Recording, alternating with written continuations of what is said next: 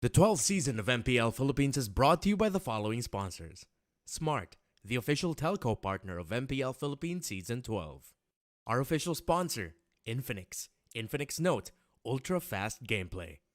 And FWD Life Insurance. In the epic adventure of life, FWD is your expert wingman. Celebrate your victories living with FWD.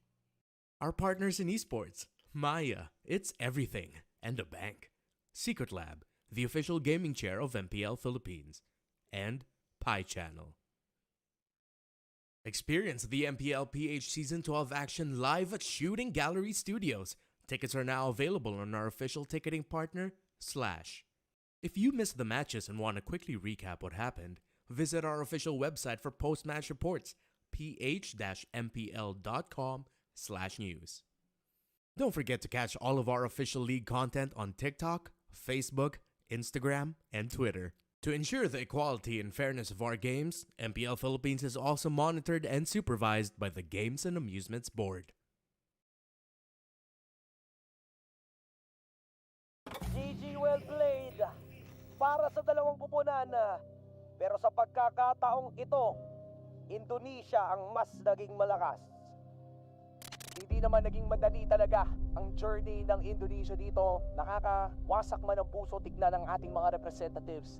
Mga kampiyon natin dito sa Pilipinas na natalo ng ONIC ay alam natin na napakalakas pa rin ng Pilipinas. Kung babalikan natin ang buong MSC 2023 journey para sa kanila, ang dami nating pinakitang manudukit na place. Ang dami nating pinakitang mga istorya. Ang dami nating mga na-inspire na bagong henerasyon. Pero sa ngayon, ibibigay natin ang magiging kampiyon sa Indonesia.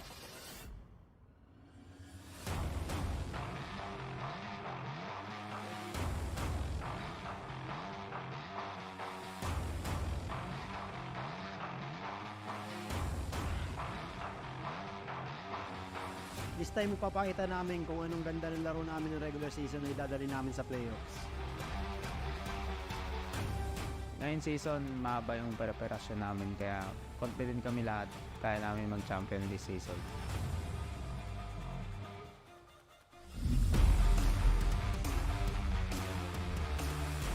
Mas tigil kami ngayon na patunayan na PH era pa rin talaga. Next season, expect nyo na mas gigil kami at mas confident kami.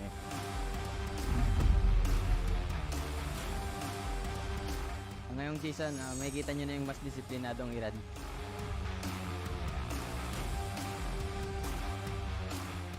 Abangan niyo ang pagbangon ng TMC Pro Team.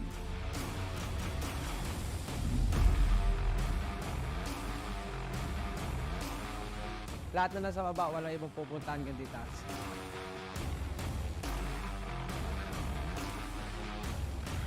Abangan nyo yung pagbabalik ni Chuck Mamba. May dadagdag pa kami na alam namin makakatulong sa amin.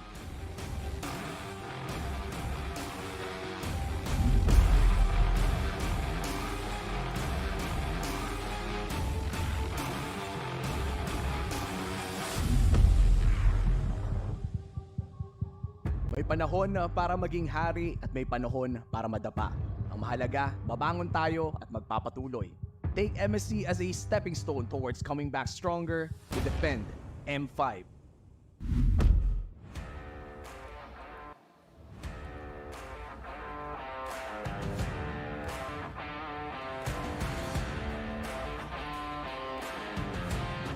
The moment the world has been waiting for has finally arrived. Welcome to MPL Philippines Season 12. Matapos natin itaas ang lakas at alamin ko ano nga ba ang bumubuo sa Philippine meta, tayo ay sinubok ng pagkatalo. A lot of people have been asking, is this the end of the Philippine era? Little did they know, things like this, challenges like this, are what makes Filipinos stronger. We may have lost the battle, but we'll surely win the war in the M5 World Championship. Dahil ngayong season, matutunghayan nyo ang mas maangas na kompetisyon, mas maingay na panalo, mas gigil na manlalaro, at mas palaban na koponan. Ngayong season, makikita nyo ang mas Pinas Lakas! From the ashes of defeats, the Phoenix once again will rise from the dead. Phoenix Army, this is TNC Pro Team! ONIC Magic will look to entertain us this season with new tricks up their sleeves. Sonics all over the world! This is ONIC Philippines! The kings of the underground scene returns to prove they have what it takes to reign over the biggest MLBB league. Tigers, it's your Minana Evos!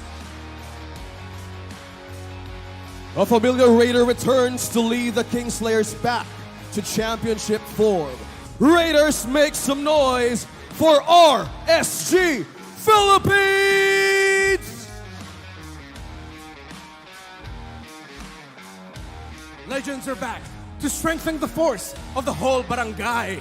Mag-ingay para sa Smart Omega!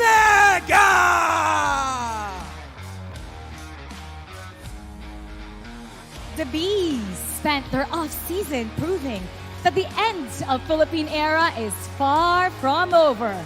Fresh from Romania, give it up for your AP brand!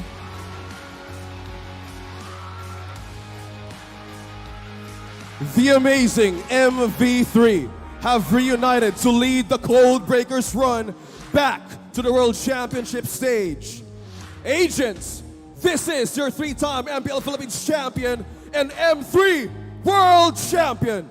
This is Blacklist International!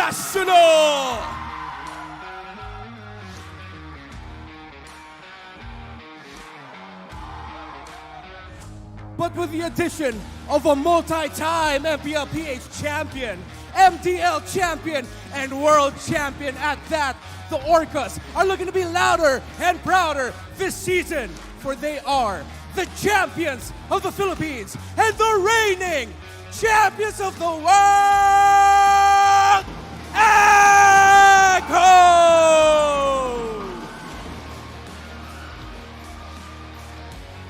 Ramdam na ramdam ang intensity ng ating mga teams who will open the season. Ang tanong, handa na ba kayo? Para sagutin yan, we have our very excited fans walking in to watch MPL live in action. Kaya let's take it over to our MPL insider, Manjin Pasok.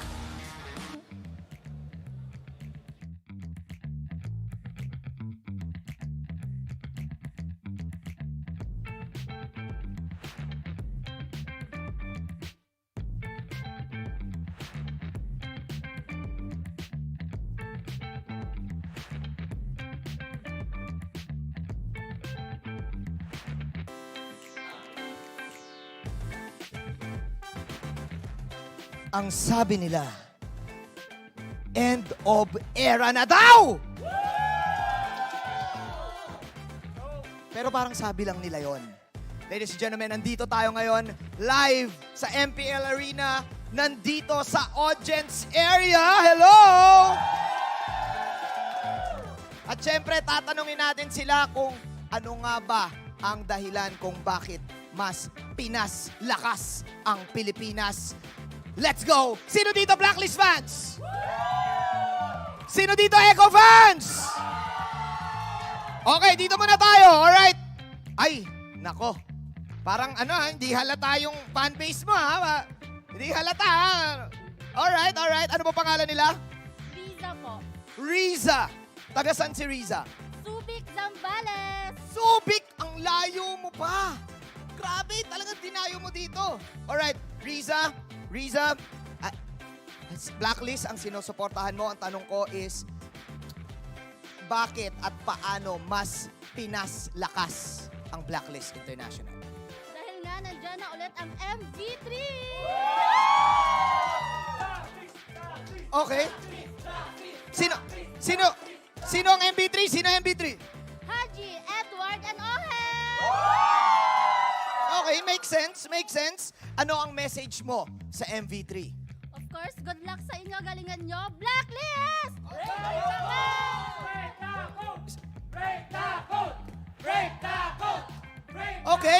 Okay. Riza, end of era na ba? No! Pinas lang malakas! Alright, syempre di tayo papayag na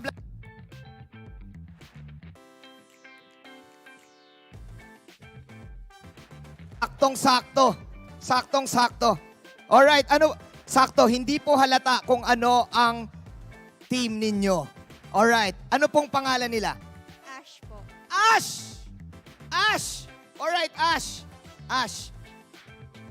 Bakit mas pinaslakas ang Echo? Kasi marami na silang hero pool at nakikita naman sa screen nila na malakas sila. Okay.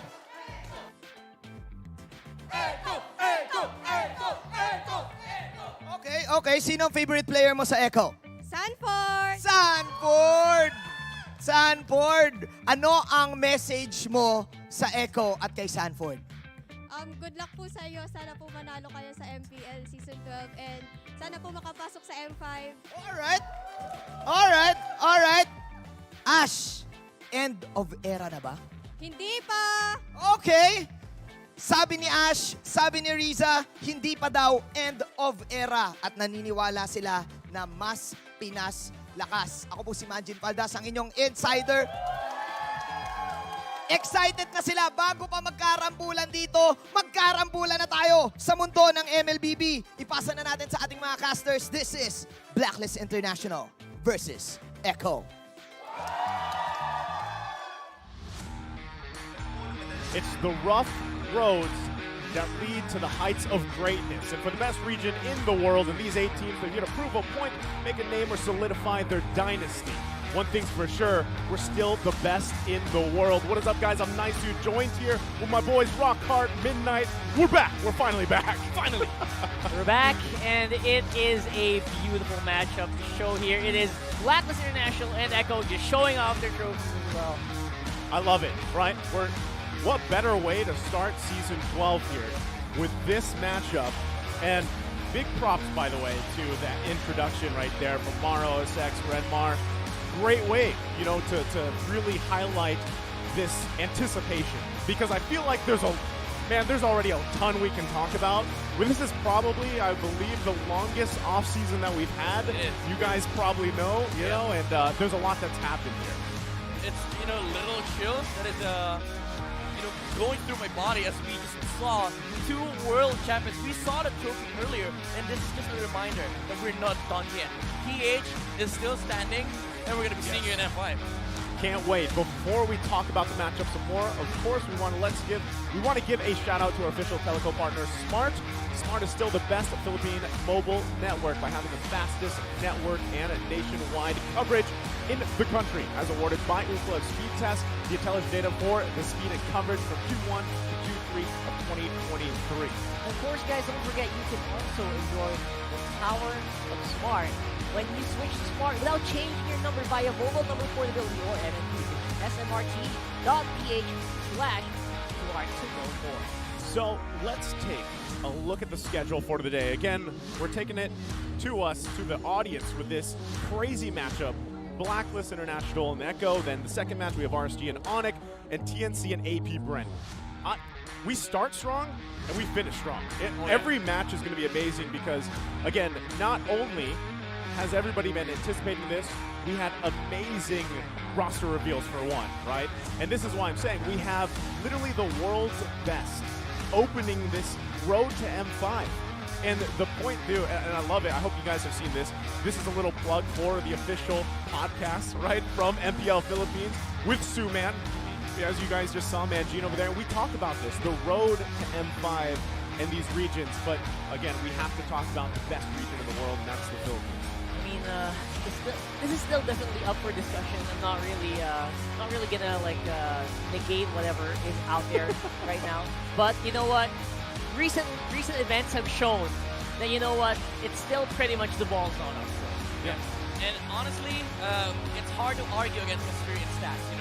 These 2 teams, they're still technically the reigning champions, because for 2 years it has been PH, and we are graced with both of these squads right now. And to enter Mpl-Ph Season 12, having the honor of witnessing the match at the bout against each other with Blackness and Echo, man, you could not hope for a better matchup. I can't wait to see how it unfolds. Again, my big focus, we already know the powerhouse Echo is, right? Yeah. Blacklist International, again, if we look back at even last season, they went through some changes, some growing pains, if you will, and if you've been watching a lot of the information going on right now leading up to this, you know that they've gone with a different route, similar to what we saw from the Echo Loud and Proud setup, right? And we heard, even in the, I believe, Blacklist International's podcast with their CEO, Trike, he talked about the advantage of that. And I really want to see how this works out. Again, I don't know if it's an elephant in the room anymore, ladies and gentlemen, but the fact that VWise is not going to be playing this season, will it have an impact? Is MV3, like they like to call them, enough to help Blacklist International this season?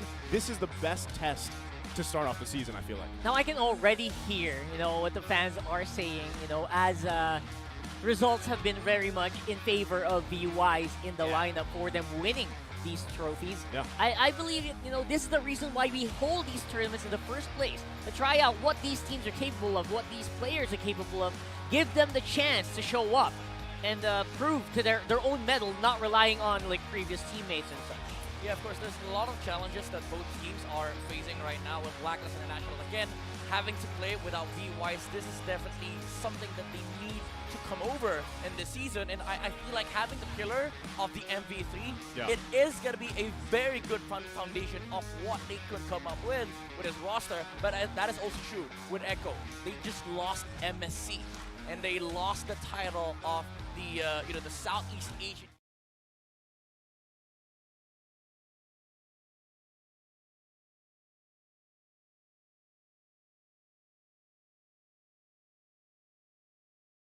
In the minds of the Orcas, this is a proving ground of what they could still go with after Mpl-Ph Season 12. Yeah, I love it. And, to support that, we even see this quote from Oheb, right? Blacklist Oheb here. He talks about basically they have experience, obviously. They've gone through the ringer, basically.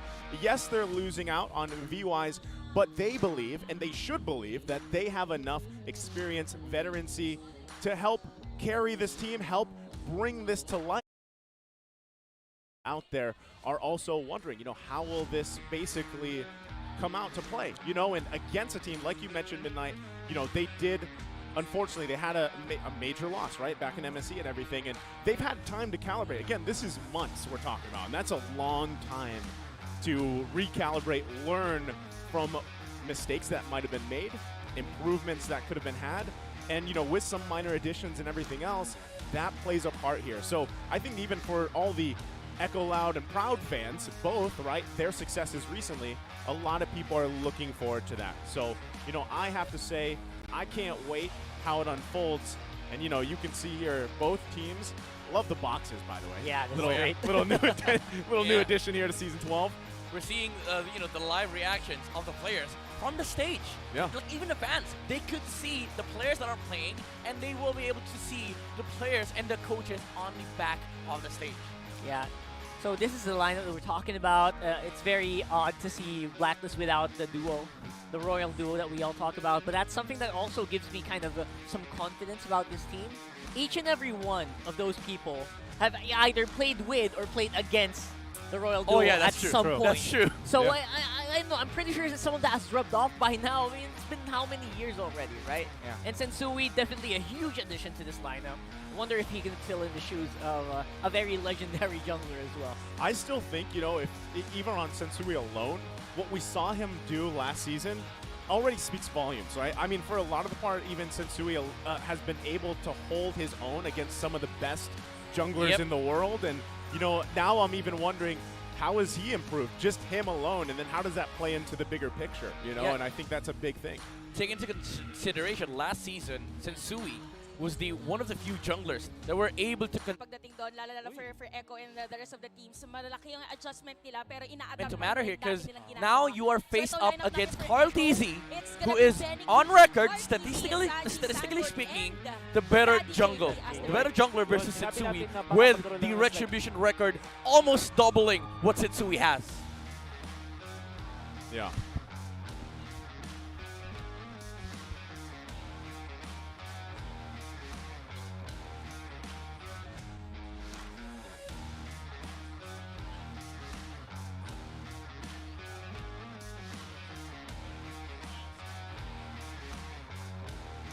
100%. And as we look at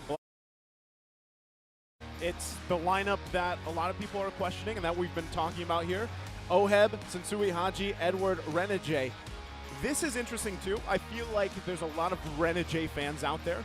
And you know, for a time it's like you wanted to see him play quite a bit last season. You got to see him and then, you know, you saw some changes as well. So even for Renegade, I'm really wondering, how does this work out, right? Because we saw the changes, him being put in the XP lane. Now it looks like he's going to be playing that roam role. And, you know, how does that change the dynamic? Honestly, I feel like it is a kind of a change for Blacklist that they needed to do. It's basically them reinventing the code. And I kind of like what their CEO said, you know, they tried to kind of copy or form a semblance of what Echo used to do, and now they're doing it different, but with a shade of black. You know, Renegade is at a very very tough spot, honestly, having to replace the Queen on the roam role. But I do feel like they're gonna be able to work it out, especially with the MV3 being in this roster. Now, talking about the things that they need to do here for both sides, both Echo and Blacklist International, what they need to do is to follow these keys to victory, brought to you by Infinix. Now, for Blacklist International, again, I talked about the record of Carl TZ earlier on,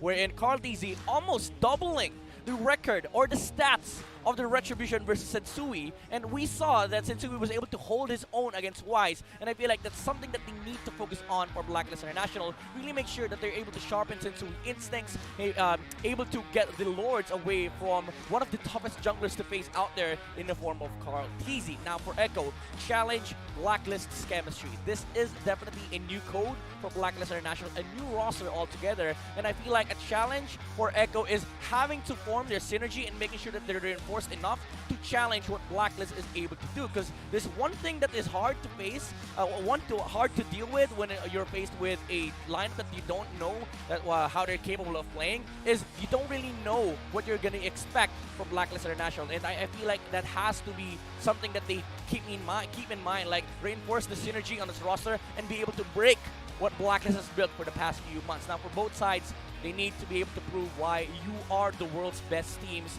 We've already talked about Carl TZ being on the jungle role, but I have to say that gold laner Benny Cutie, he will now also face one of the toughest gold laners out there with the reunion of MV3. So those are the things that they need to be able to work on to be able to make sure that they form an advantage and be able to outcompete each other.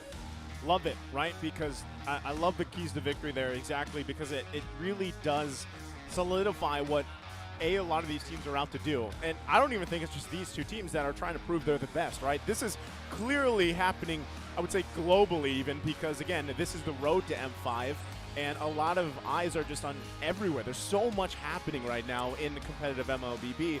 And that's to say, like I said, even, you know, with later on we watch APBR, they have already made a huge statement, you know, rippling its effect around the world. So, you know, all these teams obviously want to prove that they're the best. Now, specifically that matchup, even in the gold lane, is really where I feel like a lot of people should put their eyes, because so much. Now, if you look at the meta game and how it's shifted, again, we've had so much MLBB you can watch, and with months ago, that big change to the emblem system, how that kind of shifted the meta, man, there's like already so much to talk about there, right? But then you start to see where other regions have refined that. Our own region here in the Philippines has really refined that, and now they're going to put it on display, right, for Season 12. And that's what I want to see, because Gold Lane specifically, man, I like to call it the Gold Lane experience, because they need a lot of time or either a lot of support to get to where they need to be. But when you're talking about these Gold Laners alone, that's where some amazing things can happen early on. And what makes it so amazing is they really put some of the best experienced gold laners right there for the 1v1 for us to watch, and this is something that makes, I'm sure, all of you are excited about right now. Do take note, these are MVP gold laners. Yes! Yeah, that's BLCK and the Filipino sniper himself. Yeah. And I feel like the new emblem system is going to come into play. They have to be very, very creative and establishing matchups, being able to get out of the gold lane alive, not making sure that they're not like distracted altogether for the laning stage, because in the current meta, gold lane is everything. Like if you are outmatched in the gold lane, there will be a point in the game where the enemy team will just roll over you. And I feel like that rarely happens with OHEB and BLCK, but we've seen BLCK just steamroll over Blacklist International in the last playoffs. And Blacklist International, with the return of OHEB and the added support coming out from MV3 and of course the Hitman, Renegade, it is something that they need to still test against Echo. But we've also seen the challenges Echo faced in MSC, which they also lost because they kind of lacked, and I would say this, it was an underwhelming season for BLCK. Yeah. I actually want to bring that up. Aside from the fact that gold lane, the meta really is gold lane centric right now. XP lane as well. These two, the top and the bottom, I feel like that's something that will contrast a lot of teams, specifically in this one as well. How has the test of time stood against Edward's skills as well in this one? This is going to be so interesting to watch.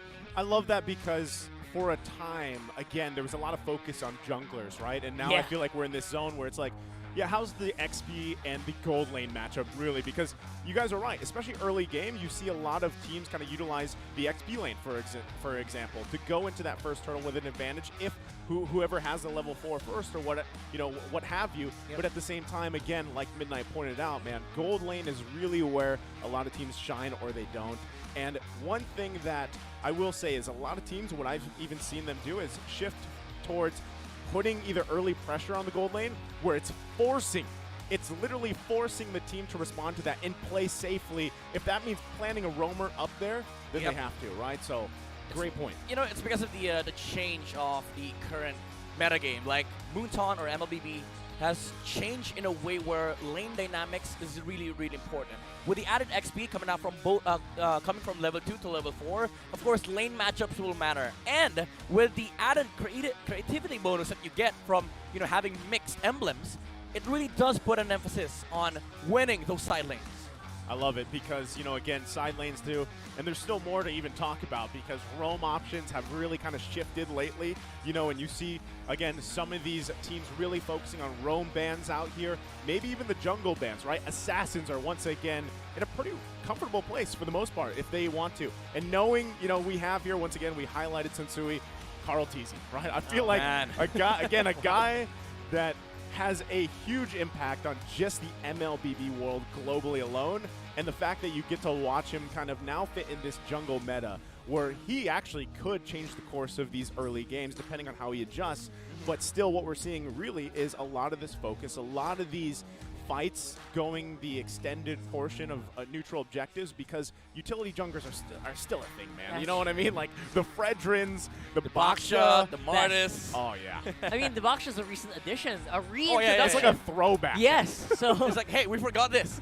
It still exists. Speaking of Carl Teasy, by the way, I love that this guy, I've been following this guy on social media, and he has been posting the stats, his wins against like so many MPL teams right now that he's been facing. He's been posting it online. himself. That's just signature Echo, man. I just love that they're still doing that, and I this is one of the first MPLs again that we will be watching with a new emblem system in play. Oh yeah. So guys, hold on to your horses. It's gonna be a really bumpy ride. Well, we're almost getting to it, and we can't wait, right? The draft is almost upon us, and when it does, this is where things again.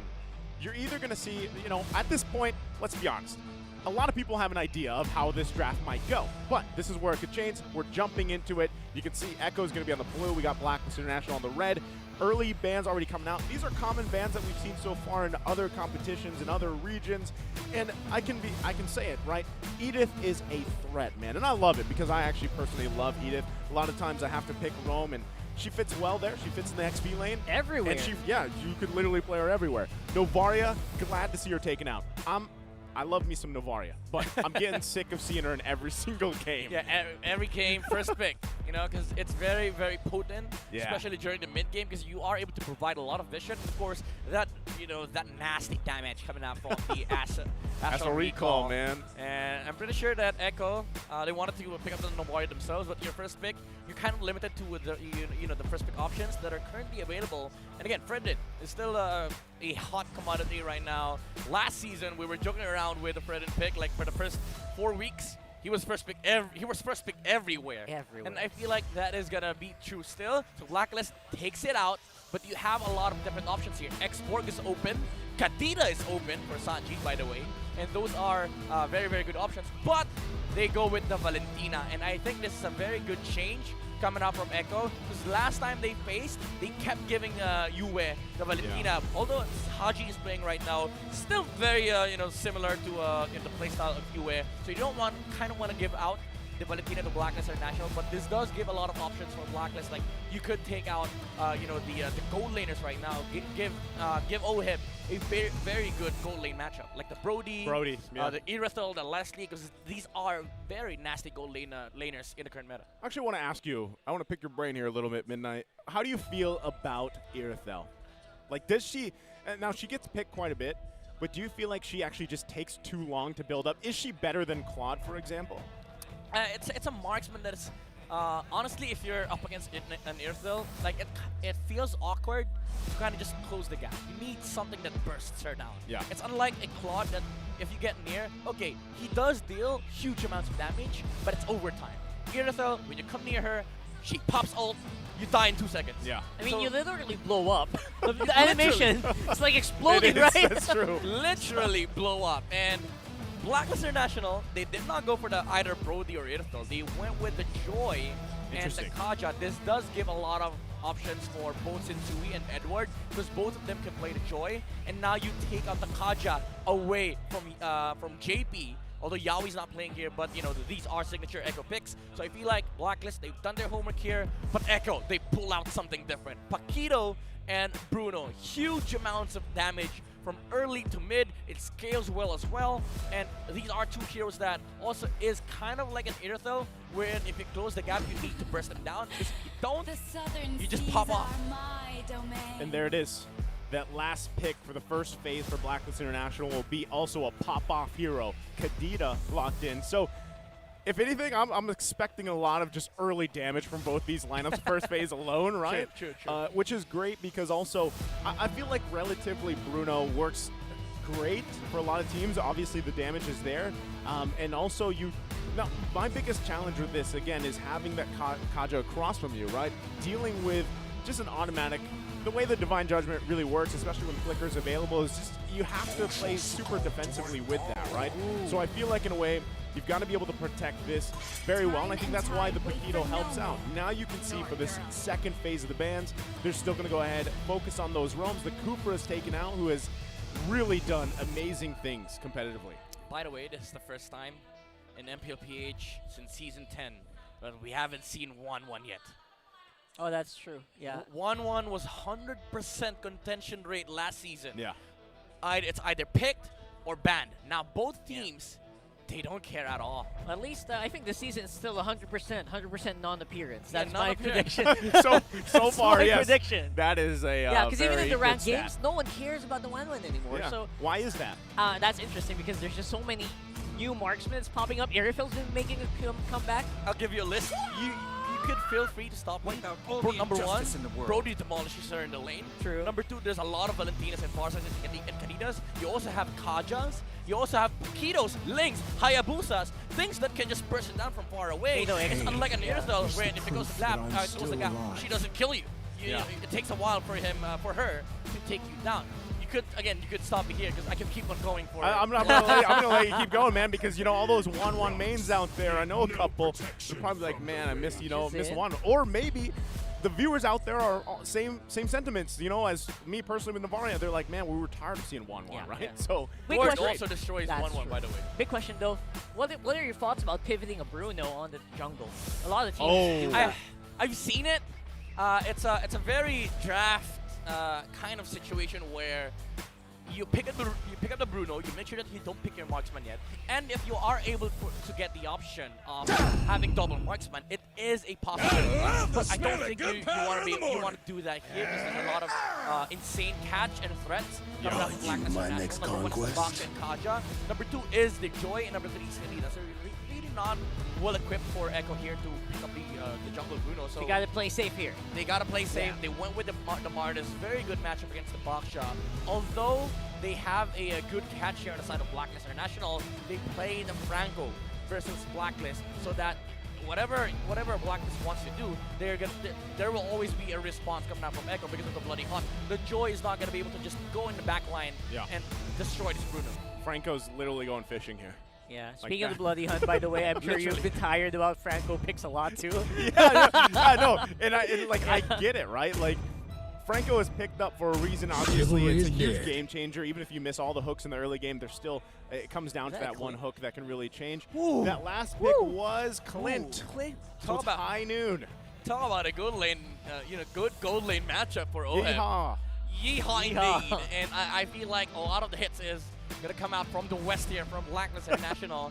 Echo, they might have a problem in terms of closing the gap, because if you look at Echo, it's just the Paquito that can close the gap. Look at the barriers coming out from Blacklist. How are you gonna be able to cross that road to the Wild West when there is a Baksha and a Kaja standing in front of the enemy lines?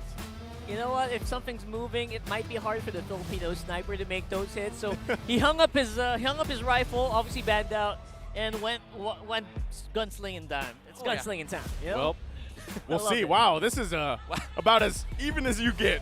What are you talking about? What about even? It's literally even. Literally. That's about as even, if literally even as you get. 50-50. I'm sure there was like a point. I'm sure there's a point percentage somewhere in there. Down. Well, again, there's going to be, we had this last season, I believe it said who's going to deal more damage, and at some point in the game a poll will show up, and you only have till the timer runs out to comment your prediction with the hashtag. So don't forget the hashtag, guys. Again, this is to start off season 12 with powerhouse teams, Echo and Blacklist International. You see the lineups here one last time. And this is a great way, great lineups here to start us off as we jump in to the land of Dawn. There we go. So we are going to see definitely a very aggressive movement here coming in from Blacklist with Edward and Haji just looking for picks right off the bat. That's not even with their level 2s yet. So, yeah. JP, I love the addition of Daddy JP. And we got to call him Daddy because he's a big daddy of Echo right now. Just to add that, safety for Echo, especially in these early parts of the game. I love that too, because looking at these basically tier 1 to tier 3 emblems there, one thing that I will say is both teams have this kind of mechanic. Like, when you have a Franco running the focusing mark, right, you land a hook, it's almost, early on, especially with the burst, it's almost an automatic kill. On the other side, when you have Renegade using the Divine Judgment on this, it's almost the same concept, and it can actually work out really well. They have an ensured tech off, I would say, for both sides. And I do want to talk about the emblem setups for the gold laners. OHEB with the tenacity, making sure that he is able to sustain some form of the poke damage coming out from the Bruno, because he has he has the better range, but there is a factor of closing the gap here for the Bruno to be able to harass the Clint. With Sensui, poke battle coming out from both junglers. Yeah, this is pre-level 3, pre-level 4 rather, team fights happening right now. Probably the Sensui obviously ready to go right at it. First solo game, you can't really ignore this anymore like we did before in previous seasons. It really gives out so much reward for the team who gets it. That is a beautiful zone out there for Stanford. Renji just can't make a move right now. Great hook from Daddy JP right there.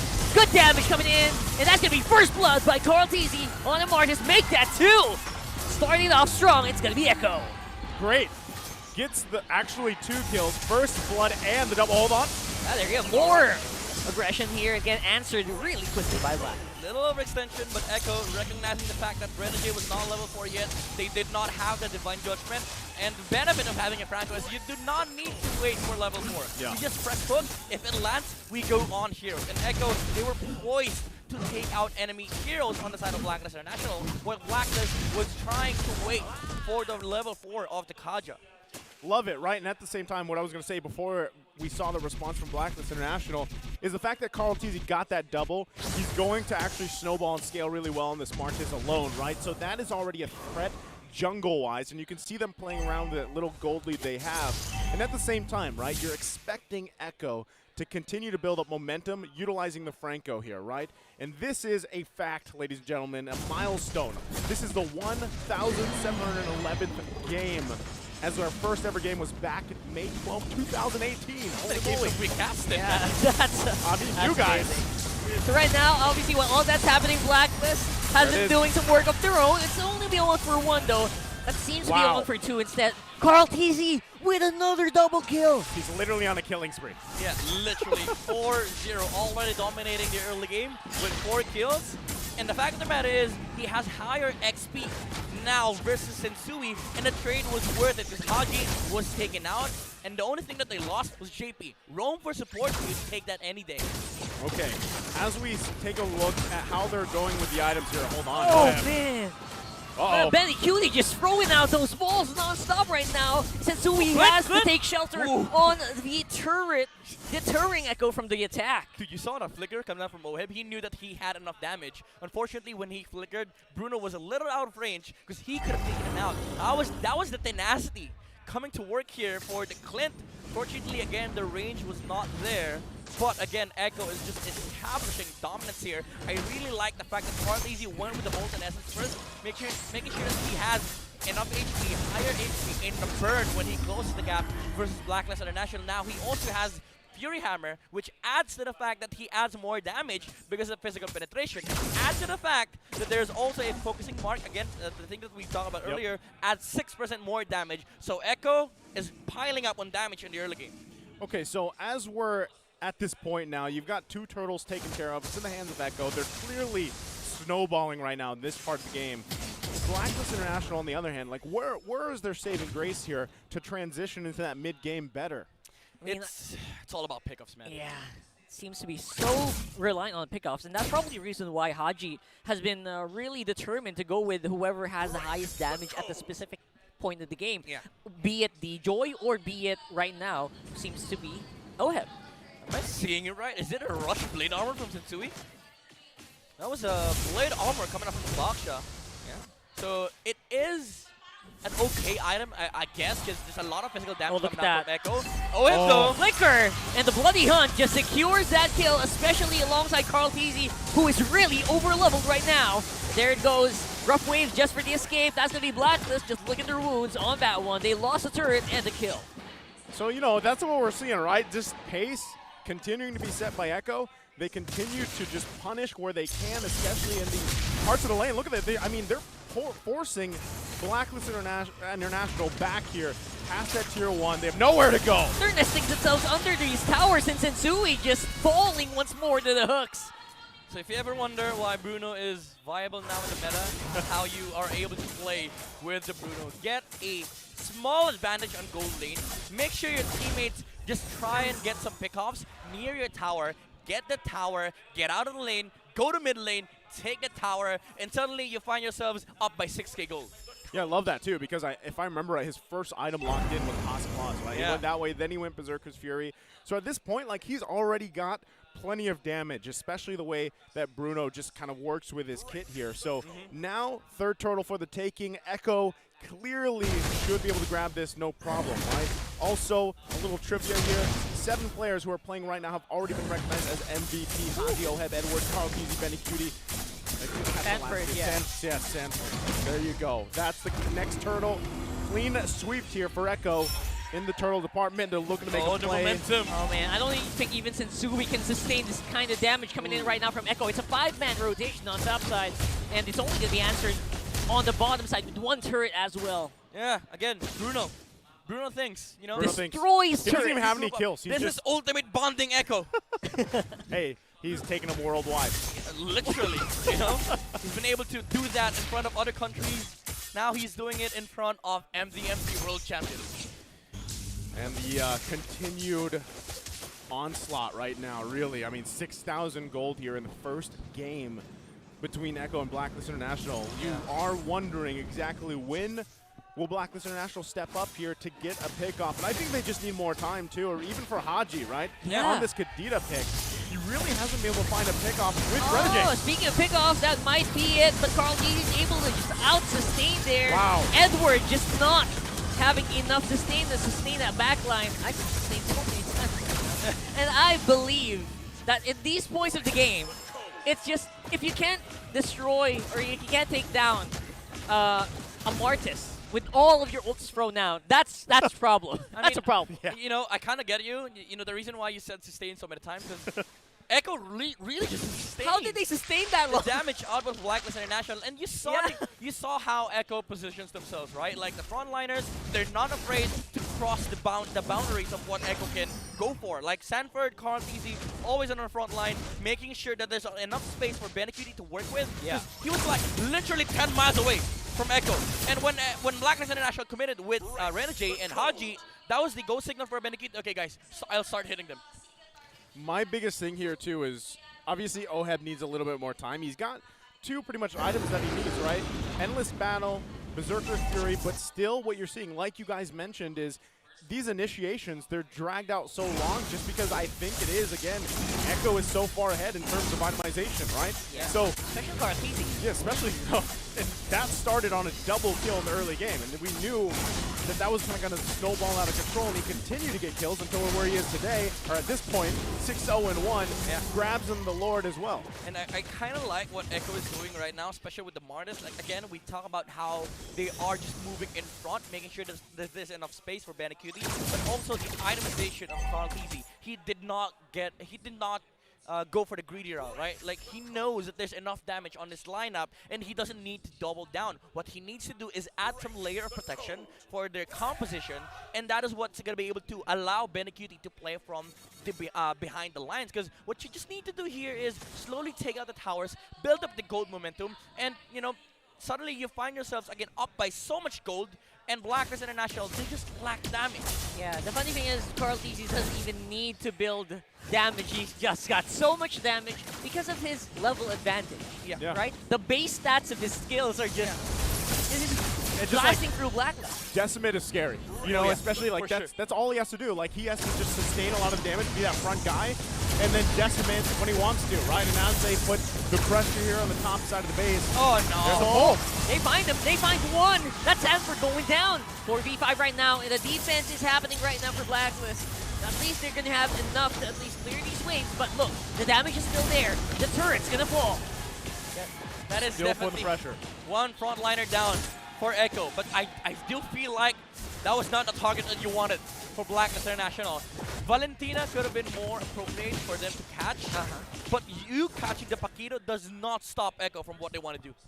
Yeah, that's, you know, even if you get one at this point, it is a step, I would say, in the right direction, but you need a lot of steps, man. You almost are to the point where you need to make leaps and bounds, right? Yeah.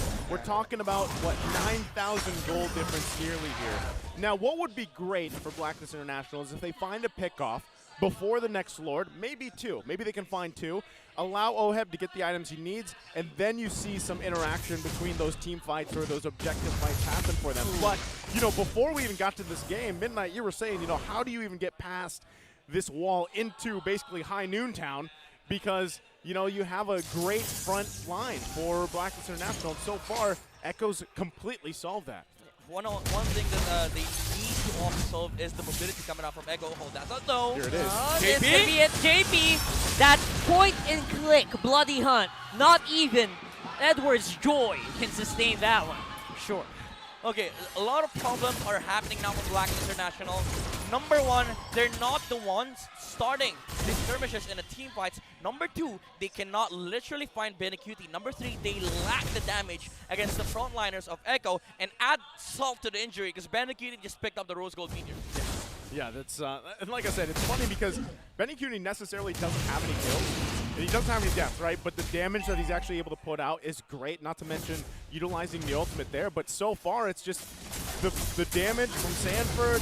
Sanji's doing a great job. Yeah. Like, there's so much bases to cover here if you're Blacklist International that it's really, you're just kind of catching your breath in a lot of these team fights, a lot of these skirmishes, and you have nothing that you can really do except respond to getting flickered on by JP. One thing's for sure, you're seeing the reason why Franco really is getting picked up by, especially by teams like Echo, who are very aggressive. Yeah. It rewards aggressiveness, right? Non-stop. That's a dead bird. That's a dead bird. That's a dead bird. That's a dead Brandon bird. J, you gotta make a run for it, man. He's still going. He's hunting. He It's can hunting steal. season. It's open hunting season right now for the No. bird named Kaja. As Echo, they're looking for it. They know the TP's happening. Sanford's gonna find him. Will he? No! No! Wrong bush! It's the wrong bush. The bird lives The bird lives. to fly another day. Brandon J, man, always does not fail to deliver. Like, he makes impossible situations possible. I gotta I don't say, know how. The hitman knows how to avoid when he's the one who has a hit on him. That's true. As great as that was, they're still 10K behind. Small thing. It's a small thing. It's Yeah, funny, small but things, you know. man, they do add up. They do add up. Small things. I said they got to take leaps and bounds. Oh, beautiful hook right now. Not against Tensui. Are you going to be tanking enough to last on this long? I don't think so. With the Lord hammering on their base right now, it's not going to be a priority here. The priority for Blacklist, just stay alive, man. Stay alive. Sanford with a combo going to get pulled in, but that's the secondary objective. The objective for Echo, take that base for game number 1. Echo drawing first blood in this amazing series to kick off Season 12 here against Blacklist International. And man, did they do it in a dominating fashion. Again, this is what we wanted to see here. And it looks like Echo is out to continue to make a statement that we have found these improvements. We've made minor changes, and we're here on that road to once again to M5. But first, we're going to go ahead and claim our title here in MPL Philippines Season 12. What a great start. Now, I got to say, there is plenty of time for Blacklist International to recuperate, right? This is, I don't know, Midnight, if you think this is just a draft thing, is this the execution thing? Like, what happened here? It's definitely both, honestly. Like, Echo played a different but clean game, and I would say this is peak ecosystem. Like, Upe, ultimate bonding experience, they just erased that. Like, you bond, we don't care. If you don't have enough frontline damage, Carl TZ is just gonna stand there, and Bandicuti is just gonna take objectives. He was literally a walking objective digger. You said it yourself, like, he does not get kills, but we saw earlier, again, the positioning of Echo. He was always 10 miles away from his teammates. When Sensui was hooked, he literally dashed away, and he was just making sure that, are there no heroes? Are there no heroes? Okay, there's no heroes. I'll hit the guy. Literally the gold experience, like I said. You know, like Literally the gold experience. There's a couple different ways that I like to explain the gold lane experience, and part of that is like vacation mode, which is what we saw Bandicuti do here. He really didn't have to do too much. I mean, he just farmed Take up. down towers. Just take down the towers, you know, provide the damage, be a Bruno. And that was on the whims, by the way, of Carl TZ getting an early double kill. Rockhard mentioned he didn't need any damage items, man. All he needed was his ultimate decimate, and he's fine. Like, he's going to go and build up. What did he get to? Like 7, 8 kills, or was it 6? Did he stop at 6? I think he stopped at 7. Somewhere around there, right? Yeah. But Somewhere around that number. The point there is, again, this lineup, Echo didn't even really have to utilize their gold lane because just everybody was pulling their weight and pulling the punches here. So it was tough for Blacklist International to deal with. I think they used a different technique. They used the ETJ, the Echo Togetherness Jutsu. In the level 4, the pre-level 4s. They didn't need that guy on the gold lane. Let's go in together. I know what you did during off-season. Yeah. You watch a lot of Yeah, you know what I did. So they used that togetherness. They didn't have any flat damage. They didn't have itemization. They used the pure mechanics of these heroes, the hooks from the Franco, and obviously the damage, the non-stop damage coming in from the Marcus. Well, again, there's a So lot easy. that you can break down from there, and we got to know exactly what Rockhard did in the long off season. But I love it because I did too. I spent some of the time doing the same thing, and I gotta say, I already asked you that question at midnight, so I want you to further break this down for us. Well, just want to point out, again, ETJ versus Ube, and I feel like that is the story of this matchup, because Echo literally did what Blacklist used to do for the past 2 years. They just grouped up and completely took objectives, and that was the story of the game. Bandicuti on the Bruno, just being a Bruno altogether, and I feel like that was what Echo was trying to stick with this game number 1. Just having to make sure that they are able to take out towers and not allow Blacklist and International any form of response.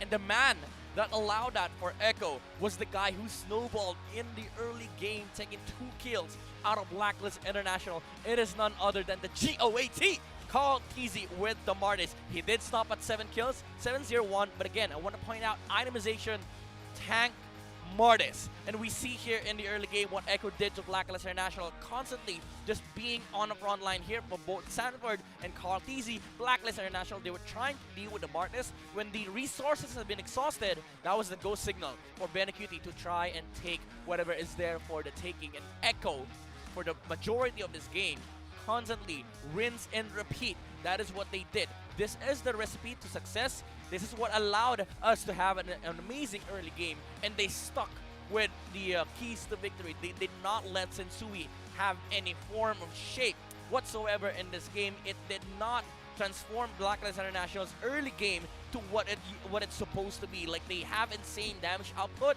but what that is actually what became the problem for game number 1 because of the momentum that Echo had in this game. Now we're gonna be talking about a little more here when it comes to the stats, because I feel like there's a lot of room for Echo to to abuse with the with what they have. Again, the Bruno having a early Haskell, mind you, with the Berserk's Fury does deal a lot of crit damage, and of course with the Fatal on the emblem amplifies what Bruno is capable of, especially during the early stage.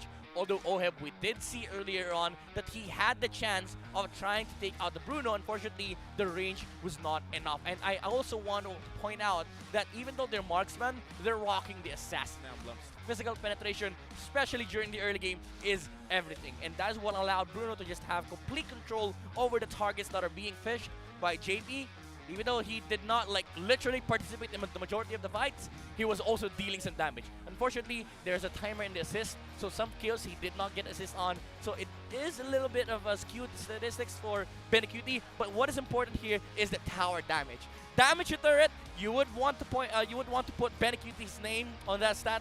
Like damage to turret underneath it is Benecutie, because Echo again, what they're doing is frontline, let Benecutie do his thing. He was able to amass such a huge gold lead, 775 gold per minute on the Bruno, getting the items that he needed to be able to output the damage necessary for Echo to be able to fight and handle Blacklist's frontline damage. And that is what prevailed here in game number 1. Again, Blacklist International, you asked earlier on, was this a comp problem? I do think so, because again, they did not have anything against the Martis, and they did not have anything against the Bruno. Yeah, I almost feel like it was tough because you have you have Kaja, you have Kadita, and then you kind of run out of some of the front line as well, right? So you might want to see them go ahead and adjust that for the next game, of course, right? So again, real quick before we talk more, with Smart's Power All 99, you have all the power to do what you want with 8 gigabytes for all sites and apps. You could power your play or watch, share, and stream everything. You can also enjoy free Giga Arena tickets so you can unleash the inner gamer in you. This also comes with Unli TikTok and Unli Text all networks. All that power for 7 days for just 99 pesos. Load now. So, again, we have to, the glaring thing for me when you were breaking that down midnight is the fact that Blacklist International with a very pick-off lineup. 1, they didn't get to pick off many people. And 2, they really didn't get any space to work with either. They had 1 turret that entire game, right? So that is major struggles that they have to deal with. We are going to be thrown over to our insider before we head to our next matchup.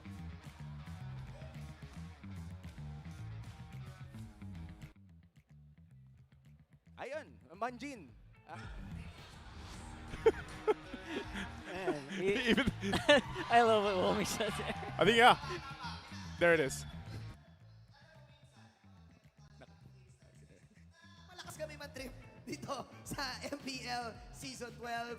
At nakita nga natin na parang may power trip na pinakita ang Echo laban sa Blacklist International. Nandito tayo ngayon sa side ng mga agents at meron tayong nakitang special guest. Ang aking pong kasama ay ang newest trending celebrity influencer ng MLBB, si Madam Carmen, aka Lola Gaming. Hello! Hello!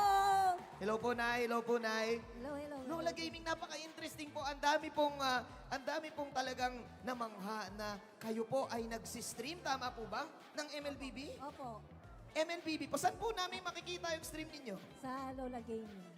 Sa Facebook po. Facebook. Sa Facebook at sa TikTok. Check it out, MLBB, Lola Gaming. Gaano na po kayo katagal nag-ML? 3 years pa lang po. 3 years pa lang po. Ang tanong ko po, bakit po MLBB at paano po kayo napunta sa pagsistream ng MLBB? Kasi masaya ako. Tapos nag-pandemic noon. Nalulungkot ako. Sabi ko, ano ba naman itong mga to? Ako lang yata ang nasa loob ng bahay. Yung mga apo ko, ano ba yung mga ginagawa nila? Hindi ko man lang. Lahat sila nakapokus sa larong yan. Ano ba yan? Then sabi ko, subukan ko nga yan. Ano ba yung ginagawa niya? Subukan ko. Tapos sige mama. Kasi yung mga apo ko, mama, umupo ka nga. Tapos sige, naglaro ako. Sige, live ka namin ha. Nilive nila ako. Sabi ko, ay, ganito ba yun? Tapos sabi ng mga apo ko, opo, mama. Mama, okay yan. Sabi, bakit ako pinapatay yung mga maliliit na tao? Minions yan. Pagkatapos, sabi, mama, sige, bibigyan ka namin ng pangalang Lola Gaming. Kasi nagtaka ko, hala, bakit ganun? Sabi ko, mama, maraming nanonood sa'yo. Sabi ko ganyan, umabot ng, ang liit naman yan, 40,000. Sabi ko, mama, maliit pa sa'yo yan. Hindi ko alam Sabi ko ganyan. Then, ganun nga, natuwa ako. Nagla-live ako, binigyan ako ng mga apo ko ng Lola Gaming. Sa ng app, kasi ito si BLCK Gaming is naglalaro din po siya. Siya ang nagturo sa akin. Wow. Kahit na masaya ako, kahit napapatay ako nung umpisa. Pero hanggang ngayon, ang dami ko pa rin kalaban at talagang pinag-iinitan ako. Sabi siguro, yung matandang yan ay unahin natin. So ibig pong sabihin pala ay influensya din po ng mga apo at ng mga kids po ninyo. Yes. At sila ang nagbigay sa inyo ng name na Lola Gaming. Wow, sobrang heartwarming nun ha. Sobrang heartwarming. Nandito ba po yung nagturo sa inyo, yung nagbigay sa inyo Nandito po, katabi ko. Ay, yan. Ano pong name nila? John Ray po. John Ray. Sige po. Sige lang po. Palit na lang po kayo. Ayan. Nakitaan niyo po siya ng potensyal. Yes po, kasi sinisermonan niya po kung naglalaro po akong ML. So, pinaglaro ko po. Okay. Nadaan pala sa sermon. So, ikaw na sermon gaming ka. Opo. Na sermon gaming. At dahil sa'yo, kita naman natin na ang blooming ni Nanay Carmen. Marami pong salamat. Ano pong name niyo po ulit? John Ray po. John Ray, maraming salamat. At of course, suporta para kay Lola Gaming. Nay, ano po ang best pick nyo? Best pick? Si Uranus kasi makunat siya kasing kunat ko na rin. Alright. Kayo po ay tumututok talaga sa MPL. Opo. Sa MPL. Sino pong team ang sinusuportahan ninyo? Si Edward. Alright, so agent po pala kayo. Agent. Si Haji. Alright. Sino pa po? Ano ba to? Si Oheb po. Si Oheb. Alright. Bakit po Blacklist International ang sinusuportahan ninyo? Kasi masaya lang ako, siyempre pagka may napapanood ka, kung saan malapit, yung bang natutuwa ako. Pero hindi, lahat naman sila gusto ko Pero siyempre, meron talagang susuportahan ka, di ba? Okay, alright. Ako sa Blacklist. Blacklist International. Alright, Yes po. pinapakinggan ka po ngayon ni Edward, pinapakinggan ka po ngayon ng kupunan ng Blacklist International. Ano po message nyo sa kanila? Medyo 0-1 sila ngayon Okay lang yun. Pagpatuloy niyan. Laban ng laban. Good luck, Blacklist! Apo. Good luck sa inyo. Nay Carmen, kunyari mo, sesermonan nyo sila kung paano siya ni-sermonan si John Ray. Kunyari po, sesermonan nyo sila. Kunyari po, analyst kayo. Saan po ba sila nagkamali? Ayan, ano po yung masisermon nyo sa kanila? Wala yata akong dapat isermon ko sa kanila kasi ginawa naman nila ang lahat na magagawa nila Alright. Ganun lang talaga sa laban. May matatalo, may mananalo. Good luck din sa inyo lahat. Alright. Nako, mukhang may bagong member na ang Blacklist International. Payag ka rin po ba maging pro? Payag! Alright. Follow nyo po si Lola Gaming sa Facebook at of course, sa lahat ng mga social media platforms niya. I-search nyo lang Lola Gaming, Umi, Chantel, at Wolf. Take it away. Thank you so much, Manjian and Lola Gaming. It's great to hear from, again, stories like that because, again, for our international viewers out there, Lola Gaming means Grandma Gaming. And she is a very popular streamer here in the Philippines. It's amazing what she's been able to do, and it's great to have her here with us again for Season 12. And, you know, honestly, I couldn't even imagine my Lola playing MLBB and being able to, like, communicate with all the viewers. That is respect, man. Super wholesome, and she's a rightful streamer. Yes. The way that she tells stories, I feel like that's Great exactly speaker.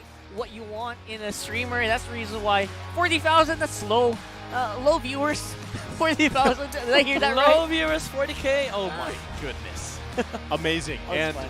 I gotta say too, you know, it's nice to hear that she has a favorite team, and she's here obviously supporting Blacklist International. So again, real quick, MPL Season 12 is also live on Smart's live stream app. Yes, they have a live stream app. Watch your favorite MPL teams battle it out, and don't miss on the epic power plays. Download the Smart live stream app now, available on your device's official store. That's news because I have just recently found out about this, of course. You know, we were actually talking about this, I think, even last season, but they've done a lot of work on that app to provide, you know, some of this great entertainment out there. So, again, check it out. Now, we've already talked about what happened in Game 1. I think this is a good time to just say, Blacklist International, hey, reset mentally, right? The draft was a little iffy, but it's a great time if you're going to test something out. Might as well test it in Game 1. It is only Week 1. You can make these adjustments. I really would like to see them go with a different lineup, of course, not so pick-off-centric. If they wanted to go that route, then maybe just lock in one of those. You know, you have the Kadita, you have the Kaja if that's available. They are going to be, I believe, on the other side as well, so they'll have a different kind of priority going for this.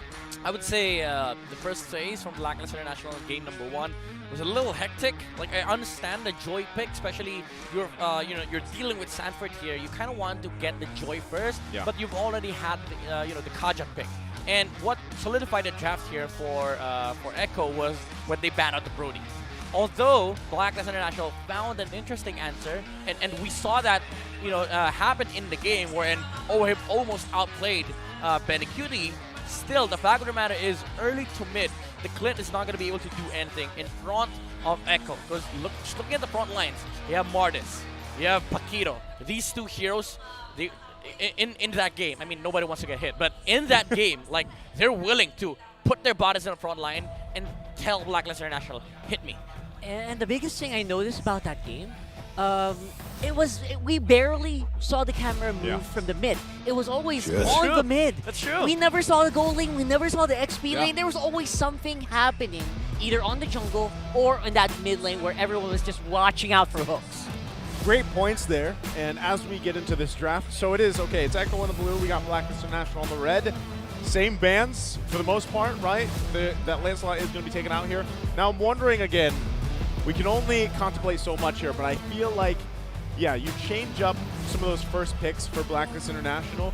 You did mention that, okay, there's the contraband. You did mention that even the Joy pick, I just feel like Joy is kind of fallen off in a way, for the most part. Yes, it still can be utilized. Yes, it still can be effective. But in the first pick, you're almost kind of playing with fire, like you mentioned, pairing it up with something like that Kaja pick. So what I would love to see them do, now, if they want to contest the Martiz, I don't think they have to. I think you can still put something in the hands of Sensui here to deal with a lot of this early rotation that they have to do in the jungle, because again, none of those objectives were really even contested. And I feel like that's a problem. And the reason why that happened again is don't let Carl Teasy start snowballing in the first 2 minutes, man. Like that is a big Among thing. the planes exists the equilibrium, Now, this does double up the stats because literally Sensui was not able to get anything on that game, and that was because of the snowball effect. And now Echo, they get first pick again. It's the same set of bans from Blacklist International. Echo, they did change it up. They banned out the Kaja. Now Joy is open, but also Franco is open. So if they do let go of the Joy, I feel like that's going to bait Blacklist International on picking up the Franco and that might just set up for an amazing Kufra game from JP. So they still go with the Valentina. Now for Blacklist International, do they take the bait? Do they go for the Joy and Franco? Because one problem that arises from that specific variation is if you just take one, the enemy is going to be able to take the other one. The smartest thing to do here is, again, pick up the Franco, such that even if Echo gets the Joy, which is really, really great because you can flex it on both XP and jungle, it does still set up for an amazing Cooper game for JP because Blacklist International is rocking the Franco. So it is kind of a hard situation to deal with. If you're Blacklist International, you might just let it go, not get baited out. So they go for the Martis. All right. Which is a nice answer because you're not countering the here now. You're playing it yourself. And go for a Kadita. Great mid lane matchup versus the Valentina. But now, Echo, they might just pick up the Franco and enjoy themselves. So you don't really want either those two being separate. Right there. There it is. That's one down. We'll see the other one. Can win the race. Okay. That's a different play. Still Bruno. Interesting. All right. So they're still baiting out the Franco. Yeah. Like, pick up the Franco. I want to play Kufra. It's a Franco mind games. Or JP want to play Atlas, Yeah. Something like a hero that plays with both Kadita and Franco really, really well. That's super cool for me. Because, Daddy JP has been in the league for so long. You never really know what he's going to come up with. So he's capable of playing all of these. He's always been at the top. He's always been at the top. But at the same time, I love watching Renjay play Franco way back then when he was in a different team. Yeah. So maybe that's still in talks here for Blacklist, right? I think it's good. A punch for a That's punch. not Franco, but it is going to be the Paquito. Maybe later. They're kind of like, hey, later. Yeah, we saw what you guys did. We want to try that, right? We want to try some of that snowball here. That's some crazy stuff right there for Echo. Yeah, and at this point, we'll see exactly how they plan this out. Xborg is going to be taken on here in the second phase, which is interesting because Xborg has popped up in popularity over the last, month or so, I would say. Franco's being taken down. No Hitman. I was going to say no Hitman Renegade. No Hitman Franco here. No Hookman Renegade. No Hookman. Yeah. And we'll see. Last bands. But, Xborg, too, I feel like fits in a lot of different team compositions. And he works in the jungle as well, right? I mean, some teams like him there, but for the most part, we see him, an XP more, right? So don't get mad at me. I've played Xborg jungle many, many times. Yeah. It's freaking OP. Because it's really hard to fight into an Xborg during the first turn. The proof that I'm still alive. Right. Brody's still taken out. Again, it does fall into the K2Vs that we talked about earlier. Now, looking into the gold lane matchups, the only remaining options left are, again, the Clint. And probably, if you are very confident, the Leslie. But it's not even recommended at this point because any marksman, Joy is going to be able to demolish them. They don't have the Francos. They don't have the Kajas. There's no way for Blacklist to stop this Joy from just going on the backlines and taking out the marksman of Blacklist. The very minimum I think they'll think of is the Beatrix. For Blacklist, at the very least, that's open. Comfort picks will come in play here for Blacklist to ensure that they at least win or equalize. You're right. Yeah, there you go. With the Beatrix, but this does set up a lot of things for Echo. They could get up some, some really crazy heroes. Like they could still go for the Yuzong Sanford. And as I say that, that's Cho. They go for Yuzong. I was about to say Yuzong Cho, man. Didn't have enough time. Echo, you should have waited for 2 seconds. And this is going to be probably the Echo Cho. Yeah. Right? Yeah. So what better way to do it? But yeah, so if just looking at those last two picks alone, again, this is well-rounded. But my thing too, so this is a Carl Teasy on the Joy. Yeah. Right? And I've always had to ask this, and I would love to know, Midnight, what you think about it.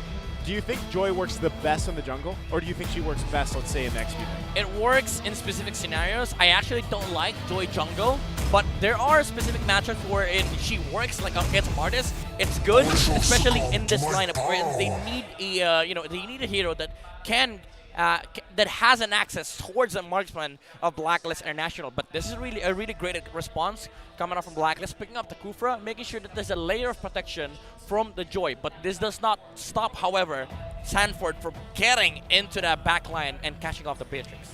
I love this because this time around, Blacklist International covers their bases better, right? It's not just, again, last draft was kind of one-dimensional. Let's get a pick-off, that's what we're doing, and then try to scale off that. This time, they still have pick-off potential with the Kadita, which is great, but they also have, like you mentioned, they have a great initiator. They also have a frontline peel if they need it. Yep. Of course, the Martiz, same thing can happen here for Sensui. If he gets a couple early kills, it's going to be rough to deal with. And then again, we have seen OHEB play this Beatrix time and time again. We get one last look at these team compositions, how it falls into place here.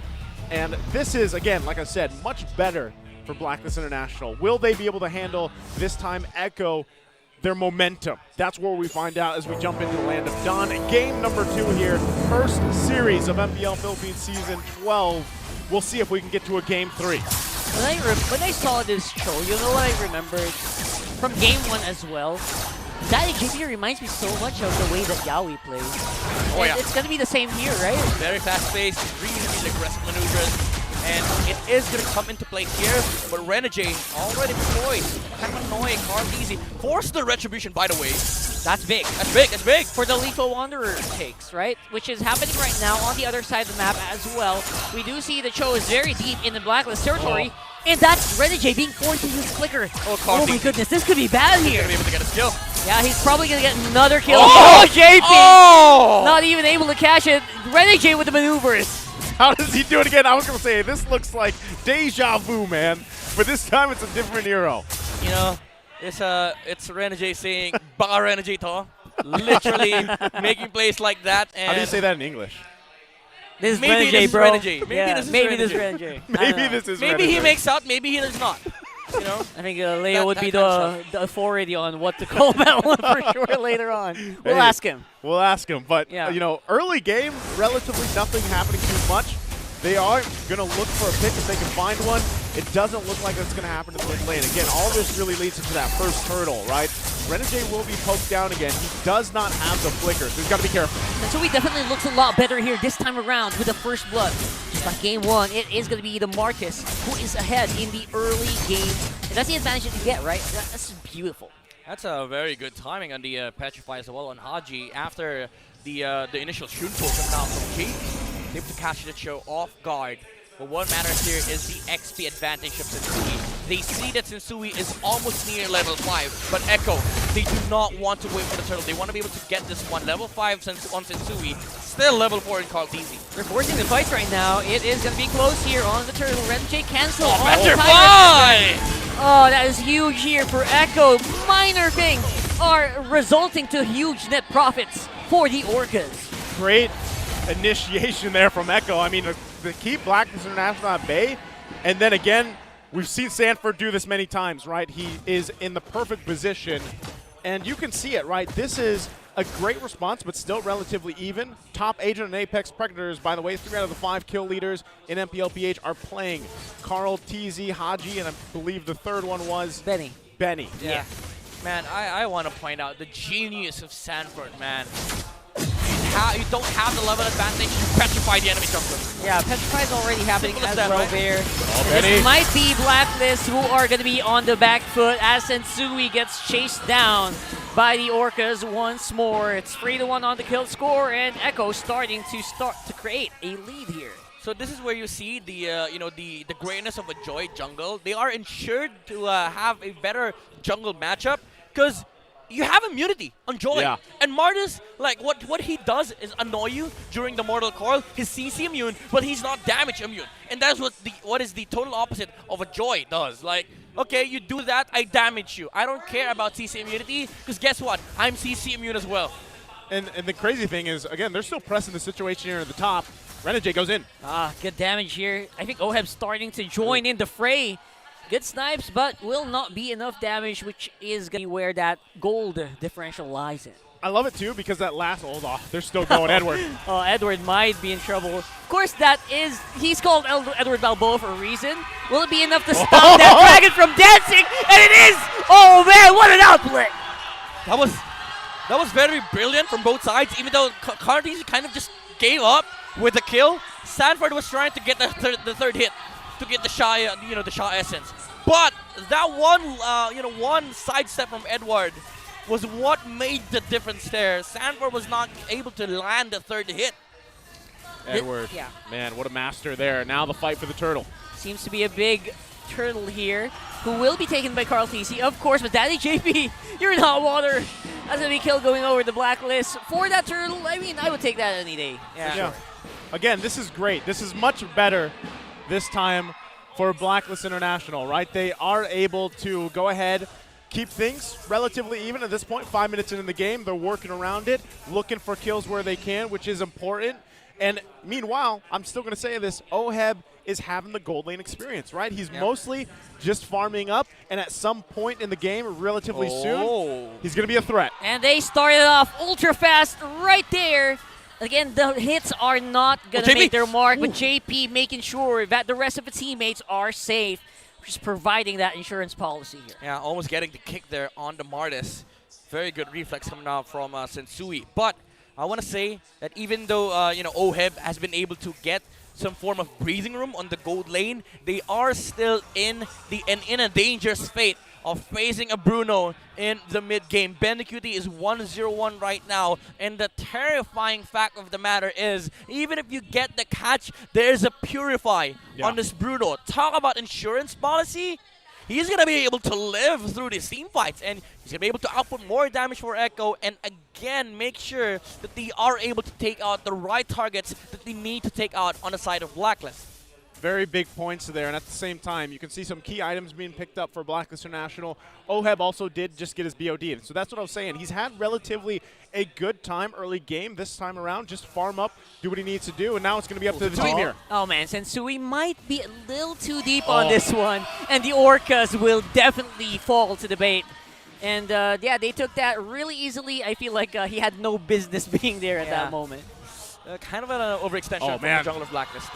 And Sanji is going to be low, but Oheb missing his mark. That's pretty rare.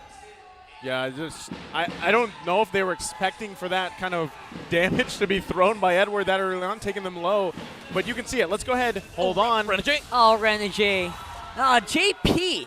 Like, this is the big props you have. If you have a Kufra, the Cho just has a hard time just shinpoing all over you. Oh man, this is, again, Echo showing pure class with their systematic approach and objectives. Even Sanford committing the blackjack for him, even if they don't see any form of contention. And look at Carl DZ, ultra fast takedown on the Paquito. So I'm kind of scratching my head here. I know Edward was trying to put the vision, right? But then you got to know that you're going to have this quick response, especially with a Joy across from you. It's Carl TZ. So somewhat of an unnecessary death there, right? But still, information was what he was after. Now, in this instance, you're 7.5 minutes in. You have all the turtles, once again, in the hands of Echo here. And this will scale, right, really well for them. You're seeing key items locked in, too. So next big picture is obviously the Lord, right? Is Black International. Renegade riding the Orca as well. that was sexy from JP. Well, he's doing it in style, by the way. Style points. Style points right there. We all know about the styles with those jackets. Haji finally making an appearance here with a combo, but will not be enough to take out Sanji, and beautiful revenge kill there coming in from Echo. JP is just styling over Echo. I mean, like, you could not analyze that play. You just got to say Daddy JP. You just got to say Daddy JP went in, flickered in, got on the right spot. The kick was a little off angle, but it wasn't enough to secure a kill on Haji.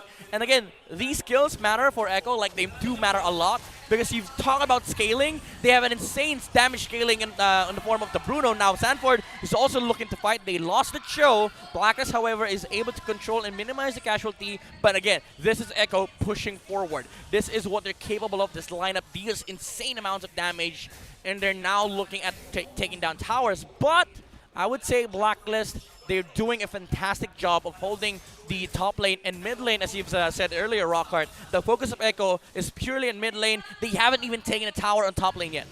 They are going from fast, and they need to go to ultra fast, basically, at this point, right? Pacing has been set, and now they got to give it a go. They got to press on the gas here. Blacklist International, like I said, still in a relatively good situation to deal with a lot of these early on. There you go. Some good damage from Haji. Somehow lacking here on the Kadita. becoming a major pain point here for Blacklist. Yeah, I do want to say this is better though for Blacklist International because compared to game number 1, they are the ones who are making some moves, okay? They are the ones making the first moves over Echo. And Echo, for the past 4 minutes, they haven't been able to do like something of their own accord. Yeah.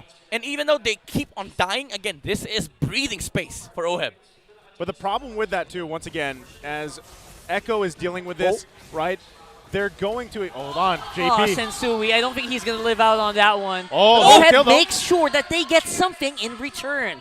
This is going to be an interesting turtle. Great. Sorry, Lord. Yeah, great that they get that because now this Lord for the taking. Blacklist International could actually contest this. It's going to come down to the junglers here. Sanford fighting it out. Sanford, oh, he finds OHEB. That's definitely going to be Lord going over to Echo. And again, the smallest things are making a big difference in these fights. Dude, talk about Sanford. Ultra fast fingers on the Petrify. the moment he saw like the Beatrix, under a second, he was petrified immediately. And he was taken out.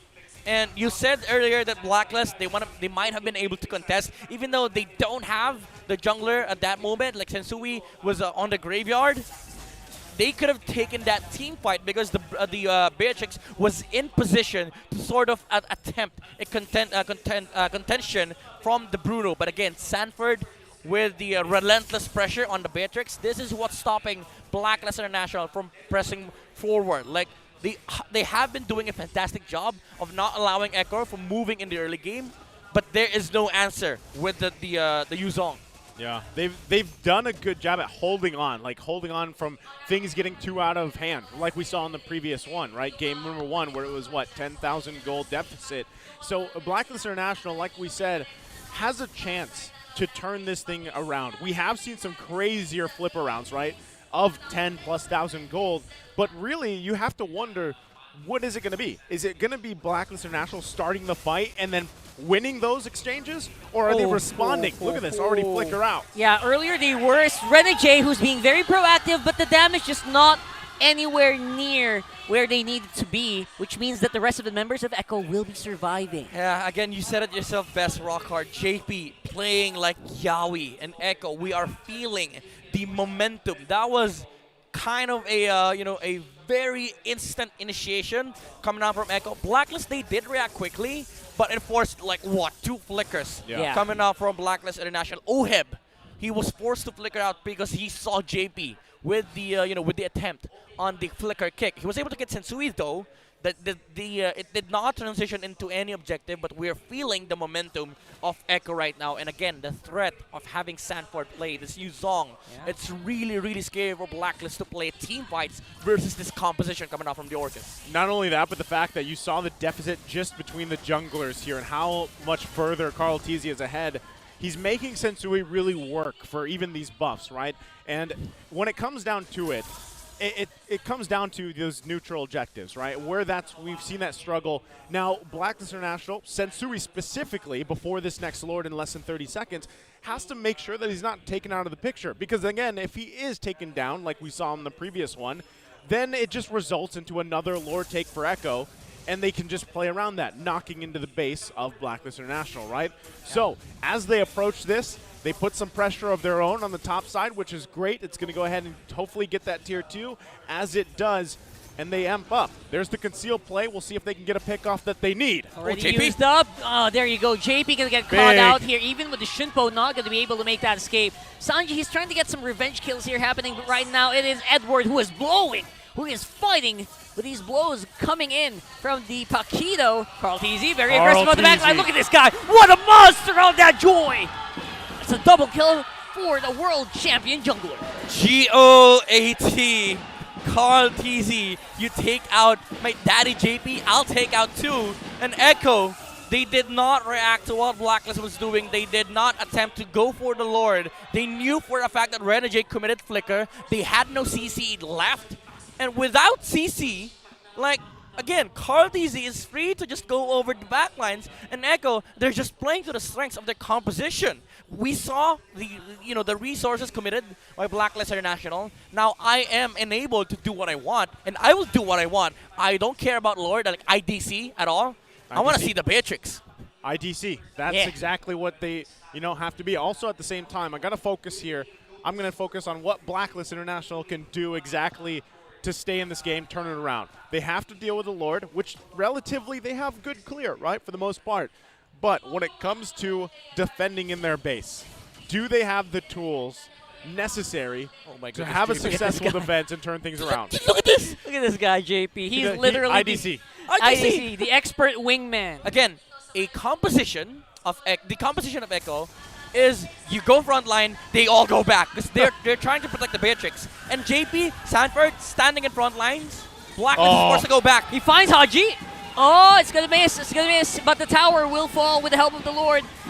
Again, it's gonna be Daddy JP going down. But again, this is what he wants. That's exactly what they wanted. They get the first turret in the base. They get it down. They're happy with it, right? Again, Echo is in quite a bit of a lead here. Yeah. So Blacklist International, do you consider that a successful defense? At least they got JP down. But again, what it comes down to is buying more time here. Well, again, from their perspective, they did defend. They're gonna be happy with that because you're buying more time for the Beatrix and you're looking for more playing room in this game. But from the perspective of Echo, it kind of feels like these guys from the Orcas are mimicking John Wick here. These are guys of sheer commitment and will. Like you saw JP and Sanford earlier on throwing bodies at Blacklist International, making sure that Ohib's life is a miserable hell. Even though he has an amazing KDA, which is a testament of how good a player he is. 4-2-1 on the Beatrix. But there again, it is. Carl Teasy. Oh, they find him without any damage taken to this lineup. They take out Carl Teasy. That is massive. Now it might also be Sanford in trouble, but Renegade will be traded. Ohib's still alive, but only for the few moments. And Sui 1v4. What you doing, bro? That's going to be him going down as well. Edward is trying. He's playing. He's fouling. He's profiling. He's going to make it out. Wow. Okay. So as messy as that exchange was, Blacklist International finds a big pickup, by the way. It was Carl Teasy. Yeah. That was great. And it, that will help them a little bit here.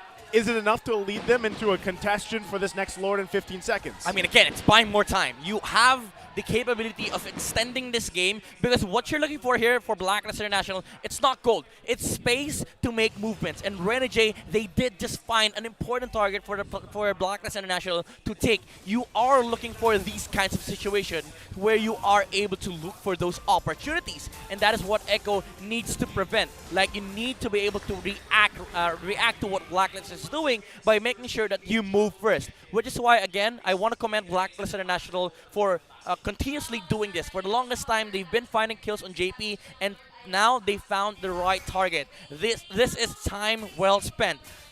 It's going to be extended for a little bit longer, but Blacklist International, they need to find more of that. Man, I feel like Blacklist International is the John Wick here. Like this is that scene where they fell down the stairs, and like that whole scene there goes down the stairs, and then they're going back up. Like this is the determination that they're going through. You know what? If you have a team like Blacklist who's acting like John Wick, you really got to get some insurance if someone's out. Oh yeah, sorry, not John Wick, John Wick. John Wick. There it is. There you go. So that's why they got the Lord. They want to make sure they want to push up. Are you saying that Blacklist International, they're adding more stairs? They're trying to add more stairs to make sure that this game is prolonged? They have to. They have to. That's exactly what they need, though, right? Yeah, again, they have to look for that kind of opportunities. But, again, Echo, making the move here. Ohib, he does not see They can see him. They can see him. JP will try to make an entrance here. Not going to be working for it now, but that's not going to be a problem. The tower on the top lane and the mid lane will be struggling. Renegade with a very aggressive play here. Even with the immortality, Cartesi will be demolished here by the Balboa, but Benecuti, he's doing work right now on that Bruno. Again, Echo throwing bodies at Blacklist International. And Benecuti, his life is like, okay, guys, I'll chill here. I'll hit towers. I do what I do. I don't team fight. I don't try and make some crazy good plays. My job is to hit towers. And Echo, even though they did kind of lost that team fight because they did lose Carl Teasy, look at the towers.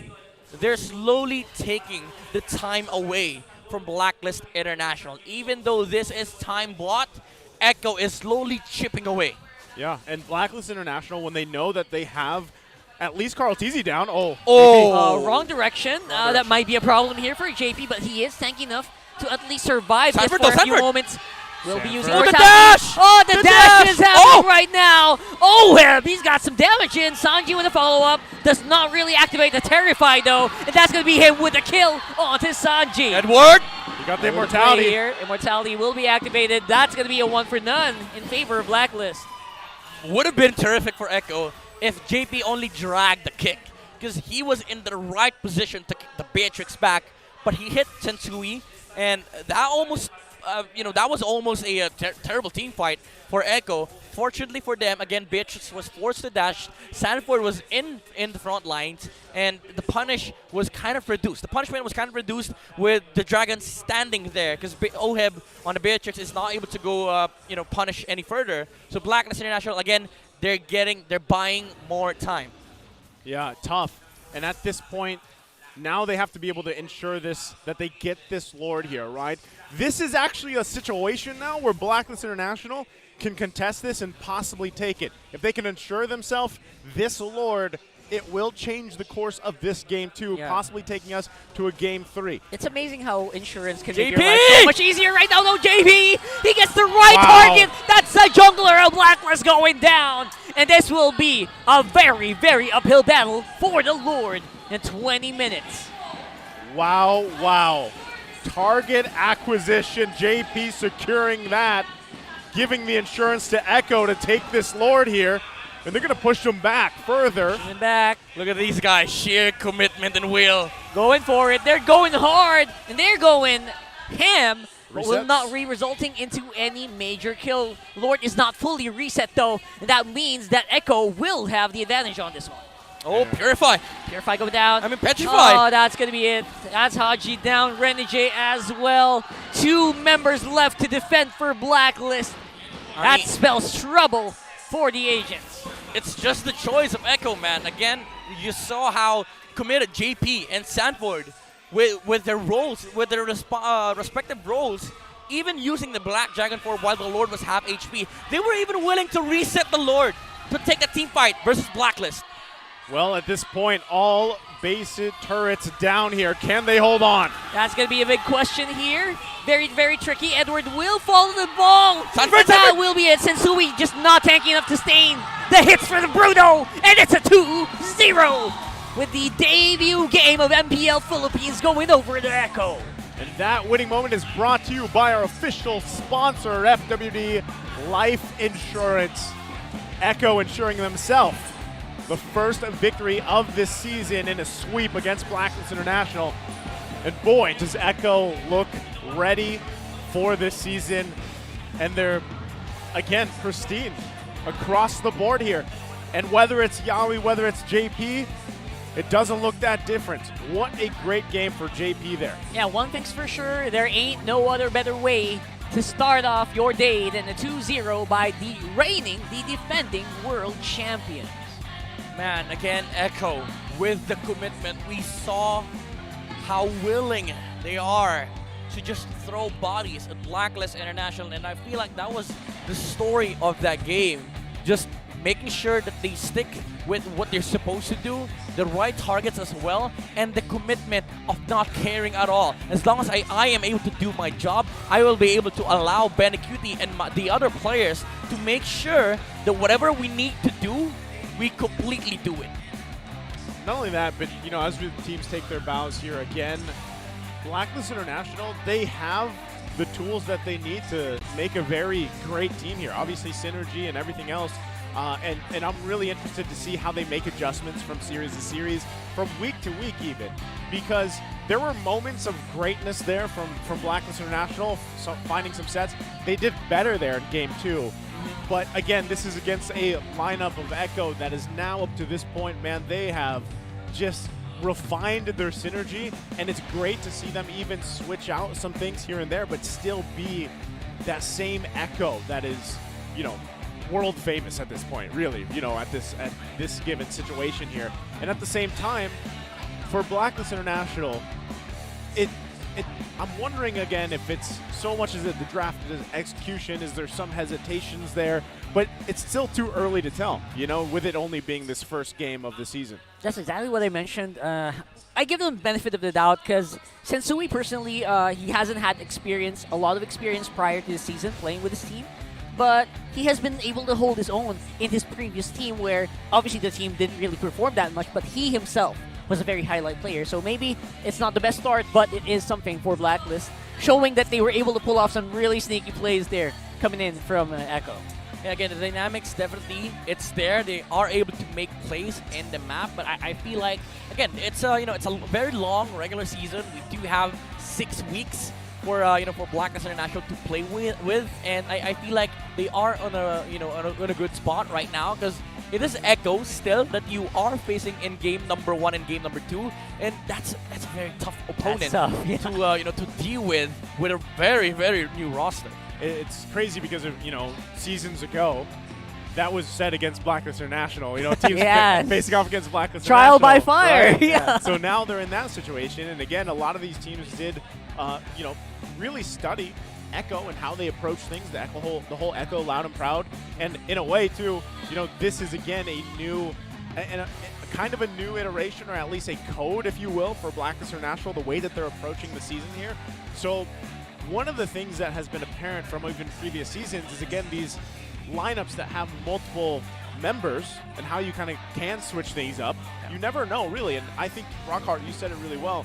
Biggest thing I feel like they can take from this series again against this very strong, formidable opponent is Sensui needs a little bit more help. He needs to refine at least his jungle a little bit more, because getting picked off like that, what we saw there at that last floor take, is not where you want to be. You don't want that to happen. It's very tough there. So again, a lot can be learned from the first series here for Blacklist International. We are going to be thrown over tomorrow on stage. Let's see what she has to say. Loud. There we go. Congratulations, Echo. Guys, may napapansin ako. Parang every time you face Blacklist International, but ayaw nyo silang makaisa. Palaging sweep. And hey, statement, that was such a flex game, Benny Cutie. I mean, first 3 picks pa lang, Bruno agad. I did not expect that. That's very uncommon. Sabi nga namin, ikaw si, Brunong Benny. Brunong Benny ka na ngayon. So, the mindset coming into today's game, what is it? Naisip mo ba na, Blacklist, Bruno ko na to? Siguro. Kaka-RG ko po na nakikita ko puro Bruno yung ginagamit. Tapos, kahit di magaling, masakit. Kaya yun na ginamit ko po. And you are very, very successful. Ay, si Yawi nagtatago sa likod. Ang daming tatanong, bakit hindi ka, ba't wala ka today?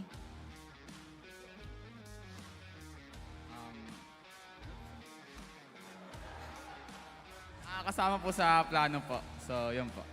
Kasama sa plano? Lakas po ng team ko. Kasi nga, mas lakas Pinas, mas lakas Echo. Let's welcome back JP! Kailan mo nalaman na ikaw yung magde-debut ngayon for Season 12? Siguro po 1 week before po. Just 1 week? O anong reaction mo? Anong sinabi mo nung nalaman mo na tanggal si Yawi, ikaw yung maglalaro? Wala naman, parang lang po sa practice. Focus lang din po sa practice sa school. We missed you, Ay, napansin ko. Ginamit niya yung Cho skin. Oh my gosh, that was so nice. Okay, si JP kasi mahihain siya, guys. Eto, I'm gonna put you on the spot. Kunyari, seller ka, okay? This is a TikTok seller, okay? Ibibenta mo yung Cho skin sa lahat ng ating manonood, pati yung nandun sa screen. Tignan mo yung screen na yan. Kunyari, seller ka. Bakit nila kailangan bilhin yung show skin? Ibenta mo! Pag binili niyo yung show skin na yan, hindi kayo maglalak. Pero kanina, naglalak ako sa mid. Congratulations, job well done. Now, on a more serious note, guys, after you won the World Championship, all eyes on you. You are the champion for Season 11. Pero pagkatapos nun, you lost 3 consecutive international tournament. Everybody wants to bring you down. coming into Season 12, napaka-importante nito para sa inyo dahil kailangan nyo to para ma-defend ang inyong world title. Coming into this season, what is the goal? What did you learn from those 3 international tournaments that you want to bring in? Hello. Sobrang daming natutunan namin sa 3 consecutive losses namin sa international. So ito, ang bagay nung nanalo rin kami sa blacklist ngayon. Ito yung parang namin na yung mga doubt nila sa sarili, ng mga players ko, mawala din. And also yung mga nagda-doubt sa amin, papaitan namin sa kanila na andito pa rin kami sa top. And Coach, actually, kay Carl naman to. Thank you, Coach TikTok. Kay Carl naman to, anong gusto mong sabihin sa lahat ng mga bashers ngayon na despite yung mga magandang ipinakita nyo, World Championship, pero ngayon, you're going back up. You guys had a really nice game today. What is your message to everybody who's doubting Echo right now? Mag-doubt lang kayo dyan. Okay lang. Wala naman kami paki sa inyo eh. Mag-enjoy lang kami. All right. It's as simple as that. Once again, everybody, congratulations to Echo. You may now take a bow and take your walk of victory. Oh, ganun lang kasimple. Sa lahat ng mga bashers nga daw, ayon kay Carl, sige lang, mag-bash lang kayo dyan. Wala naman silang pake dahil alam nila sila ang World Championship.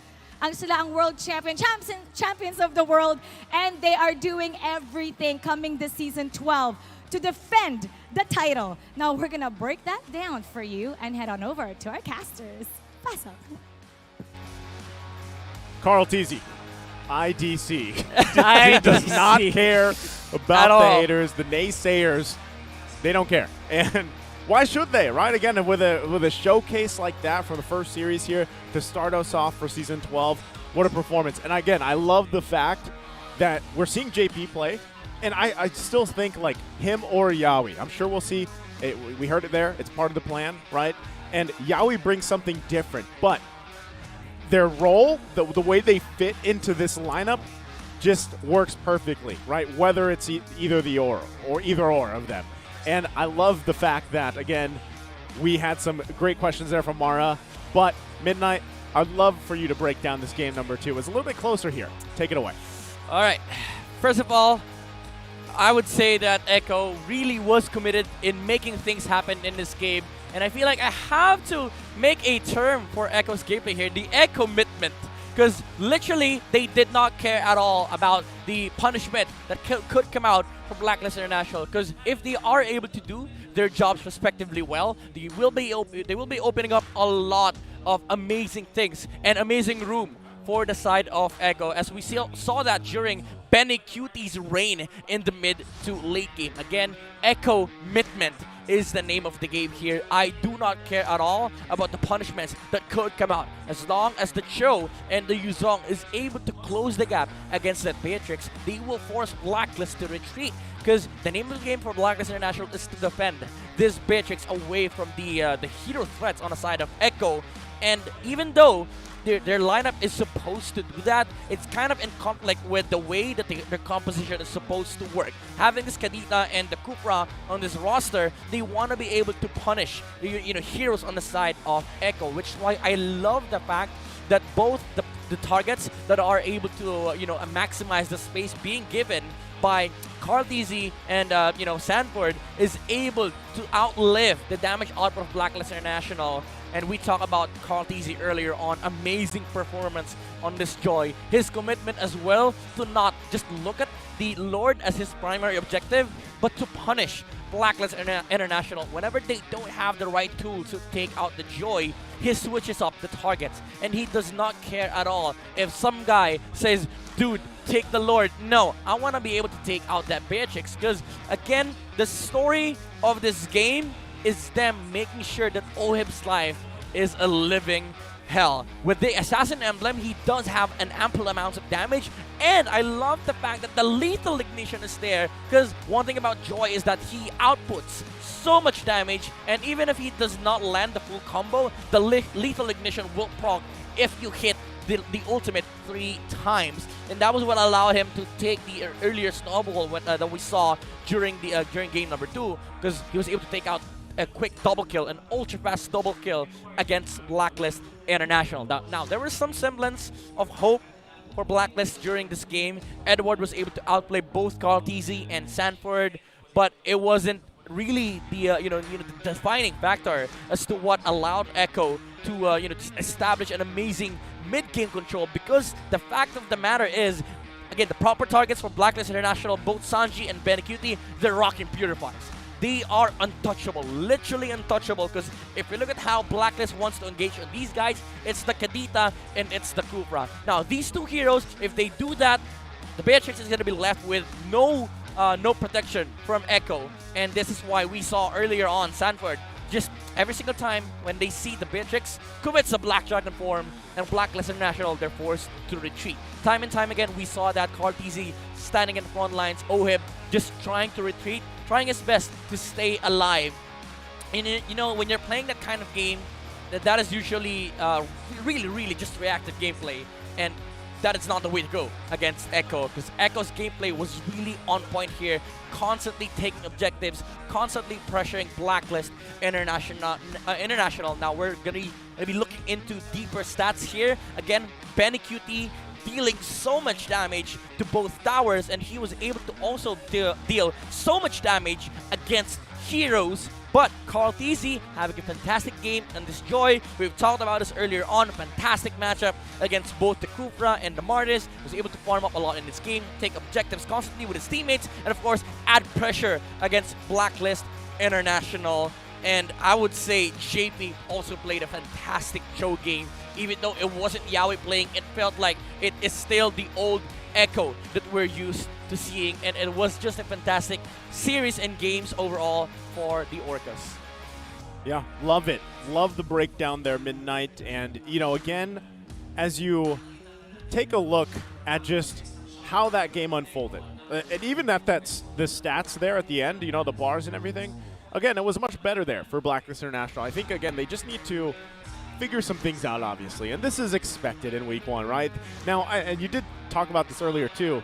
Yeah, there's no more 8 weeks in the the regular season, right? Yep. We now are down to those 6 weeks. But of course, you guys that have been watching us for a long time, you would usually know we have 2 series on Fridays, but now we have 3. We have 3 series on Saturdays, and instead of the 2 series on Sunday, now we have 3, right? So it's all condensed. And so what it also means is now these teams will adjust quite quickly, and they have to. And then the other thing, too, is we asked this earlier, do we like Joy in the jungle? Do we like her in the XP?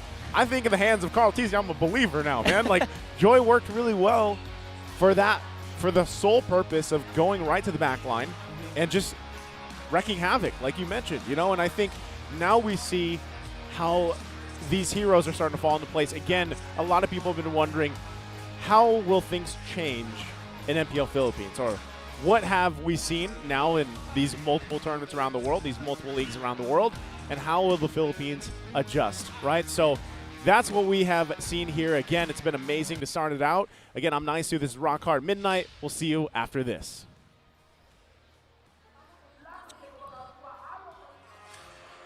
Napakalakas pa rin ng Pilipinas.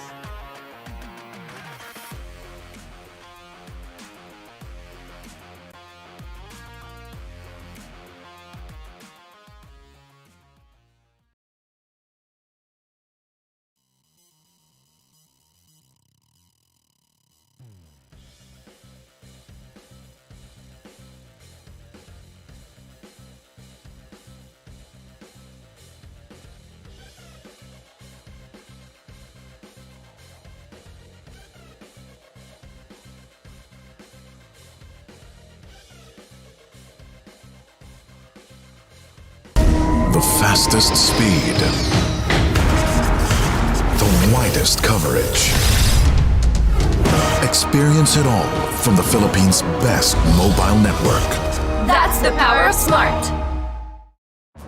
When When you're in moments that matter most, At last, we time. Live them fully with Smart Power All 99. for 99 pesos, get 8 gigabytes of all-access power. To play, To laugh, to love, plus unleash TikTok. and only texts. Live in the moments that matter most. Today, with Smart Power All 99.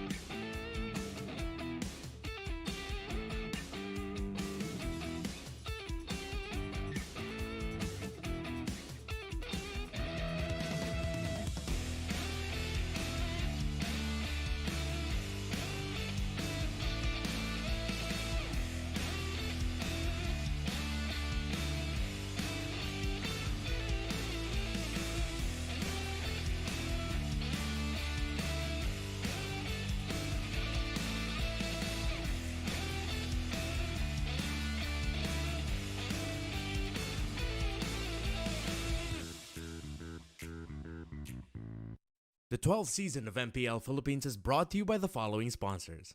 Smart, the official telco partner of MPL Philippines Season 12. Our official sponsor, Infinix. Infinix Note, ultra-fast gameplay. And FWD Life Insurance. In the epic adventure of life, FWD is your expert wingman. Celebrate your victories living with FWD. Our partners in esports, Maya, it's everything, and a bank. Secret Lab, the official gaming chair of MPL Philippines. And Pi Channel. Experience the Mpl-Ph Season 12 action live at Shooting Gallery Studios. Tickets are now available on our official ticketing partner, Slash. If you missed the matches and want to quickly recap what happened, visit our official website for post-match reports, ph-mpl.com/news. Don't forget to catch all of our official league content on TikTok, Facebook, Instagram, and Twitter. To ensure the equality and fairness of our games, MPL Philippines is also monitored and supervised by the Games and Amusements Board.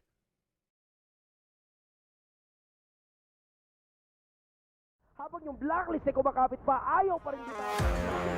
Napakalakas pa rin ng Pilipinas.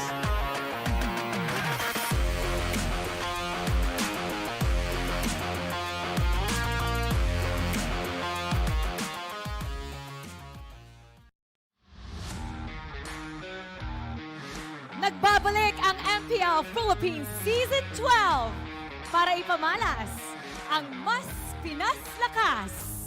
After being treated with a head-to-head between two of the world's best teams, we are now about to witness the matchup between two teams who have shaken up their roster composition. The veteran mid laner who helped lead the Kingslayers to reign over the sea returns. Meanwhile, the Sonics look to treat us with some ONIC magic using their new tricks.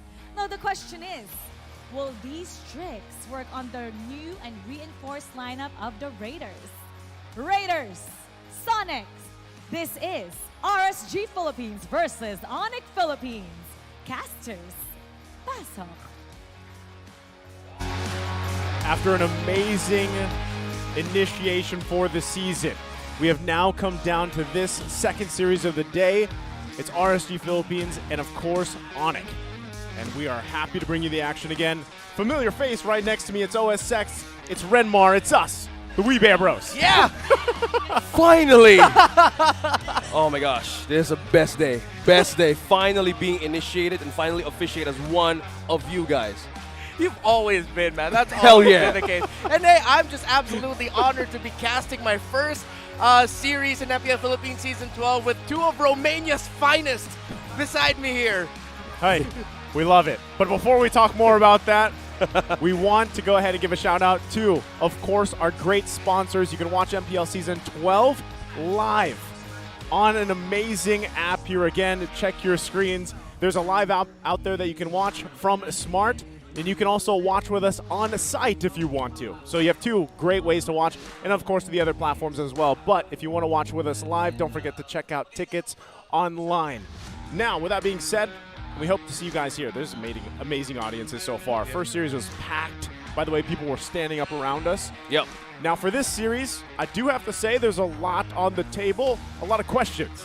And I think, actually, to be honest, I'm going to put that across the board. Everybody wants to know all these answers about all these teams here for Season 12 because we have waited months for MPL Philippines to finally this is the kick off. longer wait Yeah. for this season to actually show up. Yeah, it's probably our longest wait in between MPL Philippines seasons. And I think that's one of the things that's like so excited. What makes me so excited about this season? I mean, not only the long break, but so many questions going into it, as you mentioned. I love it. And with that, we have to ask ourselves, can Onyx tricks work on the reinforced Raiders? Some people at home that, you might not be following too much here in detail, we have to kind of explain that to our international viewers, right? What is exactly happening here? Now, number one, RSG has had some very big changes, I would say, in their rosters, right? Coming into Season 12, we've had some of those mainstay names now be sent across the world, right? Competing, Yep. but so now we have a specific focus, right? One of my favorites, Demon Kite, is no longer here, but he's been now placed with Irad, who has made statements across the global expanse, basically. As we take a look at their lineup here, you can see it, right? This is kind of like a mix and match, but I think it looks pretty good. Yeah, and we also want to see how will this improve in RSG's roster now, because H2O is out of MPL as well as Exort is transferred to a different region. One thing that excites me is this time around is Aqua has returned, and as well as Irad being honed and refined by Coach Panda. Yeah, RTZ as well from RSG Ignite moving up here to RSG Philippines, and Soul's going to be making his debut. I am excited to see Aqua back in MPL Philippines because we saw him in the Snapdragon Pro Series, and he still got it. He did not lose a step. You're mentioning us out there, for Romania. You got to see some firsthand action right there, and I can't wait to hear some of your insights, especially with Aqua, coming back. And we, of course, again, you see some names that are now either taking a break or they've been sent elsewhere. And how does this change the landscape of RSG Philippines, right? Even if you look at the player feature here, this is something, again, and a lot of people have been wondering, right? Irad, how does it compare up to someone that is over in MPL Indonesia, Evo's Taz? Yeah, I actually love this comparison because I feel like now where Taz is in his career, that is the eventual trajectory of Irad. And of course, he's going to be hoping for more than just what Taz has already achieved. Yeah. Taz went through the MDL structure in Indonesia, and then for the longest time, he's been a mainstay in MPL Indonesia, while Irad, that's what we saw. He's on that journey path as well, and to see where he will eventually end up is the thing we have to watch out for Irad. And specifically now that we've talked about RSG, let's talk about ONIC's roster changes. Man. I loved their roster reveal, by the way. It was very witty. It was great. I love how they did that. Out of the box. Out of the box, literally. You saw a lot of the changes that have come to play here. And I think at the same time, if you look back at when ONIC first did that major change, and I'm talking about like they basically took a whole team from the amateur scene and they put them in the pro league, and then they made names for themselves, right? And then they kind of slowly made changes for that. And even now, there's still a kind of a big shuffle. Again, it's familiar names, but now on ONIC's roster. And we'll have to see exactly how things kind of, fit into place there. But again, with that being said, we are going to be throwing it, I believe, over to our insider for some more information on how kind of things are going to play out here, right? Because again, a lot has changed, and we have to catch things up here. But also, I believe Manjin is ready. We're going to be throwing it over to my other counterpart of the Suman combination. If you haven't watched yet, don't forget to check out the official MPL Philippines podcast. By the way, we're almost, 2 episodes in, I think it is? Yeah. Episode 2 almost showing up next week. Almost. Yeah. And we're going to have to wait exactly for that to come out. But again, amazing things. I think Manjin is getting ready.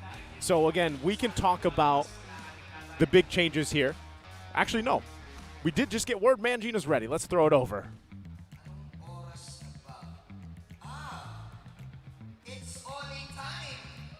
Para sa mga Sonics ay nandito na ang bagong kupunan ng ONIC Philippines. Kitang-kita nyo naman ang kanilang get-up. Nandito sila sa aking likuran. Ating kausapin ang isa sa kanilang bagong player from MDL. At naging parte na rin ng MPL, si Perks. Hello, Perks. Hello, Perks. Hello, Perks. Hello, Perks. Yan. Parang ang daming tumili, Perks, ha? Parang ang daming tumili sa'yo, Perks, ha? Alright, Perks, dati mong teammates ang RSG. Specifically, si Irad. Dati mong teammate. Ngayon, malamang pinapanood ka ni Irad doon sa kabilang side. Nanonood sa'yo si Irad. Ano ang message mo kay Irad? Hello. Galingan mo lang. Masaya ako na ikaw na yung main 5 dyan. Tsaka mas masaya ako next leg. Ako tatapat sa'yo. Okay. Rad, may onting may onting anghang. May onting anghang, Rad, ha? Siya na daw tatapat sa'yo. Ayan. Siya na daw ang tatapat sa'yo. Perks, any message sa buong RSG Philippines? Kasi of course, nasa ONIC ka na. Ano ba ang difference? Mabigyan mo naman kami ng onting difference. Anong pinagbago? Kasi bagong environment to para sa'yo di ba? Pareho lang naman. Mas mapapatunayan ko lang ang sarili ko sa ONIC. Alright, of course, yan po si Perks na syempre part ngayon ng ONIC Philippines. Maraming salamat, Perks. Pwede ka nang maupo. Guys, ito ang inaabangan ng lahat, na miss ng lahat to, ang nag-iisang kosinero, ang nag-iisang Chef Rapidot. Chef Rapidot? Hey! may isa pa nga. Yan. Ang nag-iisang si Chef Rapidot. Hey! Chef! Hello. Chef, na-miss namin ang luto mo. Saan ka ba nagpunta? Saan ka ba nanggaling? Nalugi yung sisigan ko kaya nagpahinga muna ako. Okay. Eagles pala. Ngayon na nagbabalik ka, ano ang bagong ihahain ni Chef Rapidot para sa MPL Season 12? Syempre, yung tumatak sa Season 10, yung sisig pa rin. Pero mas maraming sili ngayon eh. Mainit eh. Maraming sili ngayon. Mainit. Well, totoo, mainit. Mainit din talaga yung damit mo. Mainit din talaga. Anong ibig sabihin mo ng maraming sili? Ano ba yan? Mas maanghang? Mas maasim ba kayo ngayon? Ano ba yan? Hindi, mas mainit nga. Mas mainit. Parang palong-palo lahat. Ganun, palong-palo. Palong-palo lahat. Pansin namin na napakarami nyo rin. Anong difference ngayon sa ONIC? Pwedeng pwedeng i-shuffle lahat. Pwedeng i-shuffle lahat. Alright? So medyo parang nakakatakot yun, ha? Ang sinabi ni Rapidot ay pwede silang i-shuffle at mas maanghang ang kanilang skills ngayong season. Atin ang ipasa sa ating mga shoutcasters. Simulan na natin ang ONIC versus RSG Philippines.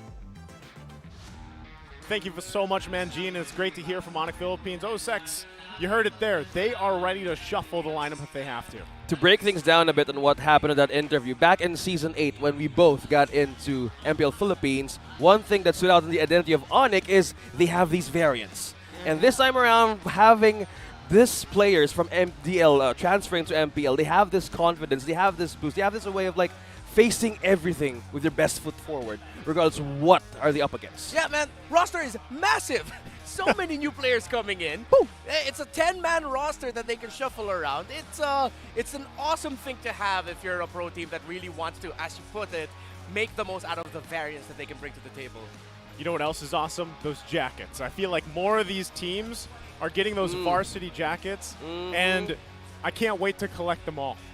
Hopefully, yeah, you guys can afford it. I cannot. All the varsity jackets. Think about it. If you had a fully decked wardrobe of all the team jackets, who wouldn't want that? Yeah, going back in college and high school, flexing everything on the hallway. Excuse me, please don't be shy. Can you guys just admit you guys can buy a team if you want to? No. It's fine. No. It's fine. Hey, we're all Bears here, right? That's Yeah, one that's thing true. that matters. Again, look at the backs. We have to get some of those, and I hope, that's sick. That's sick. That is sick. I love it. Those black and yellows. We've seen Escalera and Cram from being orange, now yellow. Yeah, I'm glad that you brought that up. I mean, there's still so many things we can't talk about ONIC. Escalera, Cram, formerly TNC, now part of the ONIC roster. Perks, Perks, as we were hearing from Perks. Mangine, is now here. And not to mention, the last person that we heard from that interview, of course, Chef Rapidu. They like to call him Chef Rapidu. Again, for our viewers out there internationally, he likes to cook. Yeah. He cooks literally for the team. And when they introduced him during the roster reveal, that's how they revealed it, right? It was his cooking, it was the sisig. And what he's saying is literally, they are more spicy this season. And what does that mean? How do you translate more spicy to the game? Well, we'll have to find out exactly, right? Because they're going to be mixing things up for the most part. I think that's part of this whole, chef theme. Yeah. But at the same time, they want to be able to go into these games very aggressively, I feel like. And that's one thing I would say about ONIC, even back then. What time is it? ONIC Philippines, it's their time and everything like that. One thing they're very known for is a dynamic play style. And I think even when you talk about a roster lineup that goes this deep, that's one of the advantages. We even saw Blacklist International opt for that this season. Yeah, first time we were seeing it with a 9-player. Yeah. 9-player roster from Blacklist International. That was the thing that we saw from the first game. But from Nice's point of view of how he looks at teams right now from MPL Philippines having this kind of mix of different players in the roster is also a big of a factor rather, to actually have a different kind of a double-edged sword in team fights, even strategies. Yeah, it's something that Echo already set the precedent for. A lot of teams have been open about them saying, oh, we took inspiration from Echo and how they made the most out of Echo Proud even before MPL started, that they had a big roster, but then they have another 5-man team testing the main team or the team that mainly plays in the MPL. Man, I still remember when Echo, came out with the super team. And that's when things were started, and then they went with the Echo Loud, Echo Proud type situation with the team setup, and I think it works wonders for a lot of these. It does. And I think as we go further, and this is where we are now for Season 12, you see more teams do that, because again, even what we saw from them earlier today were the fact that they switched out Yaoi for JP, even though we've seen JP play so much, right? He's a huge veteran, but still, that interchangeability and then still being able to go with your game plan as a team is crucial, I feel like, especially now. Let's be honest, man. The world is catching up to some of these powerhouse regions, right? Oh, yeah. I mean, this is something that clearly we have seen in person, and I think as we get through further as the years grow and MLBB continues to grow around the world. We do know, by the way, new regions will be entering the scene, and some crazy stuff is bound to happen here. Yeah. So I can't wait, man. I honestly just think that, again, a lot of this is up in the air for especially this first week where we start, right? So I believe the teams are ready to go ahead and get ready to come out on stage.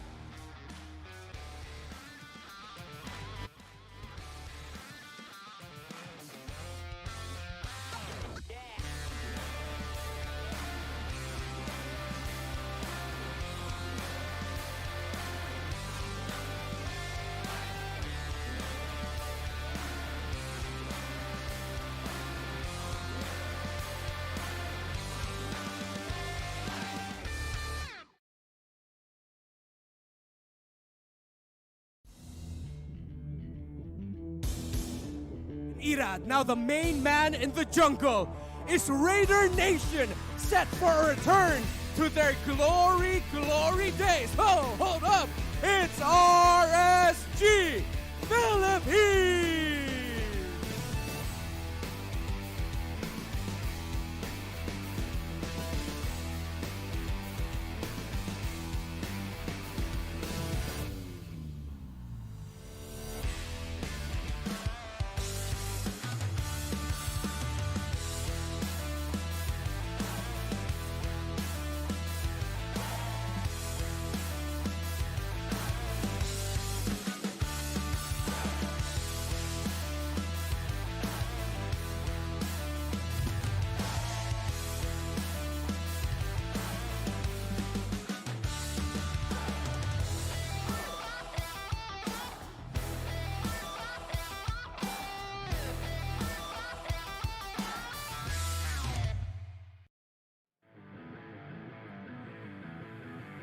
Their Indonesian counterparts now rule the sea.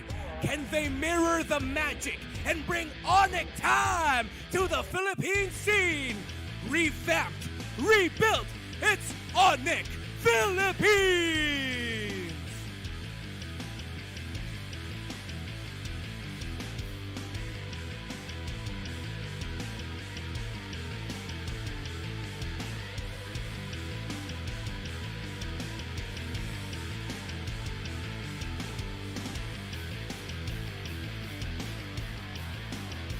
And their coaches, Coach Panda and Coach Bluffy.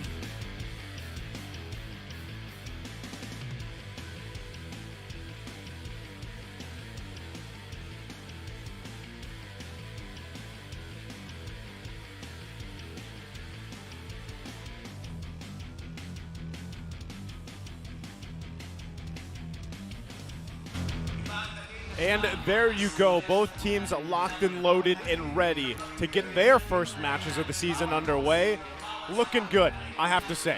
I miss those team intros from what you said, revamped and rebuild. And they have rings, by the way. Yeah, that's why they were showing off the hand. Yeah, and familiarity in these two faces, Galera, and again, going back to the roster, RSG Philippines. You said we have a new main man for the jungler here, Renmar. Yeah, a lot of eyes on Irad, especially after his bold statements in the last playoffs that we've had. Oh, yeah. Although he eventually, it came back to bite him.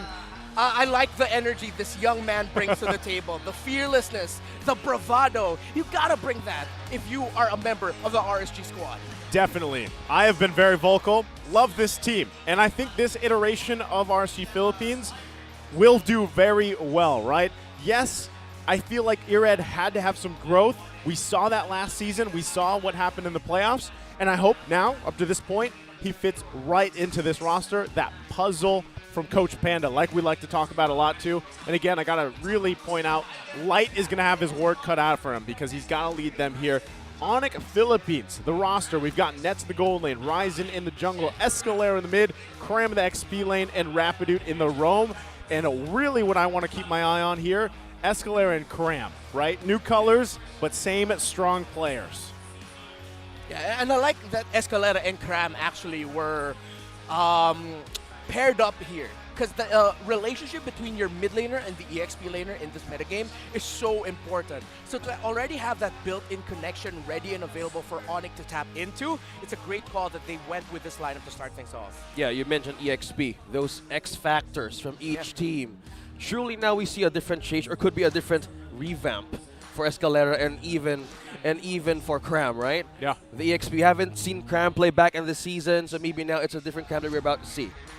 I think that's important. And at the same time, I know in just a little bit we're going to be breaking exactly it down further, right? The keys to victory, exactly what do both of these teams have to do? So I believe, Renmar, you're primed and ready. Let's go ahead and take us to the keys to victory. All right, I have missed doing this. Welcome to the Kiss to Victory. Let's talk about what they have to bring to the table here, RSG and ONIC. Okay, so let's start things first off with RSG. They need to capitalize on Aqua's scaling hero pool. This Infinix Keys to Victory is very important because Aqua's role here in the lineup for RSG is that he really needs to be the one setting the tempo alongside Light. He needs to be ready to just be another carry for the team when needed. And the damage that he can bring to the table and how he can support the other lanes, crucial to the success of RSG. For ONIC, we mentioned they gotta flex the new magic tricks. They gotta flex their new strategies. Not necessarily the lineups. They don't need to switch up the lineup all throughout the game, but just show what Escalera and Cram can do, playing alongside the other tenured members of Mpl-Ph, and of course, let Ryzen shine as well in his new role. Whether that's going to be an assassin, whether that's going to be in the tanky fighter junglers, gotta show that off. And as we were talking about the junglers, you gotta show the mechanical skills, show the mechanical prowess. If this is gonna be a classic assassin anime battle that we're gonna be getting, let it be. If it's not gonna be that, then make sure you supplement your jungles in being able to secure the major objectives and being the man to just set the tempo for the team around those objectives. That is the Infinix Keys to Victory. Let's bring it back to our friends. Thank you so much for breaking that down. Exactly what has to be accomplished here by both teams. And something that really points out to me, and we kind of talked about, or we saw this the last series and kind of how apparent it is, both jungler mechanical skills here, OSX. How do you think that really plays a part with these two teams? Again, the focus on these two junglers. Well, first off, to start with the playoffs last season, it was Irad showing prowess, showing potential, even having a great way to even have a counter with even Carl Teasy, one of the great jungles in the league he had in par with back in the season. This is one of the players that we see use those heroes as very flashy, and mostly the one who's slippery and mostly in the maps. So this time maybe they have a more contention in getting the comfort pick first in the draft. Yeah. And I'm glad that you mentioned the draft there. I'm really looking forward to, especially ONIC here. We're very familiar with how RSG loves to draft. We are not familiar with how this ONIC likes to draft. The Coach Bluffsy tendencies will be there, but how he's going to make the most out of Escalera, Cram, and of course Ryzen as well, and Chef Rapidude coming back. Are we going to be seeing Atlas again? Oh. Is the Atlas going to be making a comeback? Questions like that. That is a good point. I love that. Back in Season 10, where Season he 10. used that mostly. Oh, we're going to the focus of roamers now. We have Light and even Chef Rabbit back in the roam. Oh yeah, Atlas is good. Yeah. The dish. Atlas is good. What was the dish before we called it? The squid adobo. Oh, I must have Season not. Atlas. That must have been the other bear group. the soy and vinegar calamari. Yeah, yeah. That was the OSX back in his PH broadcast days. Oh. Yeah. Okay. With the adobo. Adobo. Yeah. Squid Yeah, adobo. adobo squid. Squid adobo. Yeah. Never had it. Sorry. It's our. I've it's only had delicious. chicken adobo. Yeah. People are probably wondering what the heck we're talking about. but Adobo yeah. manak. That's all I've had. Well, completely saying it correctly. That's right. You're welcome. The Gabi. Well, yeah. You guys, if you haven't, I'm sure a lot of these people have watched the English Philippine stream, Yeah. but we talk food about a lot here. And when you have Rapidude, who's literally a chef, Yep. and actually plays that kind of role for the team, it makes sense, right? But at the same time, I do have to say, what is the tricks for ONIC Philippines? Is it just the fact that, again, you necessarily, like, some of these are familiar names, obviously, but now has their identity changed, or do they just have tricks up their sleeve? Yeah, remember, this is the ONIC squad that at one point in their history would play Nana as a main option in the mid for Super Friends. Would play Minotaur even before Minotaur became a thing again. Yeah. So that is the spirit of ONIC PH that runs strongly through their veins and through their digestive system. That's like this is the question of the day. Will he be a squid or will he catch the squid? Oh, I thought you were going to say, will he be a squid or will he be a manak? A manak. Oh yeah, Well, even the Kaja. Kaja, yeah. Kaja could Thank be a you. manak. Thank you. Yeah, Thank you, manak is chicken, by the way, in Yeah. Tagalog. How Yeah, I was just putting it. And we refer to Atlas as a squid because he's a literal squid inside like a Big Mac body, right? It's scary though. Yeah, it is terrifying. To It think is. about it. It can be very much so, yeah. And, we're getting ready here for this Game 1 draft.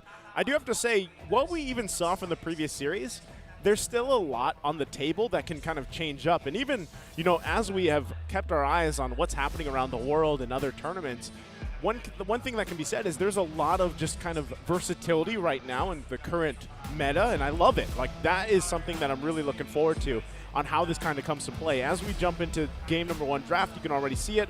RSG right away picking up the most picks still, Fredrin, right? Yep. One thing great about him is obviously that you can still flex him. He isn't 100% going to go in the jungle every single time.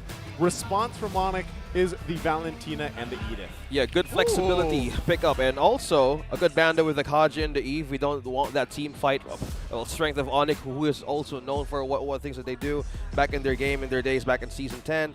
A good pickup, though, with the Edith and the Valentina. Mostly we have this team fight or even backline initiations.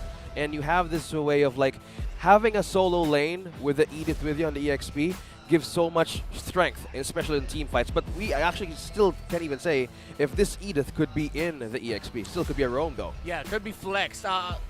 Roam Edith is a thing. It does show up and it is an option. And I like that immediately right out of the game, we were talking about the spiciness of ONIC, and they went with the spicy first 2 picks.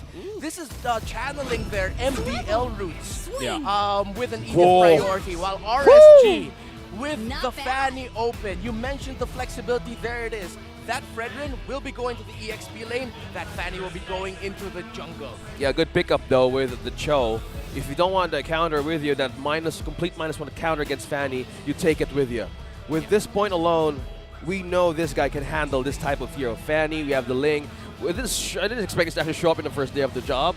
Even if Season 2, we have the Fanny right away. Okay, might as well take it. Not only that, but now what is the response from ONIC? Like, do they want to go ahead and lock in? Yeah, that's a good pickup, though. Yeah, I was going to say Kufra. either the Kufra, maybe the Franco if they wanted to go that way, but Kufra's probably a little bit better, right? And at the same time, you already saw exactly how Light kind of needs to lead this team. He was MVP of Season 9. And over across from them, the Hedgehog's new driver, the Season 9 Rookie of the Season right there, right? And now, as we get through that first phase, this is interesting. This is new.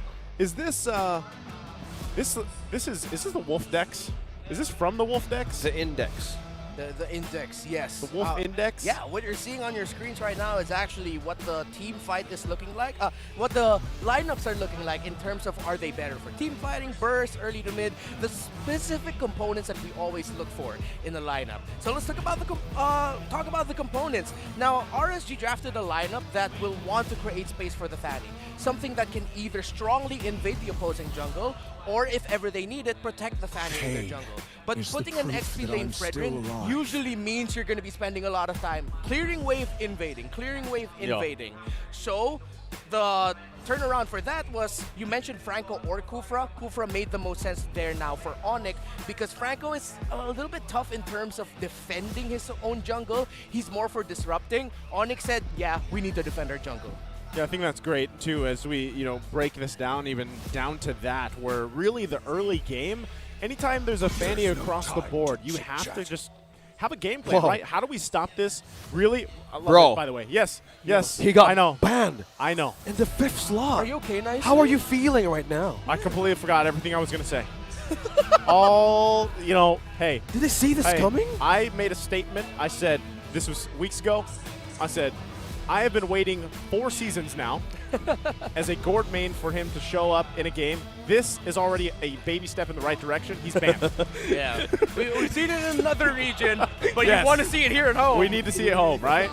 So, let me backtrack here. I love it. Now as they have to round this out, right? What gold lane does ONIC want to take up? Same thing with RSG. Now, we've seen a lot of Brodies. We've seen a lot of Claude's Irithils. We even saw Bruno earlier. But it's going to go ahead and be the carry for ONIC to deal with some of that, tankiness that RSG has. Bro, I've seen this games where the carry is chasing a Fanny. Yes. In a Southeast Asian Cup situation, that is not looking good. Especially if carries like amped up for early game. Yeah, they need to pick up the Farsa at this point. They need that poke damage because there's a lot of frontliners and maybe Melissa, Barrett. But it's actually going to be a Farsa and a Harith instead.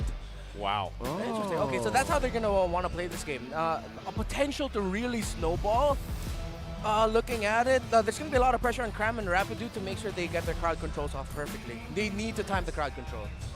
That is, just alone from RSG, there's a ton of burst potential here, right? And I feel like really your plan is like, all right, let's snowball this as hard as we can in the early game and just scale out of control, for the most part. And then, of course, you also do allow yourself to have a pickoff just in the Cho alone, right? And then you have, this front line with the Fredrin in the XP lane. So that is kind of the game plan here, right? Really press the gas and just go. The response from ONIC is going to be this Lancelot parked in the jungle here. Same thing, though. Even if you look across the board, it's a well-rounded lineup for ONIC Philippines. Also a signature for Ryzen as well with this Lancelot. We also know him back in the days where this is one of the favorite hero picks that he's doing back in his team before from Smart Omega. Yeah. So countering it with a Fanny, I think this is one good way of evading those cables and having that early game burst coming in from a Fanny. So a better way to scale up by yourself as well. Yeah, I'm leaning a bit more towards the RSGPH lineup here though, but they really need to respect their team fight timing around that Edith. Because if they let the Edith do Edith things. We know what she can do when she has full primal Wrath, the Wrath bar, and then she gets into her ultimate form out of that mech. She can absolutely tear up lineups. Yeah, she does wrestling moves, basically. She goes for those 1-2s, and it's tough to deal with, not to mention just with primal Wrath alone. So, again, let's get a last look here at the team compositions for both. Very well-rounded, and we'll see if that snowball lineup can work here for RSG. Ladies and gentlemen, welcome to the second series of the day number 1 here for Season 12 of the MPL Philippines. As we jump into the land of Dawn, we're going to see things get set up here. And my big thing, once again, is keeping an eye on how much pressure they can put on RSG here, on Irad, or if they just let them kind of unleash. Well, speaking of unleash, early game, though, great start for Vision as well for RSG. Yeah, and looking at it, I like that both teams actually packed on a lot of tenacity. Dude, it's just tenacities across the board. 4 for 3. 3 here for RSG. And actually, Weapons Master on an Harith does signify they want to play this really quickly. They want to snowball. They don't want it to go too much into the late game, even though they will still be a nuisance to deal with for ONIC in the late game. RSG are far better off ending this quickly before 15 minutes. Yeah, not only that too, but I just think once again, in terms of RSG's game plan, right? You really, if you can't get those early kills, or let's say snowball in these first couple minutes, then you really have to be in position to fight those objectives first off, right? Yeah. Especially that first hurdle. What we're seeing now in the meta and a lot of these teams is just put so much focus on actually, for the most part, 4-on-4 team fights for those first turtles, right? And really just letting their gold laners go ahead and farm up, have that gold lane experience and work around that. So as both teams kind of play it safely for the most part, waiting for those level 4s here, you're going to go ahead and see both junglers put quite a bit of pressure on each other in the jungle. Well, speaking of pressure, damage onto Ryzen, though, going back to your point, Naisu, the pressure right now, I'm seeing 2 Purifies, and Aqua using the Farsa on a Purify. Oh, yeah. He was really watching out for potentially Escalera or Cram or Rapidude. He knows how important he is to the team fighting of RSG, so he decided to play it safely. And yeah, safely is the key theme right now. Both teams aren't taking any massive risks early on. Well, Nats though, and also Aqua here being knocked up. And that is the turtle being taken by Ryzen freely by ONIC. Yeah, timing was a bit off there. Yeah, I was going to say, a bit off. And that's always, I would say, one of the weak points of having a Fanny is the fact that teams will usually force you. Do you decide to use the Retribution on the purple? Yeah. Do you go for the turtle? You have to choose in those minor decisions here. Yeah, the timing there now will turn into, well, actually this, if RSG want to continue pressuring it, is to eventually go into the gold lane before the second turtle spawns. So they're not going to get it now, but maybe around 30, 20 seconds before that turtle spawns, RSG are already making a play to push nets back. On the other parts of the map, now, weirdly enough, it's ONIC who's putting a little bit more pressure onto Irad. Great rotations coming in from Cram and from Escalera. Yeah, I think Rapidude's just doing a great job on this Kufa so far. You know, a lot of it, again, is that threat. We don't know where Rapidude's going to be. He is putting pressure in the jungle, and at the same time, like I said, it comes down to both these roamers, right? Light, now that he has this level 4, he has the Way the Dragon available to him. Will he decide to actually just press the situations in a lot of these cases, right? Instead of waiting for Rapidude to jump in. Otherwise, he has another play that he can go with, which is just, again, peeling for whoever he needs to, right? And at this point, like we were saying, it's going to be interesting in the fact that you have a Harith this time. A Harith is I don't know if I would exactly call it a niche pick, but there's really only a certain amount of teams that like to go this route and then are able to utilize it pretty well.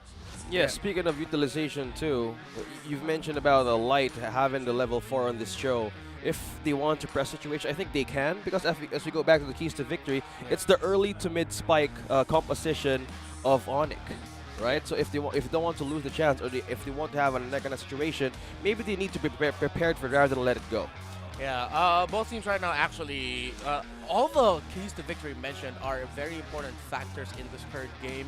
For both teams, they needed to make the most out of the mechanical skills of the junglers. They ended up picking some hella high mechanical heroes, for sure. The heroes even I myself cannot play. You know, I can't play a lot of heroes. Yeah, you know, same. Now that we have Renmar here, one of the biggest brains on the desk, I Thank gotta ask goodness you said brains. Yeah, brains. Well, what else would I say? I don't know. Well, your IQ's very high. Thank you. Let me ask you man. this: Did you actually see the pickup in a recent tournament where, from the Philippines, Lancelot was locked in, and the emblem there was an Mpl-Ph? Huh? Did you see that? I missed that. I missed that, actually. It was an interesting. I don't know if it was intended or, you know, what that was, but we had an idea. Yeah. Let's grind Renmar's gears right now. Let's grind his gears. Okay. Are you going to explain? Okay. Mpl-Ph onto Lancelot. Since Lancelot doesn't have a mana, one of the passives of that Mpl-Ph is it converts, instead of mana converting, that is just completely health regenerating. Wait. It gives you 1% health on a 5-second cooldown. Yeah. Mpl-Ph. And am I getting gaslit right now? I know Lancelot has mana, dude. I'm not going crazy, right? I know Lancelot has mana. That's why he loves the purple buff. So it's not the health thing. It's just poke. It's usually just for poke. See this mana right? What are you guys talking about? They're just messing with me now. He knew. I thought he would fall for it, but that is just Renmar having the brains. Do not gaslight me on this. I was scared. From that point, we saw happen in the first game. It was from the Martis. Yeah. We were trying to test you if you actually would fall for it. Dude, we know. How long have we been doing this? Lancelot loves the purple buff for a reason. Well, with that being said, there you go. And at this point, again, second turtle nearly up here. It was great that ONIC Philippines was able to kind of just play with the micro and the macro level for the most part. Yeah. Forcing, again, Irad not to even contest it, right? This time around, will he be in a position to actually contest this second turtle? Because you can already see the positionings coming into play. You already have Ryzen making his way as well. So now you're going to hope that RC is ready to actually contest this and deal with it. Also, take note that Escalera does have his own wave of the Dragon here, and both teams actually just making their way. But the one missing from this fight is going to be Nets. Yeah, both teams getting in position here. Yeah, Light is just the only one here, though. A turtle reset now happening. Nobody's taken this objective yet. Man, the mind games these two teams are playing right now are even throwing me off just a little bit. A lot of tricks up their sleeves, not just ONIC, also RSG in terms of how they're handling the map and how they're playing the rotations. Look like Rapidude has found one. Nats, though, trying to poke him down, as well as the turtle now going down on low HP. Who's to get this Ryzen? ONIC secures, again, the second turtle of this game. No contest for RSG, though, just Vision. I feel like this is getting now in a point where it's troublesome. Yeah. Right? Because Irad, once again, the reason why you pick a Fanny is you want to get early kills, obviously, right? You want to be able to snowball. You want to be able to help that team's momentum here. You haven't done either. Like, you don't have any kills. You really haven't been able to contest at least the first two turtles of the game, which, you know, some people might be, oh, it's not too big of a deal. But you can already see, look, some of the pressure that ONIC Philippines continues to put on, again, because of just the fact that momentum-wise, RSG, with the lineup that they haven't been able to utilize it just yet. Yeah, for the side of RSG, Light in dire straits here. They missed one of the crucial things to do if you're a composition with Harith, is that before the 5th minute, you already have 1 or 2 major rotations into the gold lane to build a massive lead. Oh, we have the setup now coming in from Light. Rapidude, though, tries to escape the Feather Airstrike right onto RSG. Escalera, though, trying to hold on, using those recalls as well to spam out RSG. There's a conceal, though. Rapidude uses a resource to find another angle here for RSG. Meanwhile, they go to the turret for their protection. Waves just going in, and ONIC just pushing forward. This is the right call here for ONIC. They cannot fully push it here, but now they've taken complete control of the game. Whether it's because they were able to stave off a good rotation on the side of RSG, or they really just made the most out of the fact that RSG looked like they were playing a little bit more reserved. Now they're the ones in control. That looked like reserve to me, right? Yeah. That's a great word to just kind of put it. And now they're going to put pressure on the bottom lane. Aqua denied by the Feathered Airstrike. Meanwhile, Rising trying to poke Light. A slither of health for this turret. Meanwhile, ONIC would really want to push this. Meanwhile, RS just getting on the objective. 6 seconds for the last objective to show. So you see what's happening, right? Like, ONIC Philippines, they actually want to fight. Yeah. But they don't have to, and they know it because they're either waiting for RSG to make a mistake by initiating Dallas here, or they're just, you know, they don't have to fight. And that's exactly what they're going to do with this third turtle of the game. Looks like there's going to be no contest, and Irad just decides, you know what, we're going to give those up. We're going to give them up for now. We'll make it up later, hopefully, for the Lord. But what happens in this situation? Things start to snowball in favor of ONIC Philippines, and that's what you see happening in the gold. Yeah, no trade, not even a cross-map trade from RSG. What's the game plan here they're trying to do, Renmar? I think at this point it's just going to boil over and all the tension will break and it's going to be up to one big team fight swinging or determining this game. Again, very perplexing. A team that has a Fanny and a Harith and a Farsa don't usually play like this. I feel like it's RSG just looking to counterpunch to see if they can find it. Well, Rapidude find a setup, though. Use the conceal, used his jump. Okay. This is what I'm saying, man. Like, it looks like ONIC Philippines like, all right, we're ready to fight. But then they're like, they're not going to do anything, so we don't need to, right? I mean, this is an 8-minute game in. It's 0-0. We don't often see this, like you mentioned, with a lineup, but this could be it. This could be the moment they're looking for. Light, though, has found an angle. Look at him with the follow-up. He has one. It's going to be Escalera falling down as the first blood of RSG. Emmet secures the kill. Nats takes one as well. That's two from ONIC. And now this is the team fight that we're looking for. RSG, finally. Light getting an angle. So we can see Ryzen now making his way here. He might try to help out Nets, but this is already what we were talking about. Redmar said it very well. At one point, that boiling tension and pressure will explode. And yes, it's only 2 kills, but when you're 90 minutes into the game, that is crucial as we're 30 seconds away from this Lord. Very patient. Net spotted though. Now he's going to go and retreat back. Not safe for Eman. Uses Eman Force for an additional movement speed right onto him. Meanwhile, though, Light receives damage, and Eman as well might fall down. Yes, Cram secures the kill. Light still safe. Meanwhile, Nats, though, trying to taunt and pull 4 members of ONIC to not reach Light. Okay, now they're upping the tempo. I felt like I just watched a really satisfying Dr. Pimple Popper video there. Finally, they popped the pimple, and here's the Feathered Airstrike getting popped, but just to push back the members of ONIC. Now, again, I think it also became RSG acknowledging. Now looking at it, yeah, it looked like ONIC were beating their the RSG rotations in terms of getting to the key positions, in terms of the timings. RSG were not comfortable playing that game, but now it seems like they downloaded a little bit of what ONIC like to do. Looks like Light was the first one to have a setup here. Now Cram will be in trouble. On to 5. That's the kick. That's the damage. Irad secures the kill. No follow-up from ONIC, though. They were too late for the party, but Light sees more of it. Big pickup.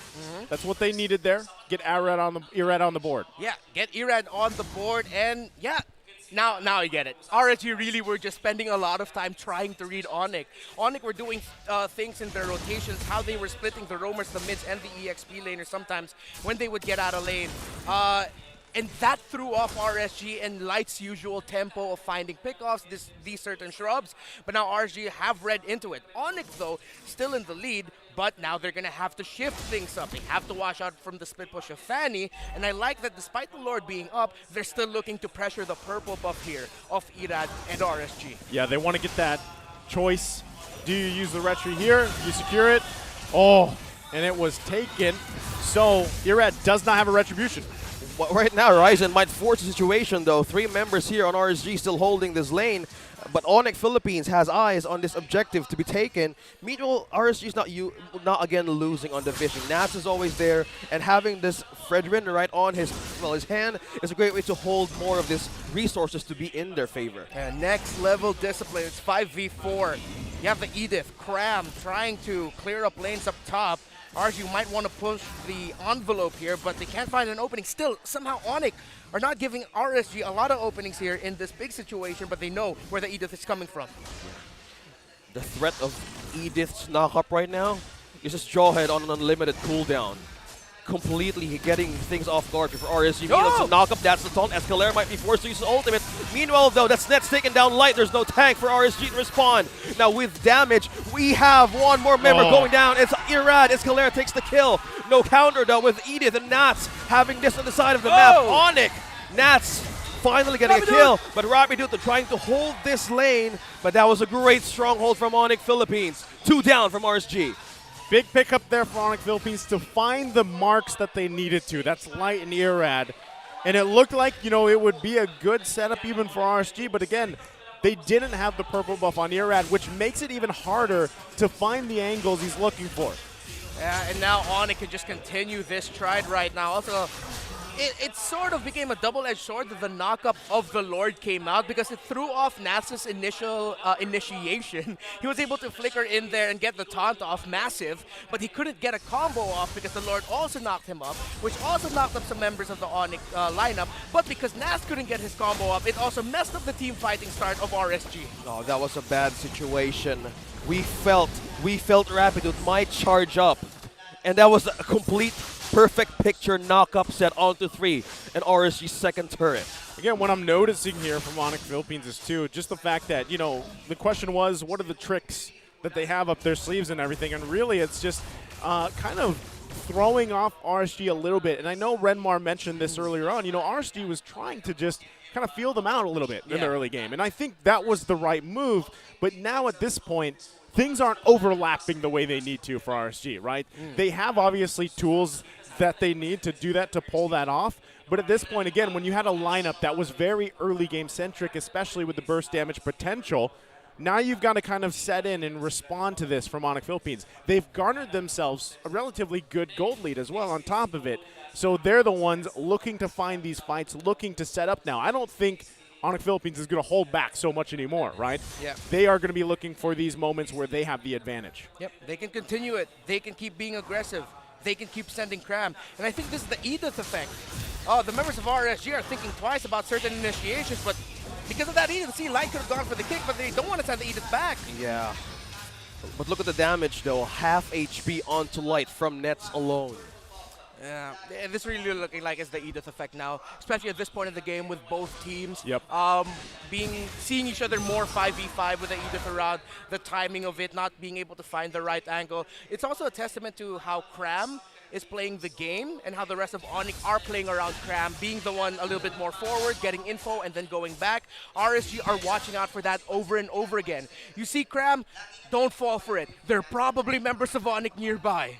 And the scary thing about it, in Cram specifically with the Edith, or the Edith effect, is yes, he's going to get that information. He's going to be quite tanky. Yeah. He also has great CC. But then as soon as he, let's say it's a last-ditch effort where he pops Primal Wrath, you have to respect the damage. Yeah, you know, hold up. Yeah, it's kind of tough to deal with. And so, you know, again, if you're RSG, you really have to decide, how do we approach these fights, right? How do we deal with this? And not to mention the fact that so far, Irad really hasn't had many buffs. And so that even gets more of a dire situation when you're relying on a Fanny. Because when these Lords come up, now this is the second one, you really have to be able to fight this and contest it, right? But how do you do that? Well, number one would be to get the numbers advantage if you can. His buff is going to be 10 seconds away here, but ONIC Philippines, once again, is putting them in a situation, all right, you guys have to decide, are you just going to let us grab this? And if you do, we're set up where we need to be, right? And that is also one of the risks that you take. Of course. Look at this. Going for it. Oh, he got it. He got it, though. Secured. Still secured for Irad. Yeah. They're forcing everything out of RSG right now. He still has a retreat, too. So that's it.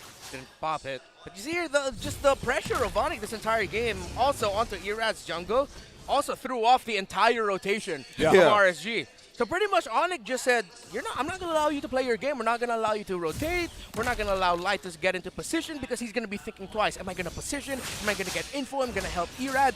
ONIC just put on so many questions onto the heads of RSG that it threw off their opponents. Yo, speaking of throwing off, one thing has been knocked up here. That is going to be Light.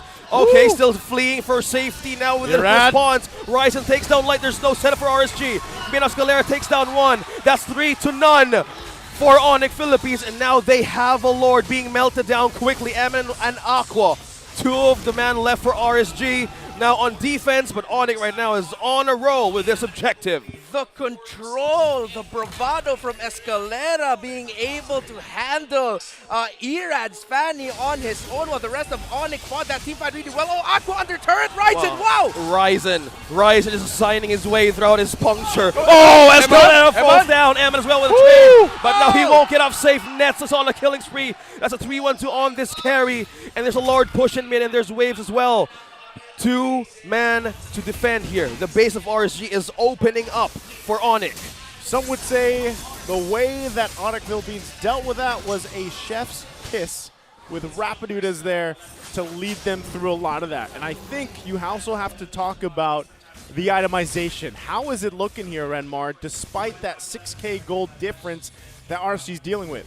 Man, I've rarely seen Starlium Scython and Edith. Usually at this point, they pick up the Feather of Heaven already. Yeah. But I think they're going, you know what? We want more damage than that Edith, because I think they're still going to be going for another damage item. So unique itemization here by the Edith, going for 3 defensive items. Usually you'd see only 1 attack item in the Feather of Heaven earlier in the game, but now they went Starlium Scythe, and they're going to be going for another magic damage item. Very interesting choice there by Cram and ONIC, which it's spicy. I like it. They said it. You know what's funny? The first time I saw this, it feels like a couple weeks ago, but it was like last week, I also said the same thing. I'm like, interesting, right? The Edith is picking up the Starlium Scythe, and it actually works really well, even especially with the Primal Wrath, right? So then you become even more of a threat dealing with it. So not only are you tanky initially, and you deal the great combo with the CC, the onward and everything, but then you have to respect the damage from Edith alone.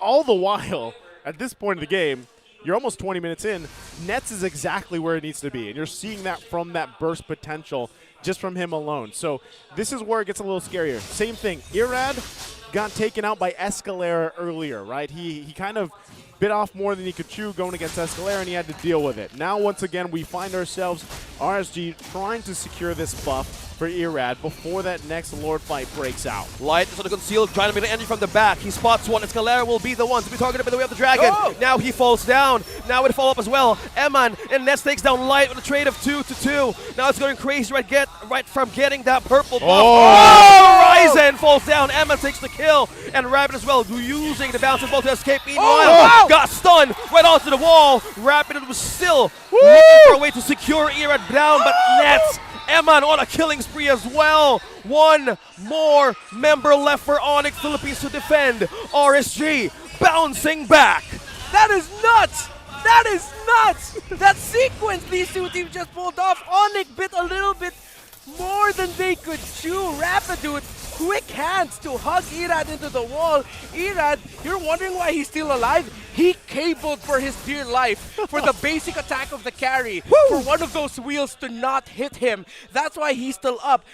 That carry was supposed to take him down, but he cabled fast enough. But yes, now it has really turned into RSG accepting the fact that they can counterplay and now making the most out of an ONIC mistake of continuing to fight. They got greedy.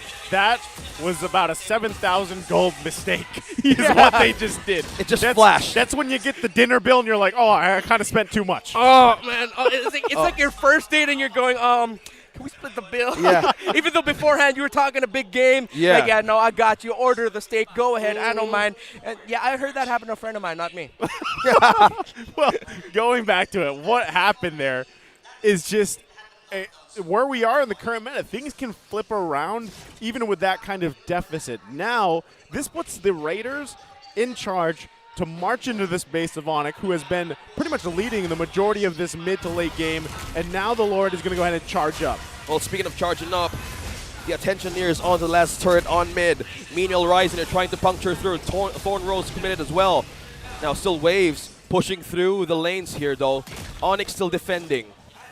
If I'm ONIC right now, I'm grasping on to my phone and going, guys, like, not like this. Not like we were in the lead, not like this. RSG, how they've turned things around is magical. It's very Raider-like. Very Raider-like, yeah. This is something that they're known for, and now on the full defense, ONIC Philippines has to wait. They lose 2 turrets. They hold on, though. This is still technically, they're still in the game here. But now that they're down the 2 base turrets, makes it a little bit harder, because one of the great things about a Fanny is still the pressure you can put on these side lanes, work around that. They still have about a minute and a half before the next big objective, though. So now ONIC Philippines has to decide, do we actually kind of venture off into a little bit of a danger area to see if we can get a pick off, right? That's what's happening. And now you can see Irad should have an opportunity to just go ahead and secure the purple buffs that he needs, allowing him to really utilize this Fanny pick a lot better here. Yeah, speaking of vision, Cram as well utilizing more of his onward and knock up here to check on the bushes. Yeah. This is deadly though, because at some point, Light is always finding a backline entry. From that last event we saw, he was on a conceal. He's looking for always an angle, and once he lands the right target, it's go time for RSG. That's how they do the counter with ONIC. With the mistake that happened right there, Renmar, you think the damage right now, even the defense of ONIC can still suffice for their mistake? Oh, yeah, definitely. They have all the tools that they need, both of these teams, actually. It's just going to boil down to who will fight the better team fight, or who will be willing to take a gamble and, let's say, it looks like it's going to be a 5v5, sending one member to an opposite lane to apply pressure, to get the tower still remaining on the side lanes, or maybe to even go for the split push end. That's the question right now. And Cram, let's see if something can come out of this. Oh, Eman with this impure rage, the poke potential by just him alone. Yeah. And that Zaman force peeled off ONIC. And it's okay, we go for the vision, we just go. You don't want that casualty right now. That mistake is too crucial for ONIC to make. RSG here need to make the most out of a team fight that is not going to be ONIC style. And by that, I mean they're going to need to come off from weird angles. If they fight the slow front to back, Nets will be happy, Cram will be happy, and RSG will not. So they need to make the most out of them. Oh! Wow, that's big. Off-cam kill. That's an off angle. You were talking about it. Yeah, we were talking about it. Crazy, weird angles. He found the craziest. That's probably the best thing you can do for RSG right now, given the situation. get one of the number advantage you need. Now, still, they need to be able to secure this, ensure themselves that they get this Lord, because at the same time, Ryzen is on this Lancelot, right? So at the same time, you have to be able to manage it. You have to be able to manage the zone potential here, and I think that's cut out for Light. That's why you see him getting in position. Rest of ONIC Philippines knows this, and they are actually confident in contesting this, possibly coming down to a retribution battle here. So we could even see this reset, waiting for Cram to come up, as it does. That's bad. So this is now, again, it comes down to these minor decisions here. So exactly RSG, they want to control this the best they can, while ONIC Philippines, like I said, the downside earlier, 2 base turrets down, they're going to have to manage that, right? So now we see RSG once again giving the go on this Lord that will possibly commit to it here. Rapidu going to go ahead and charge up, looking for his own angle. Oh! There you go. Speaking of angle, that's the setup. The Salmon Force being laid down. Who's going to get this Lord? Who's going to get the objective? Meanwhile, Ryzen now being trapped. He got hugged. Irad secures the Lord, and now Ryzen is trying to take on Light. Pop the immortality, though. He's trying to escape. Nats as well trying to secure the board, but Irad takes down another one. Cram again. It's always Cram, and RSG is still going to win that. And there's a push right in mid. Oh, unfortunate timing for ONIC. Rapidu clear onto getting a beautiful setup, but just in time, Light. I'm not even sure if he expected that he'd block the Tyrant's Revenge, and then he got the kickoff onto Ryzen. Light, what a play, what a sequence. And with that, now they're going to be looking to close the game here. Still having these charged up minions with them, they might be looking to close it out. Escalera figured out a tongue tie. Oh, look at the damage! Right on to Irad. They're just translating his name. My gosh, that burst. Tis but the flesh wound.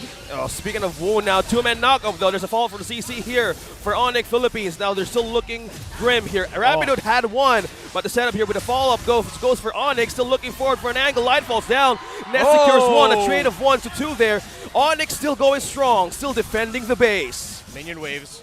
They might try. They might actually try to go for it if they want to.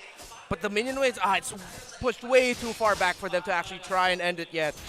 Sloppy is the best way to put it, honestly. Yeah. That looked like a desperate hug. It looked like the nerves of your first game back in MPL Philippines Season 12. It looked like a lot of, you saw the movement of like going forward and going back. Both teams seems like they're not sure if they're going to go full engage or not. But hey, they were able to salvage something out of it. ONIC got kills. RSG said, you know what, we really got to back out here, calling for that, not forcing anything. Wow, they're going to force this though. Very crucial pickoffs from ONIC Philippines. Rapidu though charging up. Look at that. Irad trying to go right on to 3. He's just used the immortality now right on to 4. Right in his own base. Aqua falls down. Ryzen as well is waiting for that kill. He will secure it. He still want to secure it. And that's a double with the Thorn Rose. Now ONIC is on a roll with the damage here, trying to set up 2. And that's it. Nats falls down. ONIC Philippines turned it around again. Game number 1. Wow. That is not what I expected. But I'm glad that's what we saw. Because now I'm going to be challenged with a post-game analysis. So, back to the analogy, that's like getting the bill, being like, whoa, that's a little more expensive than I expected. But then, all of a sudden, you find money in your coat pocket. You're like, I got it. I got it. I got it covered. I got it covered. They got it covered, somehow man. you just found like a $100 bill in your pocket. What a Who would have thought? turnaround, They had and a then loose another change. turnaround. Oh, yeah. My goodness. I'm confused. They were like here, and they was there, and the goalie was there. I like the way you put it, though, Redmar. Yeah. Like, it was messy, and it was a little forced, you know, that push into the base of ONIC Philippines. And I feel like they just got punished. There was clear hesitation. Yeah. And then they got punished, and ONIC Philippines knew that with that, we can actually go ahead and put the pressure in the mid lane, push it down, run it down mid, basically. Yeah. And hopefully we are able to convert some of these kills. And yes, there was that last-ditch effort from RSG Philippines to hold on a little bit longer. Again, that was around 27 minutes, I think it was. Yeah, close and to that. you know, that's a long game right now. You know, that is a longer game that we're going through. So I gotta say, it was a great turnaround first from RSG, and then again for ONIC Philippines. Great game there. I don't know how you're going to break that down, man. Again, the pendulum You're just giving swung. him the pressure, man. I'm not going to break that Chill down. out. I'm going to break down. I'm not going to resign. Yeah. Again, what a masterclass though. It was. And Fun game. putting the imagine. pressure on Irad was crucial, and I loved, again, Irad, with as much pressure as he dealt with in the early game, he really did put in the work on that Fanny. Still, given the situation where sometimes, he didn't have, basically he didn't have some of these, the buffs he needed, it still worked out. So again, enjoy your 455% diamond rebate. Purchase the weekly diamond pass, ladies and gentlemen. If you want to get some of those diamonds again, there's a ton of great stuff happening in the game, by the way. Speaking of that amazing skin from Fredrin, and who's the other one? It's Lilia. The I was gonna say Neo. It's Neo. I was gonna say Neopets. It's definitely not Neopets. Neo Beast. Neo Beast. I don't know why I was thinking Neopets. of. I don't know. Okay, that was cool though. That's gonna be a cartoon on Saturday morning. I'm sorry, brother. You just showed how old you are. Pretty sure a majority of our viewers don't even remember what you just mentioned. Yeah, it's Saturday morning for Naizu. But it's How okay. many? I had a lot. How many people know We Bear Bros? That's true. That's true. A lot. A lot, I think. That's true. We also see. Well, again, an amazing game there that we had, and as these teams kind of settle in, I would say we can kind of expect that. When teams have some of these hesitations, when they're trying to settle into the season, it's expected. In this match alone, though, I would say relatively in that early game or even to the mid game, we don't see that often where both teams are 0-0 across the board, and they're dealing with no kills, obviously one-sided neutral objective takes in the turtle and everything, but still relatively a low kill game to start, and then it just kind of flipped on its head, So it was a great, pretty much a great one. I think there's a time. Yeah, there's a time, Renmar. It's time. All right, we'll go Break for it down. Don't break down. I'll try.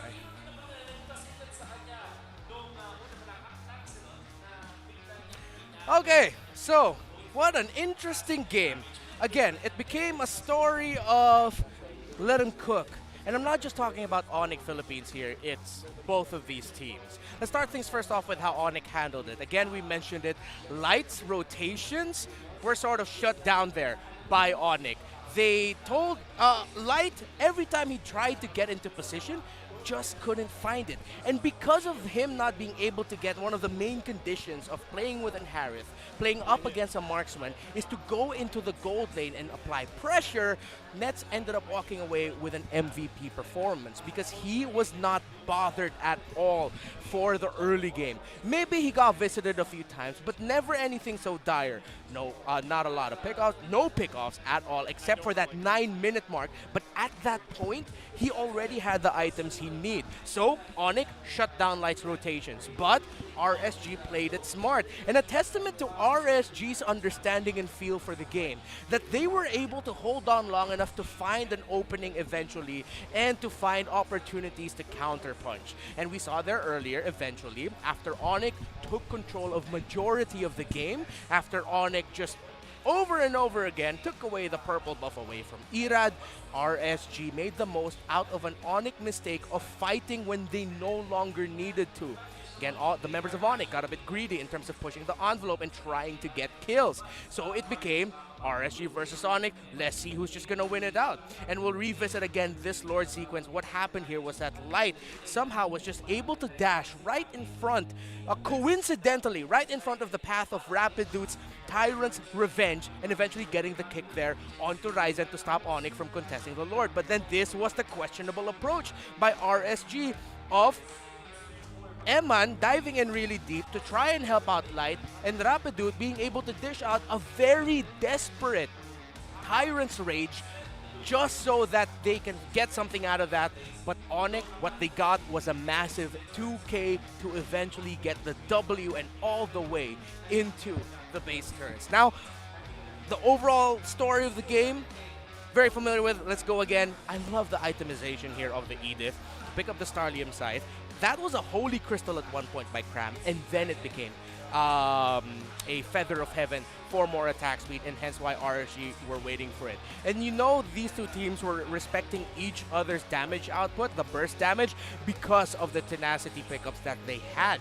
Many times I feel like they could have gotten pickoffs earlier in the game, or in earlier sequences. But because both teams were just packing a lot of tenacities onto key targets for the opposing team. Escalera, he knew he was going to be hunted down. Cram knew that you'd want to maximize your survivability as an Edith so that you could get more wrath charges onto your bar. And for the side of RSG as well, with a lot of tenacities, they don't want to get picked off if ever they couldn't get the start that they wanted to have.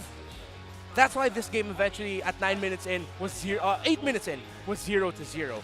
But as it went on, eventually, of course, we'd be seeing way more action popping off. There'll be more sequences where these two teams are going to be seeing each other 5-5.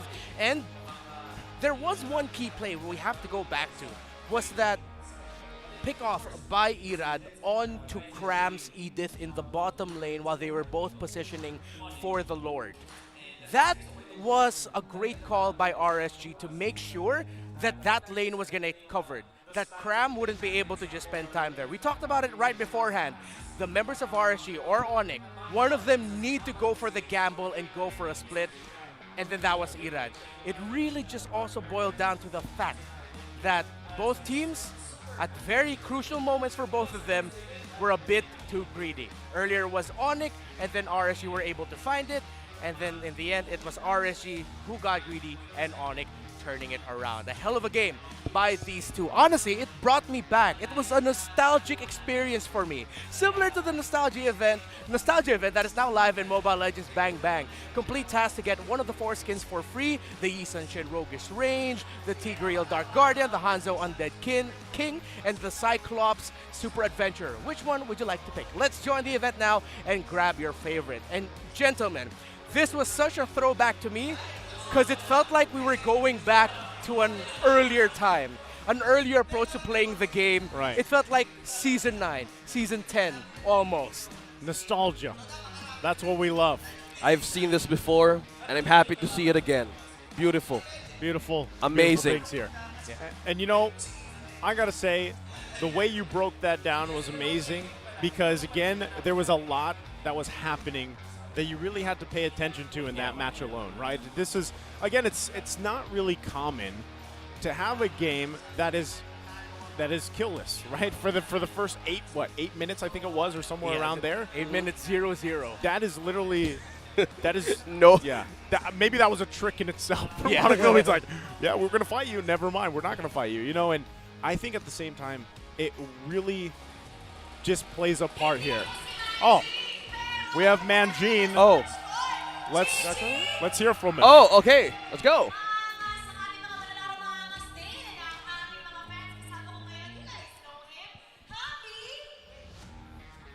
Oh, yeah! Oh, siya ang isa sa mga community leaders ng RSG. Anong bago sa RSG Philippines? Sobrang daming pinagbago. Mula sa pagbabago ng roster sa RSG, may mga dinagdag. So, may mga fans din na dumagdag at mas lalong nagtangkilik sa team. Mas marami nagtatangkilik ngayon sa RSG. Eh, paano yun? 27 minutes, hindi na nakuha yung game number 1. Siguro pambawi ko na lang kahit isang maikling rap lang. Ah, sige! Bawian natin. Alright, here we go. Hamby, yeah! Yeah! Do not try to deal with life. Do not let him get out of your sight. Always do on what is right, because he is always ready to fight. Oh, hindi pa natapos. True or Cupra doesn't matter. Just... ulit. Hey! Rewind! Hey, True or rewind! Cupra doesn't matter. Check nyo lagi ang bush after. Sa ganking skill, siya ay master. He's no other, the best roamer. Hey! Yeah! RSG! Okay, sino yung inano mo? Okay, si Light. O ikaw, hi. Kaya mo ba yung ginawa niya? Kaya. Okay. Magbawi natin yung sa RSG. Alright, who you got? Sino? Irad! Fancy Irad! Okay, here we go. Jandari nga pala o Irad kong tawagin. Kung sa retrihan ikaw ay papanisin. Nakita mo yung funny niya? Pasok-pasok ka lang. Pero pag nakita mo yung Lancelot niya, tutusok-tusukin ka lang. Tutusok-tusukin! Yeah! O ikaw, kaya mo yan. Okay. Sino? Si Eman Damayaman. Oh, Eman! Oh, Eman Damayaman! Okay, here we go. Eman Damayaman, pag nagbayan, yayariin ka na niyan. Yeah! Oh, ano pa? Okay, si Eman ay mayaman. Okay. Si Nats ay Nats! Makunats! Hey! Si Nats ay makunats. Nakita natin natalo man yung RSG sa Game 1. Pero, masasabi ko lang, babawi sila ng Game 2. Pero, ganito, kahit natalo ang RSG sa Game 1, gagawin ko ang post nung Game 2. Sa Game 2, pag nanalo sila, nung MSC, gagantuin ka namin. JJ!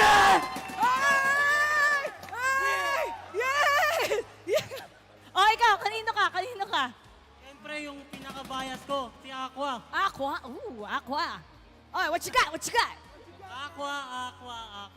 Kayo nang nagbabalik sa MPL. Sisigaruduhin lang yan, papatamaan kayo ng feather strike at yun lang. Alright, let's talk RSG one more time. Everybody, GG! RSG! Now we're gonna go back to our casters. Pasok! Love to hear from Mara and obviously the Raiders there. Yeah. They're all talented, man. They are. I wish I could have translated for you guys, but there was just too many rhymes. I just gotta say, when it's RSG, you have this vibe anywhere. Yeah. And they have this thing, right? If the roster leveled up, how about the audience, even the supporters? You know how to rap in the first day? Having those bars in? Yeah, I feel like we gotta balance it out. Should we do something for ONIC? Should we try? Well, okay, hold on. Wait. Let me just say. Renmar is an experienced guy I'm not in rapping. I'm not the most rhymer over here with rhythm and. Hey man, your judge. spoken word in battle rap volume 1 was beautiful. Thank you. We'll never mention Can I do it again? Can I do it again? Ready for the Chalk Mamba surprise. Hey, the Chalk Mama's back, by the way. Yeah. So just wait. Hold on for the rhymes, though. We want you guys to show your support for your favorite MPL teams by purchasing their limited edition team notification effects only for 58 diamonds. Woo. So again, going back to that 455% diamond pass you guys can get, you can use that to get yourself the team notification effects. They are only 58 diamonds, and they're amazing, right? Collect them all. Collect your favorite teams. Going back to it, do you have something prepared here, Redmar? Okay. No, I thought you guys would be able I'll to do the beat. I'm happy to do the beat. No, I'll do it freestyle. Okay. I'll do freestyle. ONIC Magic playstyle so sick. Kings of the Sea come to the Philippines, take over the scene. ONIC up against RSG. It's never what it seems. Boom. Yeah. Where's the mic? Drop the mic. I didn't want to beatbox in the mic because, it might be too much. We just have to relish in the rhymes from Renmar. Yeah. I just dropped my headset. Not literally, but it dropped. Mic drop. Yo, honestly, if there's anyone in chat cringing on me right now, I cannot believe I just did that too. Hey, sometimes bro. I can't believe what I do. You know what? What I do for y'all is entertainment. No, and for the love of our beautiful league. We love it. Renmar did the rap for Echo back in Season 10, and it was dope. It was sick. This is going to be stuck in my intrusive thoughts for a while. I have to make a point, too. Like, some of the international audience out there, they're probably like, what are they talking about rap for teams in this? If you guys didn't know, MPL Philippines not only has the best players, we have the best talent out there because we have done rap battles. Yeah. 3 volumes of it. 3 volumes. Yeah, 3 volumes. Go and check it right now on YouTube, the MPL Philippines rap battle, because Renmar just completely killed it. Season 10 Echo rap bars. Hey man, we all killed it. And not just me. It's not just me. It's everyone in our talent team. Yeah. And Nice was like, the first rap battle. I was part of the first one. Smart Omega. Don't look for, You can go and tag him and clip him. Yes, please. Actually, clip that. Go back. Yeah. MPL Philippines Rap Battle Volume 1, clip Naisu's segment. Tag him on it, and he's going to give away diamonds. No. Wow. No, he won't. Okay, well, now it's getting a little off the rails here, boys. Bro. He won't. Let's bring it back. You're bringing up the bar there. I don't have any diamonds to give away, but, of course, sure? You can win some diamonds, I think, if you come and watch, here live. So, again, join us for Season 12 because we have a lot of things in store for you guys. Now, jokes aside, let's go back to it, right? Game number 2 ahead of us. We're waiting to get into the draft. ONIC Philippines, great. I feel like, great, really way to show what this lineup has, for one. Now, the other thing is for RSG, again, I'm very vocal about this. I love this team, and I want to see them go with a different game plan. The game plan was actually pretty good. It was a very momentum, heavy hitter, early game lineup, and I think it could have worked out well. It was for a time. It brought them back, to the 7K gold deficit that they had. But specifically, OSX, I'm going to ask you because I want to hear your thoughts. Okay. What does RSG do here to take us to a Game 3? What exactly can they learn from Game 1? They were already actually doing some great things, but how do they change this? Yeah, and going back, maybe on their drafting back in the previous season, most likely they were on to the assassin kind of, composition, but mostly we saw half of the season RSG adjusting to a versatile composition. Right. That was the Fredrin, that was at some point we were seeing a different, Lancelot kind of build, and maybe if they go back to those strengths and kind of roots, and maybe to park an additional, not pushing right away the assassin type of composition for RSG. I mean, I think that could work because we know them as the task force RSG. They know how to make their games actually work once they have a way of securing more of their comfort picks as well. I think I'm going to go back to something a little bit more evident with teams like RSG, with teams like who are usually so comfortable playing from the snowball, is that for some reason there's a tendency that one push, they're a little bit too greedy. And the next thing you know, the game gets turned around right in front of their faces. Yeah. We know at some point that happened earlier to ONIC, but then that's how RSG lost that game. And that's something that happened to RSG often, ever since Season 10. It's been a trend of them. So RG needs to go back and fix that because I love their drafting from game number 1. I was leaning towards that. And now as we look at the drafting in game number 2, will we see a lot of changes here? Because so far, it's similar picks, similar bands too. It's the same so far. We'll see if they actually still go for, the Fanny. I don't think they're going to do it this time around. I would like to see them possibly even just, if they decide to put the Fredrin in the jungle, then that might work. They go that utility play style. Versatility maybe. They contest some of those, especially the early turtles, and put themselves in a better situation again because Renmar put it really well. There's times where, and this is not just, from the last game, this is even from the previous season, where, sometimes they put the pressure on and it ends up biting them, in the behind later on. So here it is. Oh! Nice, you get it! You finally get it, brother. Dude, I'm so happy for you. Visually, if you guys can't see it, I'm holding my fist up in the air right now because I was waiting for Hold that pose, bro. Get a picture of you. Yeah, okay. So hold 1, 2, 3. Ladies and gentlemen, while Naisu is enjoying this moment, 5 seasons. We'll allow him to savor this. One of the reasons why teams pick Gord is it's sort of like a substitute to something like an Eve and a Farsa because we know them to be static poke mages. Gord is similar to that. Now, the reason why RSG, I think, why they actually picked up the Fredrin and the Franco is that they need to create a lot of space for this Gord. They need to protect this Gord. Oh, what was his name? Gord. Oh, yeah, it was Gord, Gord, isn't it? yeah. We're talking about Gord right now, bro. And this is RSG setting up a Gord pick. And I think ONIC, they knew it going into the series. They already had a hunch. They banned it earlier, but now RSG said, no, we're going to pick it up already. Just imagine being ahead of the curve, and they want to do it again their own style. Yeah. Gord, that was banned second time, on the last slot in the first game. And this is the way of this is how you initiate or reach the back line of ONIC Philippines. Since they're more on, they could actually hide on the shoulder of Edith or even their tank. Well, how do you even force that? You force everything out once you land that ultimate from Gord. I just gotta give a props up to Aqua here, locking it in. And I think here's the thing.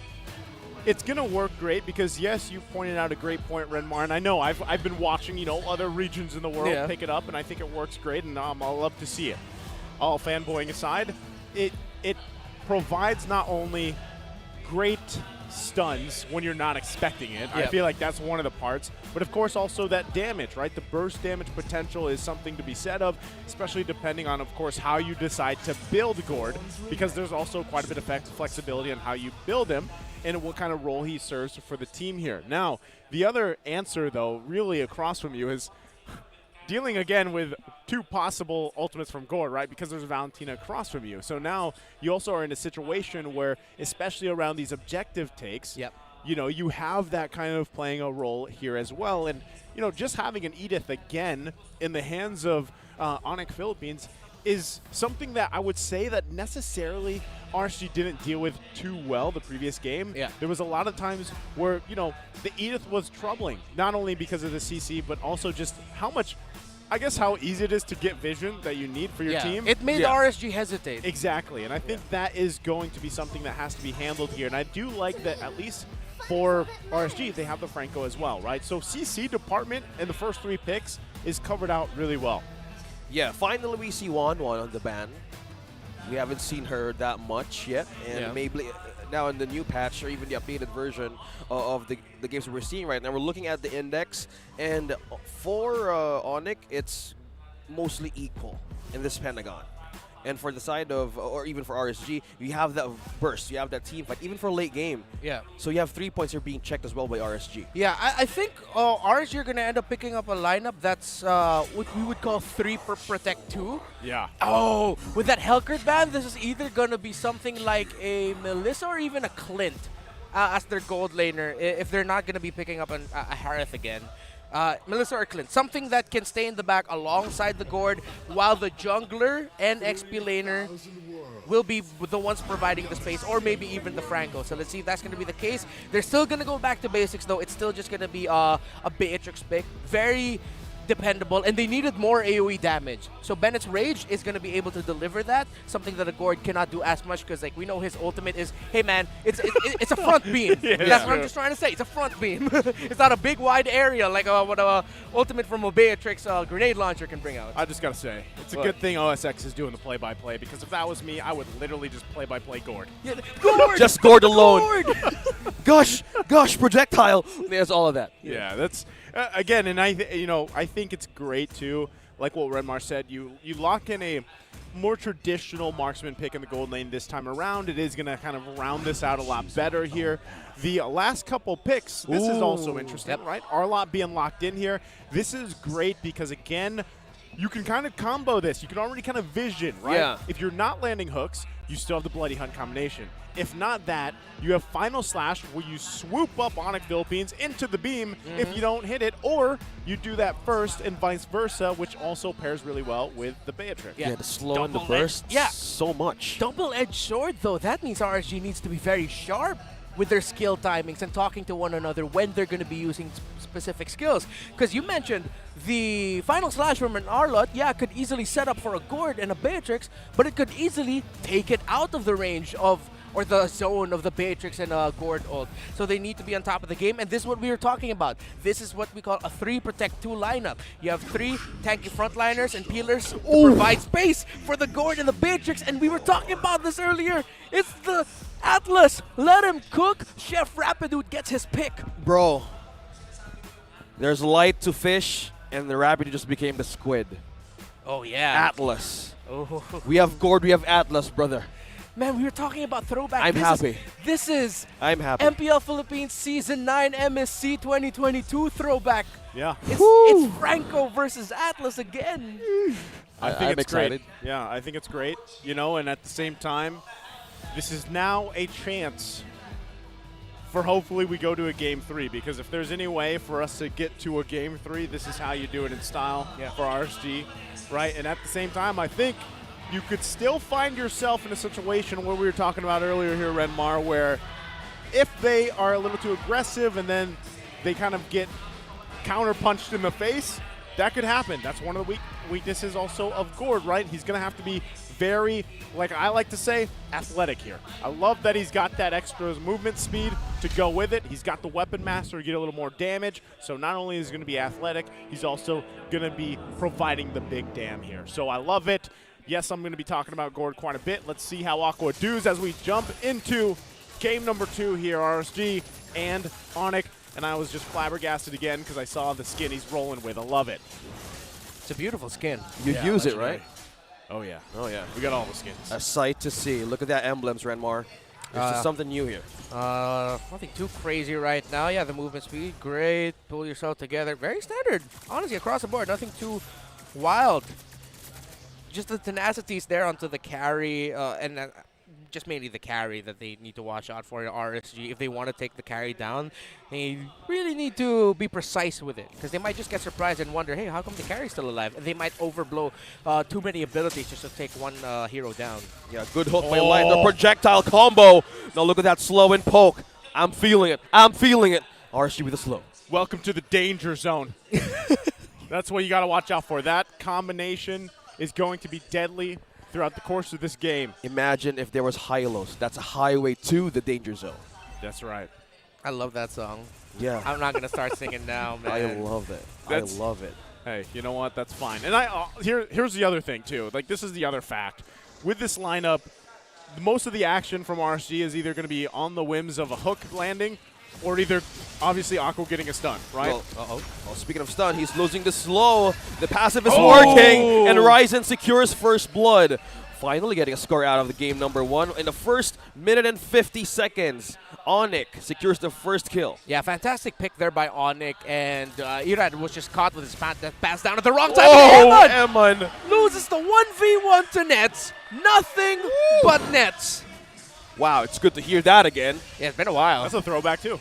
Yeah. We're all about the throwback here, man. And look at that Light using the hook to actually take the crab coin away from ONIC. But he's going to get chased down. Yeah, this is tough. No, Light slowing down. He's still trying to escape, though. Cram is poking him out. Not letting him go. Cram takes him down. Yeah, so one of the points I wanted to make earlier was that ONIC has a lineup here that if RSG get caught out in their positioning, then ONIC will just be able to run away with it. Yeah. We saw earlier what Martis getting a quick double kill can do.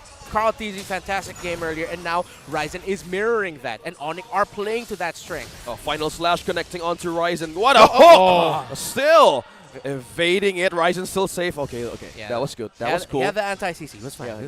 But that was cool. Imagine if that connected. Oh my gosh. But that's the thing, right? Is like a lot of this, again, like I was saying, a lot of the early aggression from RSG Philippines is so reliant on either hooks. And if you're hooking, obviously, into a Martis, that already negates it, right? And then you have, of course, the Mystic projectiles that you can really utilize here with the Gord pick. But right now, look at the pace. With a pull from Rapid, Light is trying to survive this fight. No, he will fall down. Escalera secures the kill. Okay, we're getting pickups from ONIC with a lead of 2.5k. Recall's just continuing to show here from Escalera. Yeah, if RSG don't get the second turtle or don't get something by trading the second turtle, ONIC will already run away with it. If they get this, yeah, ONIC has run away with the game already in the early game, and that RSG will just need to defend. Luckily, Irad doesn't go down. Another perfect hook from Light. Run. Oh, wow. Right onto his turret. Wow, completely securing a kill. Ryzen, the casualty of ONIC. That's like when you don't time things at the right moment, right? Yeah. Like that's the room for error there. Big pickup, though. Again, we were at, what, the 3.5-minute mark, and ONIC Philippines was already building themselves a nice lead and relatively different from the previous game, right, where we saw the first 8 minutes just killless. So they're already off to a great start here. And as you mentioned, Renmar, you got to be able to contest these turtles that are coming up in just a couple seconds here. You're going to see both teams probably get in position for this. But one other thing, too, is Rapidu playing this signature hero of his, this Atlas, is causing a lot of trouble right now for RSG Philippines. And they're back in the situation where it's like, all right, do we want to initiate or not? Yeah. Big pickup here for Aqua, though. The Ice Queen won, as well as the BOD for Emon. Great decision here by ONIC, by the way, to just go for the bottom lane instead of going Wow. for the turtle. There's a knock-up. Nats there using the final slash. Flickered. Cram flickered out. Aqua get a kill onto Rapidu. Just looking. Oh, look at that light. Might actually be a second casualty going back to Thought of Renmar there. That was a great decision from ONIC. Just diverting everybody on the map. Yeah. RSG read the situation, though. They sent bodies there. Irad and Nas were left with the turtle. So they knew it was happening, but it was still, it doesn't downplay the decision of ONIC to say, hey, we already got the lead. We don't exactly need the turtle. Because we have a nice start, we can just go ahead and pressure the gold lane, take a tower out of there, and get more set up. Oh, perfect. Perfect Fatal Links onto two Light here, though. It's the one falling down, Nans Escalera. Rapidu as well, being targeted down by RSG. Irad finally secures the point, and we have a snipe connecting onto Ryzen. Misses, but RSG tying and getting this one. Flickers out for safety. Nats as well. He was looking for a kill there, but Escalera though right onto the middle. Oh, right onto 4. The confidence of this player alone and tried to hold on members of RSG. So that's the downside, right? When Aqua doesn't have that Mystic Gush available and some of that early team fight that we saw there in the mid lane, then yes, you're kind of just at the whims of throwing up your stuns, laying down the injunction the best you can and slowing people down, you know? And then his ultimate came up, unfortunately, when a lot of that was already done. So that is probably the hard part right now is, again, you need to be able to scale into that mid-game. Yeah, again, think of this Gord pick as just as an Eve or as a Farsa. The principles around those two, and not just in terms of how to play with it, but how to play against it. And then it's going to be so much easier to understand the Gord pick in this entire game. And that's why we see team fights go certain ways. When certain abilities are gone from either, that's when they go in. Erod stepped in right on a death trap. Now he's stunned. Now with the hook right onto the turret. A good catch there by Light. Now Cram falls down. Aqua secures another one. Now Eman takes down Rapid. There's no sitter for ONIC. Now RSG is on a chase, trying to hold back, using the poke and peel. ONIC now would not get a follow from that kill. Great.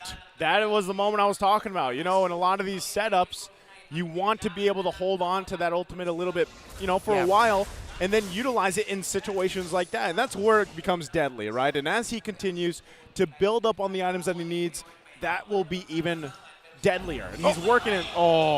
Okay. This might be their time, though. Again, securing themselves a turtle here is going to be big for RSG. Yep. And that's a quick one. Oh, conceal play. Oh, conceal play on Rapidut. Will he be able to get a catcher? Flickered out. Eman flickered out. Now with a follow-up. A good catch right on to 3. Now they're in trouble. RSG's forced to respond. Nets takes down 1. That's a killing spree on this carry. A great Fatal Links catch by ONIC Philippines. Let him cook. Holy Chef Rapidut. Let the man cook. Oh, look at that Escalera as well with the trade. Mystic Gush making the kill. Escalera falls down.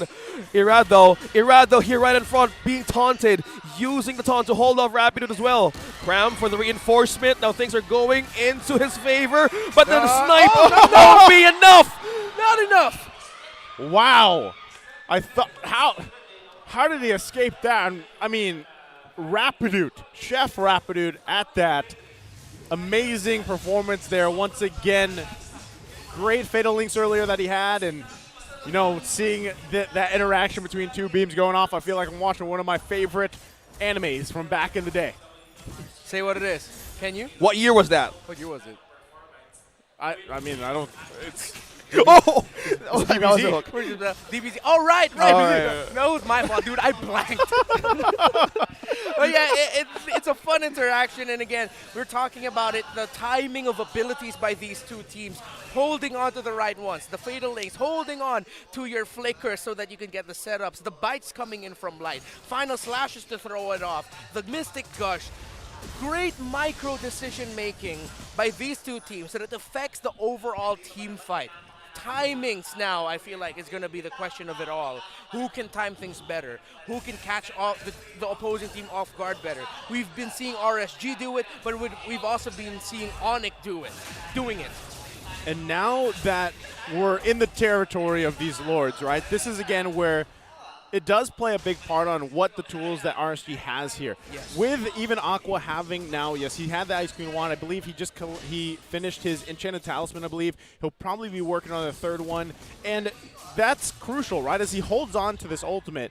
Now, even if Rapidut gets an amazing Fatal Links like that again, you can cover fire, right, with the Mystic Gush, and that's what makes you so great. But still, you got to be able to put yourself in a position to actually contest this Lord. Looks like they want to do that. Irad playing that front line for them. Might even try to force a reset here.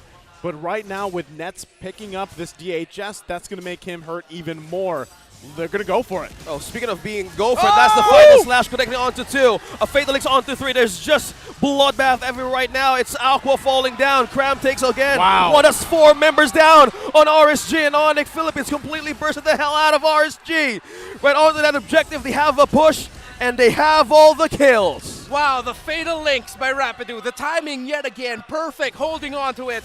The last possible moment. Light will get that hook, but can he hold on? Because ONIC might be on the way to ending this game. Wow, they're poking him on. They're trying to hold him off. He's not going to go back to the base. Light, though, half an HP. ONIC as well. Take down the turret right on mid. You know, I having some flashbacks there.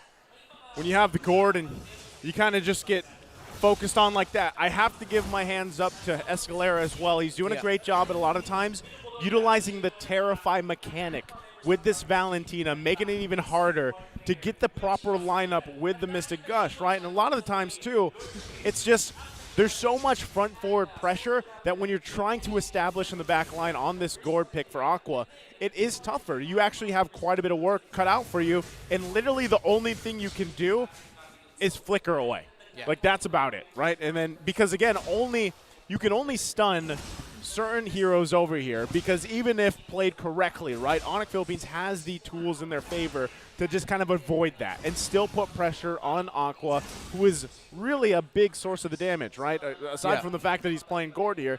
And you can already see the lineups happening, but now we're in a similar situation where ONIC Philippines has this comfortable lead. They're working through it, and now it's up to RSG to defend here. All right.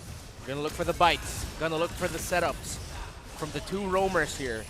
And RSG, they really, it sucks to say that the best that they can do is just stay as far back as possible. That is bad. Because people are probably wondering, well, then why didn't they pick up the Purify in this scenario? They couldn't. They needed to pick up those flickers. They needed that extra little bit of blink away to make sure that they can survive or avoid certain abilities from ONIC. But 100%. again, it's really just ONIC understanding the range of their abilities and the timings of it so well that even though RSG are trying to do their absolute damnedest to position the best that they can, ONIC's just in a far better position.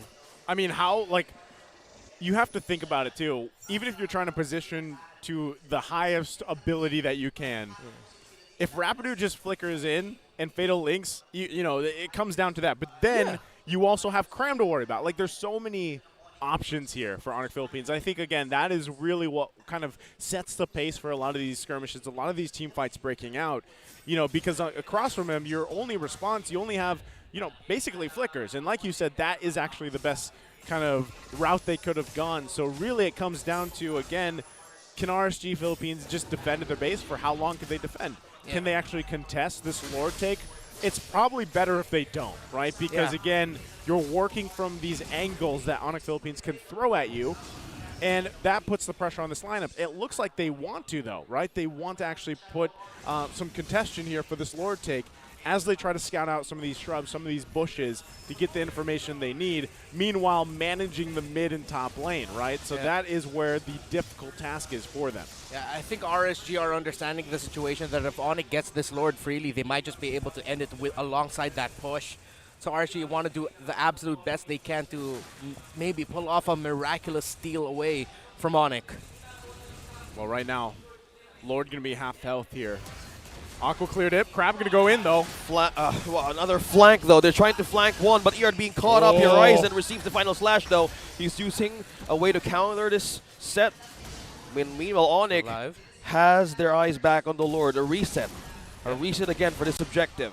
No ultimate on Escalera. No ultimate on Nets, but that's going to be coming back real quickly. Emma, no ultimate as well. Ooh. That was really close. Missed the pixel. Light. Yeah. Almost taking Cram. They still got to deal with this poke. This projectile poke is too much as well. Yeah. Managing the lanes, this is crucial, right? You can see it. The struggle to decide what do we do here. Rapidu trying to catch well. Oh, good disengage, though, from RSG. Use the conceal to escape, but there's still a flicker. There's still ultimate. That's a knock-up. Whoa! Final slash right onto two. Right onto ONIC. Now Aqua has a way to counter this man. This is time around into Emman. Trying to take down two. That's a double kill for RSG, and the Lord is now open for them to take. Meanwhile, that snipe connecting onto Ryzen. There's a chase. Nat's not letting him go too. A light trying to aid it with a slow and with the hold down. He is suppressed. He won't escape this one, and RSG finally taking the objective with them, and 4 members out of ONIC's roster now. ONIC couldn't have played that sequence any better. RSG couldn't have countered that sequence any better. The read to know that it was Eman in dire straits in the back line with Escalera going for the sandwich flank. They saved Eman, took down Escalera, and also the pickoffs by Aqua onto nets. That Mystic Gush and the burn damage just sticking at the right possible last time. Now RSG might just actually force game number 3. Now this time, Deja as the vu. final slash again, connect onto Scalera and Cram. How can they hold this? Del Rapid would use his ultimate, did catch one, but Light has catched one as well for RSG with the Mystic Gush. It's a complete burst down, and RSG finally is taking down Escalera. There's waves pushing in. Is this now a safe window for RSG to even invade Onyx base? This is where they have to decide. Yeah. Let's not press it too much unless they get another pick off what they're looking for. They could get this turret. Oh, flicker in. Cram will use the flicker. 3-man knockup though. No follow-up. Still evading that ultimate from Aqua. There's a lot of bursts. There's a lot of poke. The peel right now of RSG is too much. Yeah, Rapid do throughout. Oh no, he just got his chains back, if ever. And I think RSG read the situation that there's a chance that Atlas ultimate is back, so they are gonna take a foot away from the gas pedal for just a little bit. They are now in the lead here.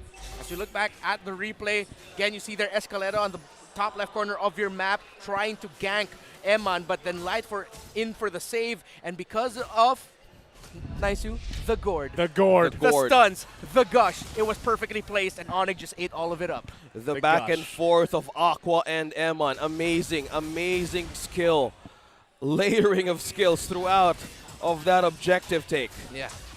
Oh man, the gush. Oh! That's one way to initiate a fight. Rabbit falls down. There's no setup for ONIC Philippines. Now it's go time for RSG. Now they have a follow-up here. They have Pat Scram. That's a double from Eman. Wow. Now Ryzen as well trying to hold back. That was 2. This is going crazier by the second. And RSG is looking for a way to chase on Escalera, but the buy time is not enough. Eman secures another kill. That is 3. RSG with the push, with the minions. With 2 members left from ONIC Philippines, can they defend? Oh, he's been taken down as well. No way. There's no way that they can still hold this. RSG Philippines bouncing back with a double from Eman. And a 5-man invade right onto the base of ONIC Philippines, and they take the second game of this series. Ladies and gentlemen, that right there is a masterclass of gourd. Aqua. I couldn't have done it better myself. Jokes aside, turn around again from RSG, but this time it does not slip out of their hands. What an amazing game. Remember, they had to defend and defend in their base, and they did it. They bought time, and they punished the mistakes from ONIC Philippines. Man, that winning moment brought to us by FWD, it just goes to show sometimes you just gotta find that perfect insurance policy. And it turns out the insurance policy of RSG was, let's get those pickoffs, let's get those hooks, let's layer those skills. You saw the back and forth of that objective, even by the Lord. Just okay, throw the projectile. Okay, throw a little bit of the Matrix. Okay, we're just poking them out, peel them off. And that was the open window for them to actually take. That was a gorgeous sequence. Ooh, gorgeous. Gorgeous. Gorgeous. Gorgeous. The hook onto Dude, the pickoff in the mid, the final slash from the R-Lot. At the same time, Light flicker forwarded and got to hook nets. You have to clip that, and you have to make that your content as well, because that was sick. That was beautiful, and it ended the game ultra fast. You know what else is great? FWD Life Insurance, because they are the official insurer of MPL Season 12. In the epic adventure of life, FWD is your expert wingman. Celebrate your victories, celebrating living with FWD, because wow, that insurance policy that they had there for this game was amazing. And I gotta say, it worked. It took some time to get to where it needed to be. But I'm sure we'll see this from the highlights later on too, and I know you pointed this out earlier, Renmar. The fact that when it came down to that Lord fight, and we saw Escalera wait patiently to go from the backside, Eman, I wish we had the close-up to him. Maybe we'll see it later. He did something amazing, right? We didn't exactly get to see down to it, but why don't you break it down for us, Renmar? Take it away. Oh, I'm ready. Ooh, it seems like it's a common theme for today when we're talking about nostalgia, finding the right timing. So let's go back in time again and let's focus on the classic matchup of the Atlas versus the Franco. If you were with us and watched the action in our MLBB esports scene back then, it was who's gonna get their skills off first. Will it be the Atlas and their Flicker and Flicker Ultimate, or will it be the Franco getting the right hooks at the right time, getting the Flicker Bloody Hunts in? And because of his performance here and him saying, oh, it's gonna be me getting those hooks and getting those bites, Light is the MVP. And what a performance here. Again, this was the insurance policy of RSG. Now, when you see the classic matchup of Atlas and Franco, this is what you're gonna expect. Good chance Atlas might be in the lead there if the opposing team aren't positioning themselves properly, or you just have a damn good Atlas. And folks, ONIC has a damn good Atlas. Rapidude and his timing here with a Flicker, Fatal Links, finding the right opportunities, not forcing it, and making sure that the other members of ONIC are with him when he goes for the setups. They maximize the ultimate of their Atlas, the set, what we always love to look for in our ranked games. That nice setups from your roamer Rapidude delivered. But this is the curious and most exciting thing about having a Franco with you is if the hooks aren't landing early on, if you're getting pressured in the game and you're getting pushed back, it will just take a series, maybe even just one big hook and one big bite from your Bloody Hunt to turn things around. And interestingly enough, the story of the two roamer pickups eventually became the story of the entire game number 2, the timings. Who is going to get off their specific ability first? And multiple times, it was ONIC. It was them in the lead. But then RSG, going back to this specific sequence right here. Again, ONIC could not have played that any better. RSG couldn't have countered that any better because they countered it perfectly. And it led to this. Light started that off with a hook. Eventually, RSG just pushed forward, trusting in their lead, and they eventually got to walk away with a victory to force game number 3. Now, for the rest of the team, again, we'll have to put focus onto this gourd pickup. My brother Colius over there in MPL Indonesia, in his stint on the English stream, explained it perfectly. Having the gourd is like having an Eve, and playing with the gourd is like playing with an Eve. So, just think about that and think about your skill timings and watching out for very specific things. Using dashes either on your team and flickers or on the opposing team. So them being able to just find the right timing to say, hey, that guy just used his dash. He's going to be forced to use his flicker. Let's throw abilities onto him so either we force that flicker out or we take him down.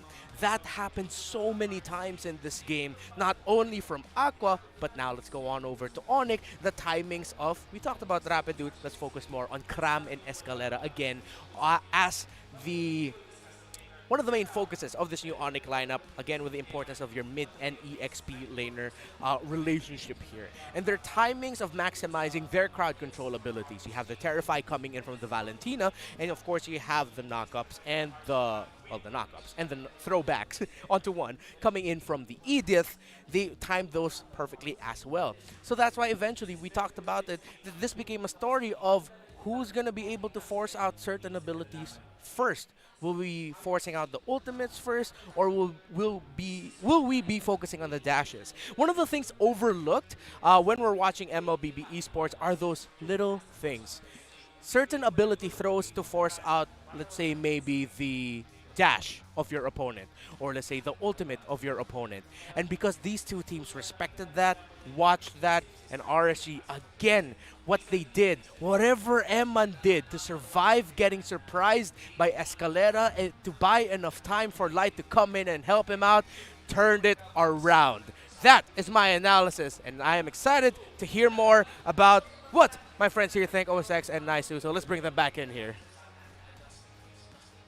Again, love the breakdown here, Renmar, of that game. And, again, there was a lot here that happened back and forth. Very reminiscent of Game 1. And so I don't know if this is going to be in a way, like a trend that we see from other teams and, whatnot. But at least now we kind of have this idea. If it happens again in Game 3, I'm going to be like, man, this is crazy. Because we've seen literally the pendulum swing in favor of both these teams. Yeah. But still, I love where we are.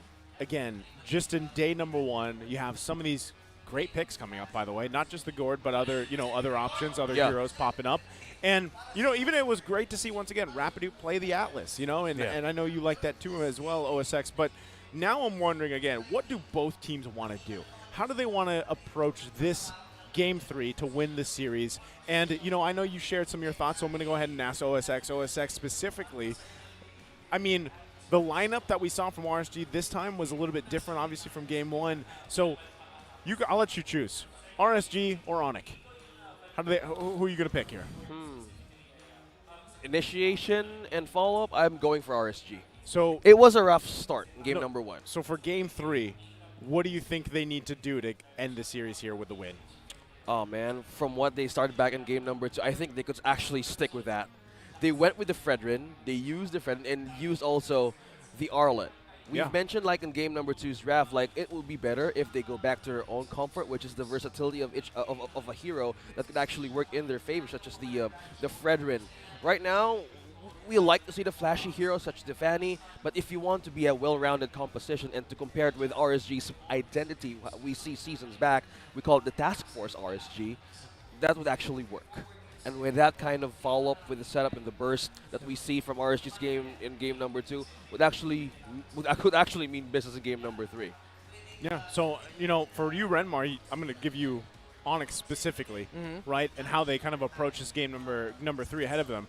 Do you think that they've changed really? Because even the first 2 picks weren't anything out of the ordinary, right? So, do you see ONIC Philippines going with a similar setup, or do you think they need to change something to get this series win? Yeah, the thing I'm thinking about is if ONIC are now considering changing up one ban to change the picture of the draft, are they gonna still ban the Kaja and Joy and then give the Eve? Will they not ban the Kaja and then just come up with another pick to go up against it? If ever ONIC now wants to go into this and say, hey, I want to change things up, it's gonna be them, and it's them changing their bans. Love it. So great insights there. We're going to be throwing it over once again to Manjun to hear from, I believe, our crowd. Let's see what you have to say.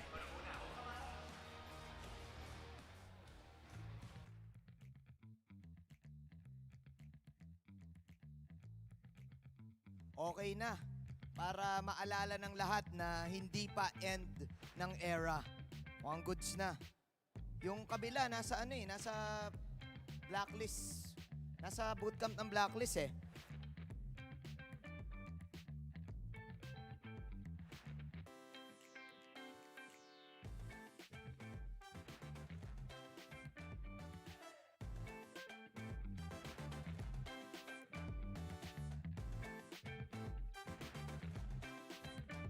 Ng mga merch. Every week ay nagpapalit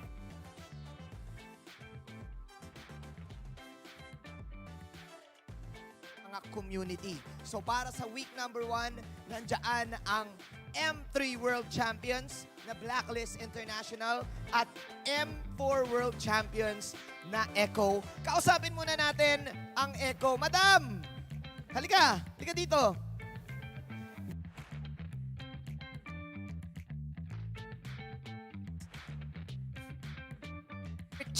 Ng mga merch na tinitinda nyo sa inyong booths. Ayan, ano yan? Ayan. Gusto ko yan.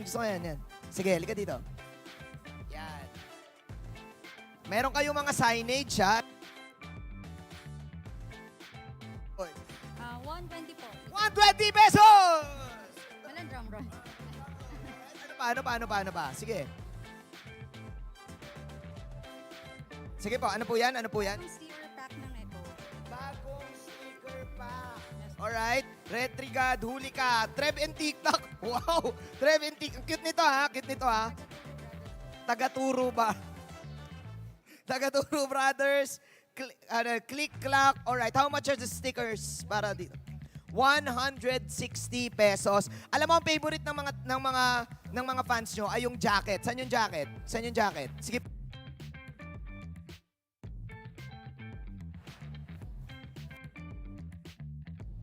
Halika po dito. Alright, ito yung ang dami ng meron nito eh. Grabe ito eh. Ito yung laging sold out eh. So, ang Echo Jacket ay 3,500. Ito ba yung pinaka laging binibili? Bestseller. Oh, invite mo yung mga orcas na bumisita sa inyo. Alam niyo na yan. Dito kami week 1 sa Shooting Gallery Traders. Hanggang Sunday ay nandito ang Echo. Alright, kausapin naman natin ang merch ng Blacklist International. Kuya, dala ka na dito ng sample. Bestseller. Ayan, alright. Ito ang merch ng Blacklist International. How much ang jersey?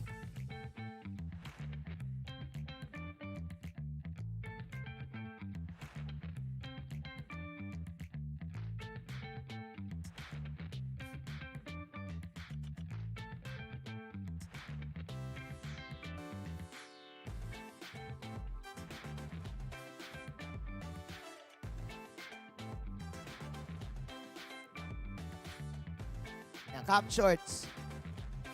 Eto maraming kumukuha niyan eh. Ang cup na yan eh. Marami ako nakikita eh. Okay. Sa cup, how much ang cup?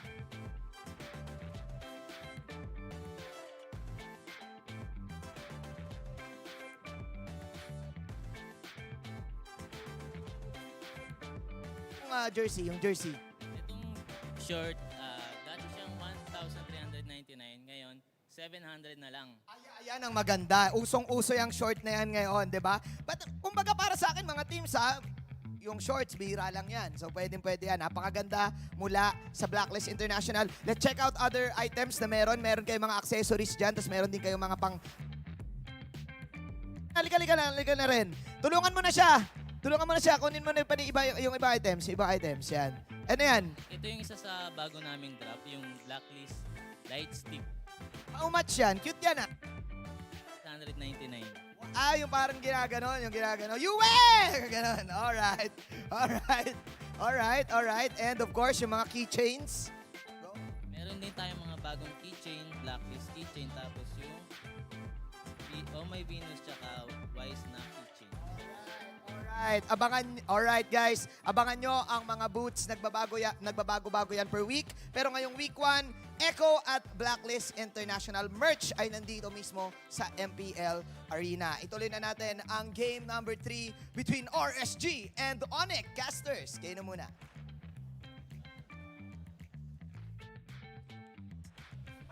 Thank you so much, Mangina. It's good to see the booths there in full action. Once again, every week, we're going to have some special merch for you guys that you can go ahead and grab yourselves. And still, now I'm wondering, right, is ONIC going to have their jackets there for sale? Because Echo kind of set the trend here. They set the pace, at least for those jackets, so we'll see if that happens. But again, we're waiting for game number 3 here. This is the second series of opening day for MPL Season 12. And I gotta say, man, game 1, game 2, if you guys are just joining us and you missed it, they were close games in the sense of they were back and forth, right, for the most part. And both teams kind of worked from pretty big goal deficits. And before we heard from Mangine, we talked about exactly what both teams have to do here, right? And, of course, it starts in the draft for game number 3. We saw some great things, honestly. We saw some very interesting picks, not to mention, again, Gord finally came out here. I don't think this is a series, again, where you go the route, though, for Aqua, right? I don't think you actually pick up the Gord once again. It's one of those picks that I still do believe is it's great to see it in competitive play, but I think it's still one of those picks that you just pull out in certain situations, you know, for the most part. Because one thing that was apparent, especially working against some of these more meta picks, is that it can struggle, right? And you are kind of forced in certain positionings and working around having the Mystic Gush available. So we've contemplated quite a bit what these two teams can do for the next game, game number 3. ONIC, now, for me, if ONIC Philippines plays like they have been for the most part, they're actually in a good position. I feel like RSG Philippines has more of the work that they need to accomplish here, especially in the early game, to close out this series here. Yeah. I'm looking forward to seeing who's going to be on what side. If they switch sides, if it's going to be ONIC Blue and RSG Red now, that will be interesting. That will completely change the picture of it all. And, it's ONIC on the blue side, RSG on the red. But they're still following the exact same banning pattern And my question is, will it be the same for RSG who's on the red side? Will their last ban here be a Paquito? I think That you is a could good see point. that, yeah. Well, you know, why not at the same time? I feel like, again, if you want to secure yourselves part of that early game for RSG, I know we got some of the logos switched there. A good ban, you know, that you mentioned him. You go ahead and you lock in this Fredrin as they do. And on the other side, how do you match up in the jungle? How do you set that pace? I think that's one of the biggest things here.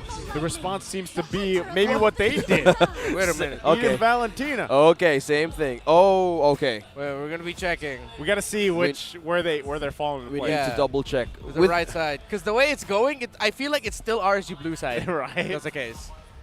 We're gonna have to double check. Oh wait, No, is it? It's not. Okay, it's still the same. It's still really ONIC blue side, huh? Is it? Okay. Well, no, RS, you're the one picking up the Eden. Interesting. Yeah, they decided to go with that. Okay. I am you, literally. I am, yeah. Yo, it would be nuts if they just change things up and just say, oh, here we go again. Oh, it's like it's the stare down. It's a stare down. Woohoo! This happened in the Snapdragon Pro Series. Come on, Light. He does not blink. Light, blink, please. Why'd you turn him around? No, let him be. Oh, that's interesting. Now we've shook things up. It's a Bruno now, and the Kufra getting locked in here. So I like that we're seeing more Brunos. It spices up the meta. It spices up the picks and the playstyle. ONIC, they want to end this quickly. That's what you get with the Bruno. If ever they pair it with a right mid laner. Man, earlier today we saw just turret destroyer Bruno. Yeah. You know, and it's funny because that was just like if you can play the gold lane like that and just focus on getting turrets down, then yeah, it works wonders. But obviously too, when he locks in the two items, usually I would say the Hozclaw's second item would be is it the Berserker's Fury that they typically go for, Renmar? Yeah. So, you know, those two alone is already respectable damage from Bruno. And I feel like, you know, obviously they're going to have to keep their tabs on that for RSG. But their last pick with the first phase, they take in the Lancelot here. Yeah, and another thing that I like the Bruno, other than his raw damage, you mentioned something about the turret breaking. Yeah. It's because now teams are also understanding the importance of trading either the second or the third turtle. Whether instead of you going for the turtle, you go and push elsewhere, you help and supplement the gold laner, who, because has a lot of damage in the Bruno, you're able to take down turrets real quick, and you get on almost like 80% or 85% of the time a sure trade where you get a tower instead of a turtle. Yeah. Look at that. The stare down. As Ranmar discussed it properly. He's yeah. just looking at you, man. It's Snapdragon Pro Series all over He's again. just completely looking at us on our screen. There legit was a time where he just stared at the camera for like 3-4 minutes. Wow. Without blinking. I am not kidding. Purely skill. Yeah, I remember then the production team whispered in our ears, guys, is this really happening? they need to double check. They didn't know if it was like frozen on the screen. Yeah, we also had to check with them, like, are you sure the screen's not frozen? And we got a confirmation. No, it's not. You see one little strand of hair just like flow in the wind. Yeah. Even by just light, you question even if the camera production is working. That's how you know it's been. Wow, it's just Light doing his own things. And, you know, speaking of that, I will say again, Light is always, and maybe this is for most roamers, but Light in particular, and the reason why he was, you know, the season MVP back in Season 9 is, again, he is such an anchor for any of the iterations that we've seen from RSG Philippines. And, you know, obviously it's a big thing that can be even said for Rapidu, but I just feel like most of what we see from RSG Philippines is really playing around kind of that roam pressure, obviously, that he puts out here. Yeah. Well, speaking of roam pressure, they denied the Harith from game number 1. Oh, sorry, man. They take out the Gord as well. Because on the first part, when we were discussing what could actually pop up in the mid lane or even for Aqua, I was thinking about the Kadita if they're onto the blue side, because that makes total sense because of how Rapid is gaining control mostly on the team fights. Yep. I want to see Kadita back again on the map. Especially I use her in most of my games, and that's just a clear way to just completely burst on everybody and invade. And a good thing also to put out is the XP lane ban, the respect also for the EXP laner, which they use on for Nath, since we're not sure yet if what is the role of Edith as of this point. Yeah, I think it's like that's most likely going to be going on the EXP lane. The Golden Ear might get picked up here. They can just go ahead and pick up in Beatrix and then just surprise with their Roamer pickup if they want to. With Beatrix still wide open, yeah, the safest pick they could go for. They need a little bit more sustained damage. Right now it's a lot of burst. Sustain, a good amount also coming in from the... yo!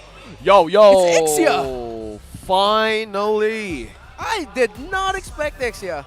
This is why I love where we currently are in the meta, man. I mean, first Gord, now Ixia.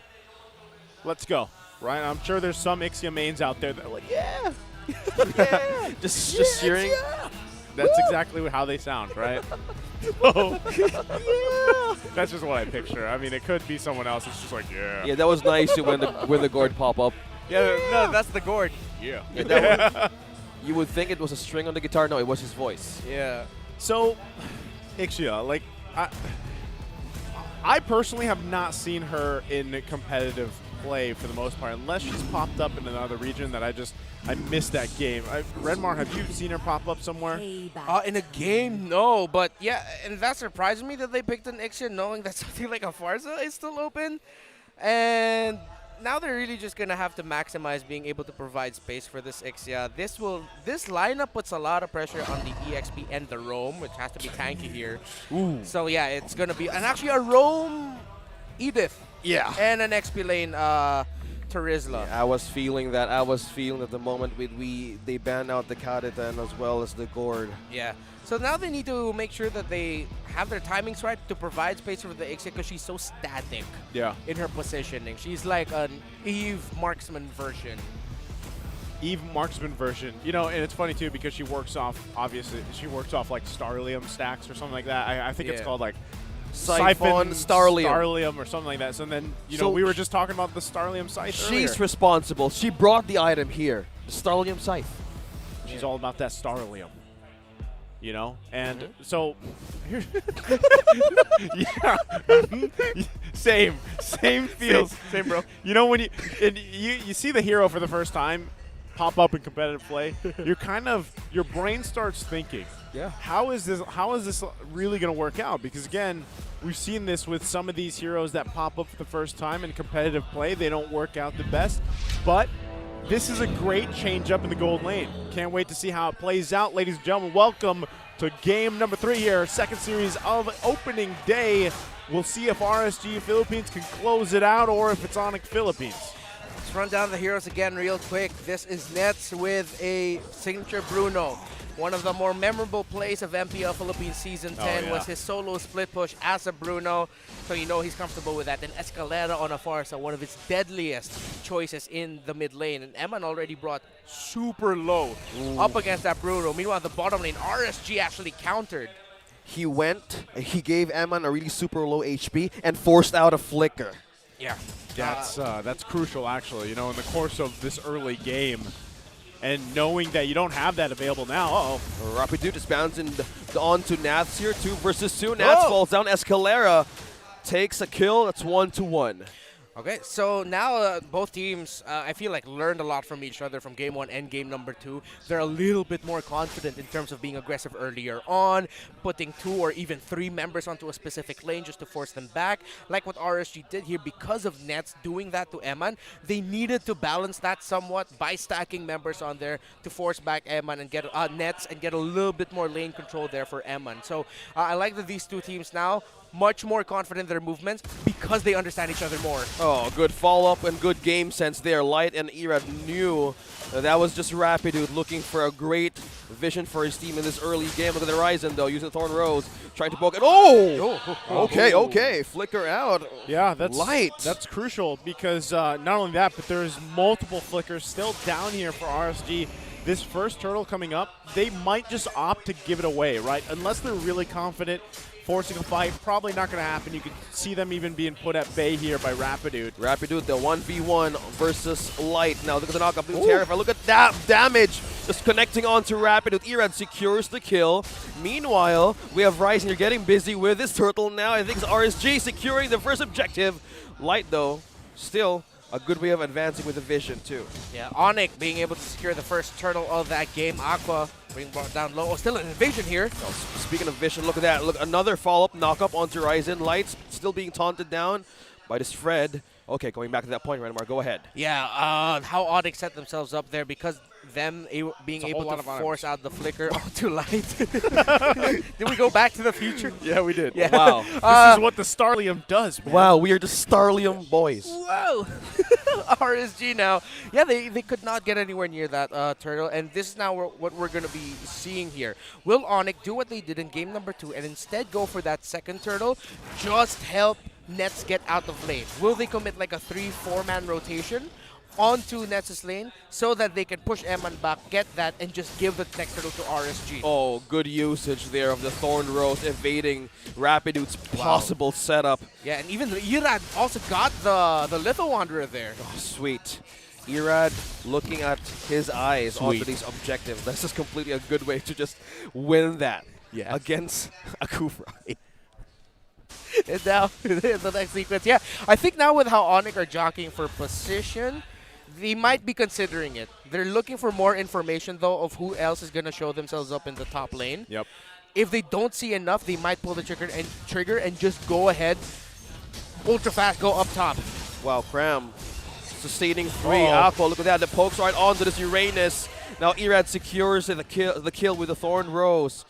Not be able to escape that one. That was 3, though. It's a lot of response, you know, from RSG Philippines for the most part, finding what they can and also putting pressure of their own around the map because, you know, that's what you expect. Now that these teams have literally duked it out for, you know, 2 games now, and you mentioned it, Renmar, they learned a lot from those alone. You're seeing the fruits of that labor, right, for the most part. Now you want to be able to see them actually contest the remaining 2 turtles here, and RSG is in a great position to do so. They just got to be able to pull it off. But look at this. Irad's not even near it, right? So looks like they got the call.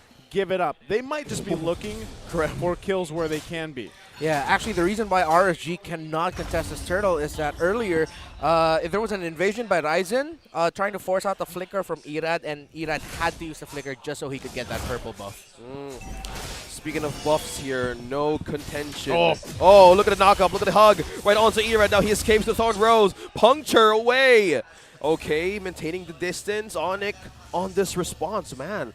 3-man rotation onto this river. It's only a matter of time before moments like that actually convert into kills, right? Because especially with the fact that, you know, for Escalera, he only has, I believe it is, the Clock of Destiny. That's about all he has for now. So the scaling obviously will really help him in his favor as the minutes go by, especially when he's locked into his next items. And setups like that from Rapidude are going to be a big threat, right? So RSG Philippines has to be able to find their own, obviously. And one thing that we always see from Terizlas, man, is those kind of plays, right? The penalty zone, the flicker combinations. For the most part, you want to see them offensively, not on the defense, right? So hopefully they find that. But now, attention at the top. Eman being bursted down by the feathered airstrike, but he still sustains. Ryzen, though, trying to secure the skill. He's still maintaining it. No. Ryzen secures the point, but ONIC Philippines, though, and another exchange as well. 1-to-1, Rapidude. The other hand fall down in the hands of ONIC. Yeah. Oh, meanwhile, on the mid, Irad versus Ryzen, and also Cram just rotating quickly as things go and happen up top. Oh, this is fishy for him. Oh, he's not okay. Go yet. Okay, Irad. Oh, smooth. Moves and grooves. Moves and grooves there by Irad to get away. And actually, there that pick off up top eventually. ONIC just had to throw bodies at that point to take Eman down. Here in the bottom lane, though, and RSG continue to throw bodies towards Cram because they need to get Nats out of lane. Ooh, okay.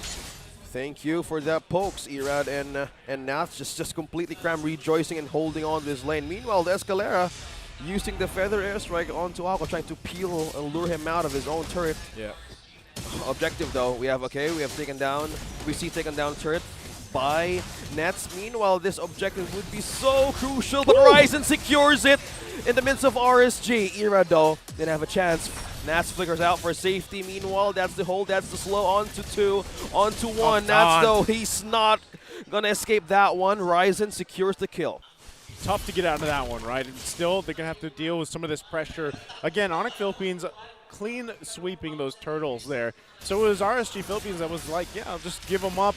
We don't really want to contest them. We want to find things where we can, but that just hasn't really, come to light right now. And at the same time, Nets is in a similar position when what we've seen from Bruno before, where you just get to go ahead and knock down these turrets, right? And just continue to scale up really well. He's almost on to that second damage item that he needs, has those Hask Claws already. Yeah. So, this is troublesome. Yeah, on the way to the Fury, Berserker's Fury, and the RSG. At this point now, There it it's is. just all about Eman. It's all about Eman. Net's getting his item. And now it's all about the marksman, not just Eman, but both marksmen now. Because the rest of the game just went so well for ONIC. As for the marksman for both teams. For ONIC to finish it, for RSG to make a comeback. Will this be a comeback, though? Look at the force. 2 ultimates used by 2 mid laners here from RSG and ONIC. Just gaining coverage, but meanwhile, when that is happening, ONIC is just taking down this turret up top, and Nets completely taken the second turret up top as well. So fast. Just the destroyer, man. Yeah, of the balls of this Bruno. Yeah. The ball on that Bruno. The balls on that Bruno, the damage.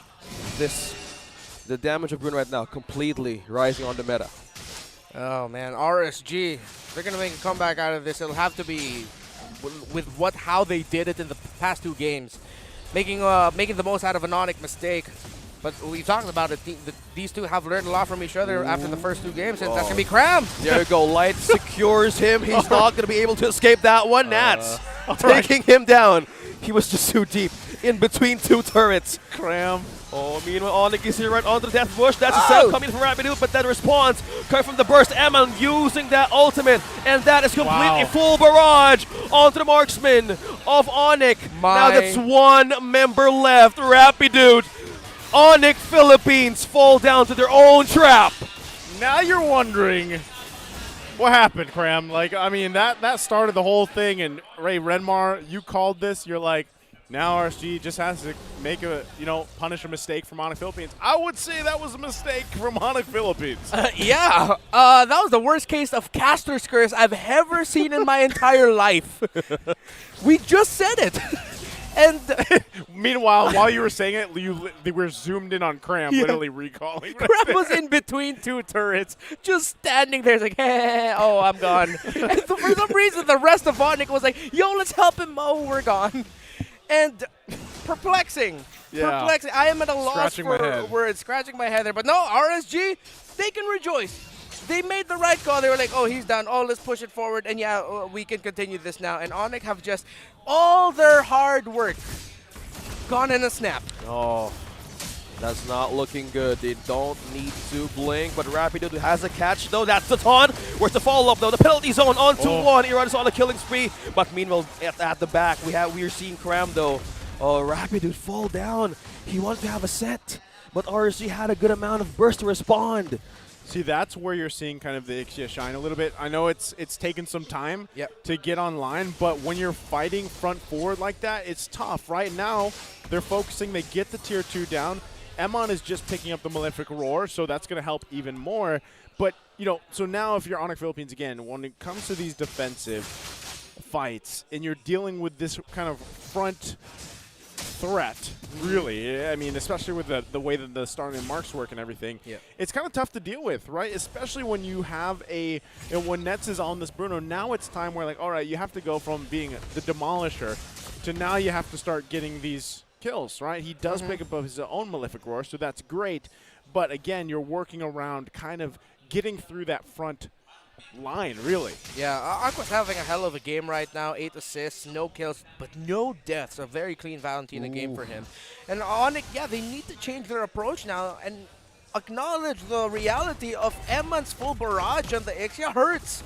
If they don't get the setup that they want or the start that they want, where it acknowledges the presence and location of the Ixia to give it a hard time to free hit, it's not going to go well for your team. They have the right tools to make it difficult for the Ixia, but now they have to acknowledge as well that RSG, they will just throw bodies at ONIC. They have the Lance, they have a Valentina who is okay. She's willing to just go in, get close, terrify, Nats as well, Light as well, to set things up for Eman. That's a good point. Just keep throwing bodies and just have a great way of burst. Not only that, but just again, the fact that you have to work against having a Terizla that can either peel for you or initiate for you and then still keeping light where he needs to be, that's what makes it harder, you know, for ONIC Philippines to actually find the Ixia here for getting Emon down. And a lot of these situations, once again, really depends on some of these angles that they look for, and that's where you see really teams start to kind of punish or shine with the conceal plays and look for their own angles to go for, and that's kind of what we're seeing here. You can see even Cram not a part of this.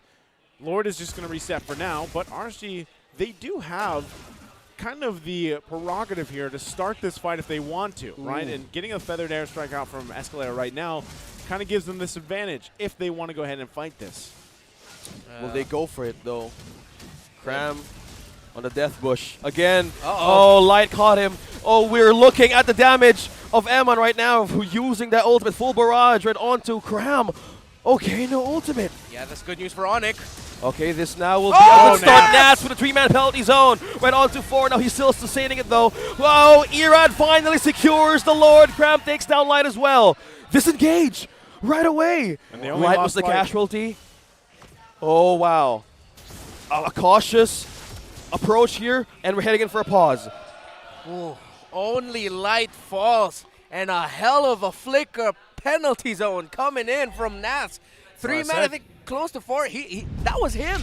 He set that up single-handedly, and RSG said, "Thank you, Nats. We'll take care of the rest." Yeah, there was I love when you break down that fight. There was some juggling, obviously, of the ultimates being used, right, on both sides. And it was also just the information, the knowledge that they had, okay, at least for right now, Escalera does not have that feathered airstrike, which is probably some of the biggest threat damage-wise that we have to deal with. So they just made the call, man, just use the penalty zone, jump in, get what you can. And, you know, surprisingly, too, even though they were able to secure that Lord, it was only Light that went down. So that fact, at least they hold on to the majority of their members, and then they can kind of recalibrate here as they approach this push, right? Now, I still think that the clear is great for ONIC Philippines. They should be able to handle this actually relatively well, maybe even maintain. Let's say they actually maintain 2 of the 3 base turrets, or if they can maintain all 3 because of the shields as well, right? The damage, especially on Nets, hasn't necessarily been seen 100% yet in a team fight, just because he's had some trouble getting in position. So I think as long as ONIC Philippines finds a way to either go for their own positioning, or maybe it's their time here, Redmar, where it's like, all right, we just wait for RSG Philippines to make a mistake, and then we punish them. Yeah, and they have the lineup for it. And you did mention it. The reason why Bruno is having such a hard time is because, again, it's the idea of RSG just throwing bodies. Well, speaking of throwing bodies, he throw his own ultimate there. Good amount of burst as well. For Escalera, though. I'm pretty sure there's a universe where he got that kill onto Escalera. Yeah, Escalera was just able to get out of the Thorn Rose just in time. Okay. All right. As they get prepped up here, again, this Lord going on the top side.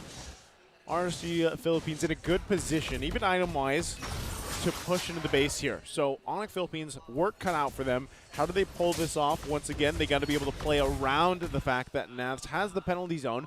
Great thing, though, is he does not have the flicker, so he can't completely surprise them, but Light can, right? We've seen Light do it before, especially with the flicker onward combination. They might just go ahead, you know what? Let's get to our base, deal with this. You can see Cram putting a lot of pressure on the bottom there, trying to keep that under control, leaving the team here to defend in this base as this Lord has to be worked with. They do finally get that turret down. ONIC Philippines still holding on to the 2 that they have because of those waves cut. Also in the bottom, they're going to make quick work of the Lord. And so we find ourselves once again at this situation. RSG Philippines still holding on to a relatively big gold lead right now. Yeah. Still a good wave clear. A good amount of defense against RSG. Yep. You don't want to miss. Oh, Rabbit was in a small pixel there. Nats probably he spotted him right onto the bush. Yeah, I think also acknowledgement from RSG that Light wasn't able to fully check it, and so I think they sent Nats to like, hey, go ahead, can you check that? Force him back, and they did. Yeah. And yeah, so with ONIC having all the wave clear in the world, now it's going to be a change of pace, and now it's RSG. The question of have they learned from the mishap that they had in game number 1, wherein they were in the lead, they just needed to not do anything too greedy. And now it's just going to be just that. They have everything they need to set things up for Eman to do really well here. They just have to acknowledge that if they're going to dive and enter, if Escalera is able to freely toss out-feathered airstrikes, that's not going to be good news for them.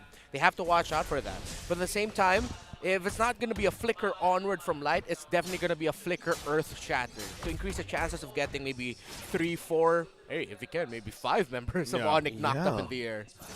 I'm wondering, too, where, what is actually Cram's role here for ONIC Philippines, Renmar? I mean, aside from, he's putting a lot of pressure on the on the side lanes, but really, is he just the damage sponge for this? Like, how does he approach these fights here, especially now that this Lord's coming off? Yeah, it's harder to see now in the late game, but earlier you saw that RSG were throwing a lot of members onto the lane, onto the XP lane, just to take down Cram. I think ONIC were thinking of just, okay, they're going to do that. We're going to try to turn our attention to the gold lane to help him out. But obviously, they weren't able to get the dream situation that they wanted. So now he's just there clearing lanes, and eventually he's just going to be going after Eman if the other members of ONIC can't get after him to apply pressure onto their marksman. Okay, well, right now they're getting in position for this. Cram making his way to this Lord dance. Both teams being very careful. Oh no, Rapido got spotted. Full barrage right onto him. Use the bouncing ball to have a defense, to have a safe passage out. They just forced out a feather airstrike onto ONIC. Okay, 3 ultimates down though. Wow. Whew. And also, same for RSG. Okay. Same thing as well, but they're looking for a way to get this Lord as well. That's on half HP. 4 members of ONIC present. The waves coming in, all lanes present. Who's going to get this Lord? Who's going to get this kill? What is the problem? What is the damage? Irad secures the objective, and Horizon goes with the follow-up now with a change. With a trade, there's a pursuit. They have to Look run. at the damage onto Nets, connecting it with a full barrage. Look at the response, Emma. Look at the damage. Will be enough though. Oh, look at that full disengage. Nats is the only one who fall down for RSG. No man down for ONIC. Hell of a team fight. Hell of a response by both of these two. The retro battle won by Irad. ONIC, on the other hand, they read the situation well. It hurt them that they couldn't get Eman. And that's a testament to Eman's positioning there, that he was alive. Because if he was low and he didn't have that barrage up for him, ONIC could have chased down RSG and maybe even wiped them out. Yeah. So it's good news for RSG that Eman was able to stay alive there. But don't count ONIC out just yet. This is still a very close game. It's this series alone, we've seen this situation so many times. 5,000-6,000 gold lead for one of these teams. They end up finding wins in certain situations, especially around these Lords, and they can turn things around, right? ONIC Philippines, yes, they did have to deal with the Lord, and they made quick work of it. But one thing that was very apparent as this potion has just picked up, Nets damage is scary, right, if you're RSG Philippines. And it seems like it's a little bit, if you're comparing the heroes, Ixia and obviously this Bruno, it's a lot easier for Nets to just kind of pop off and damage, right? And also using the worldwide here. They just kind of also have to wait for that full barrage to really go away. And I just feel like the way that this kind of crit modifier and everything else works with Bruno, it's a lot easier to pump out the damage that you need to, right? So RSG Philippines knows that they have to handle that. I don't know if we see one of these teams really pressing a forced fight here, though. Because now that you're nearing this 20-minute mark, these death timers get a lot more serious. They're actually going to do it on Cram, of all people. Oh, look at the jump. A good setup, though, by Rapido. That's Nets. Taking down Ear at a crucial pickup. Oh, ONIC Philippines finding a way to take out the jungler of RSG. Yeah, I was scared that would happen. The moment I saw Irad was loading up the animation of the Phantom Execution, I was thinking, oh, Irad, you don't want to do that. No. But then it was committed, and Rapidoot and ONIC, quick response. Ultra fast with how they decided, hey, let's just go after that jungler, and now it's 5v4. 5v4 indeed. ONIC now broke down the second turret in mid. Blade armor pickup, though, from Light.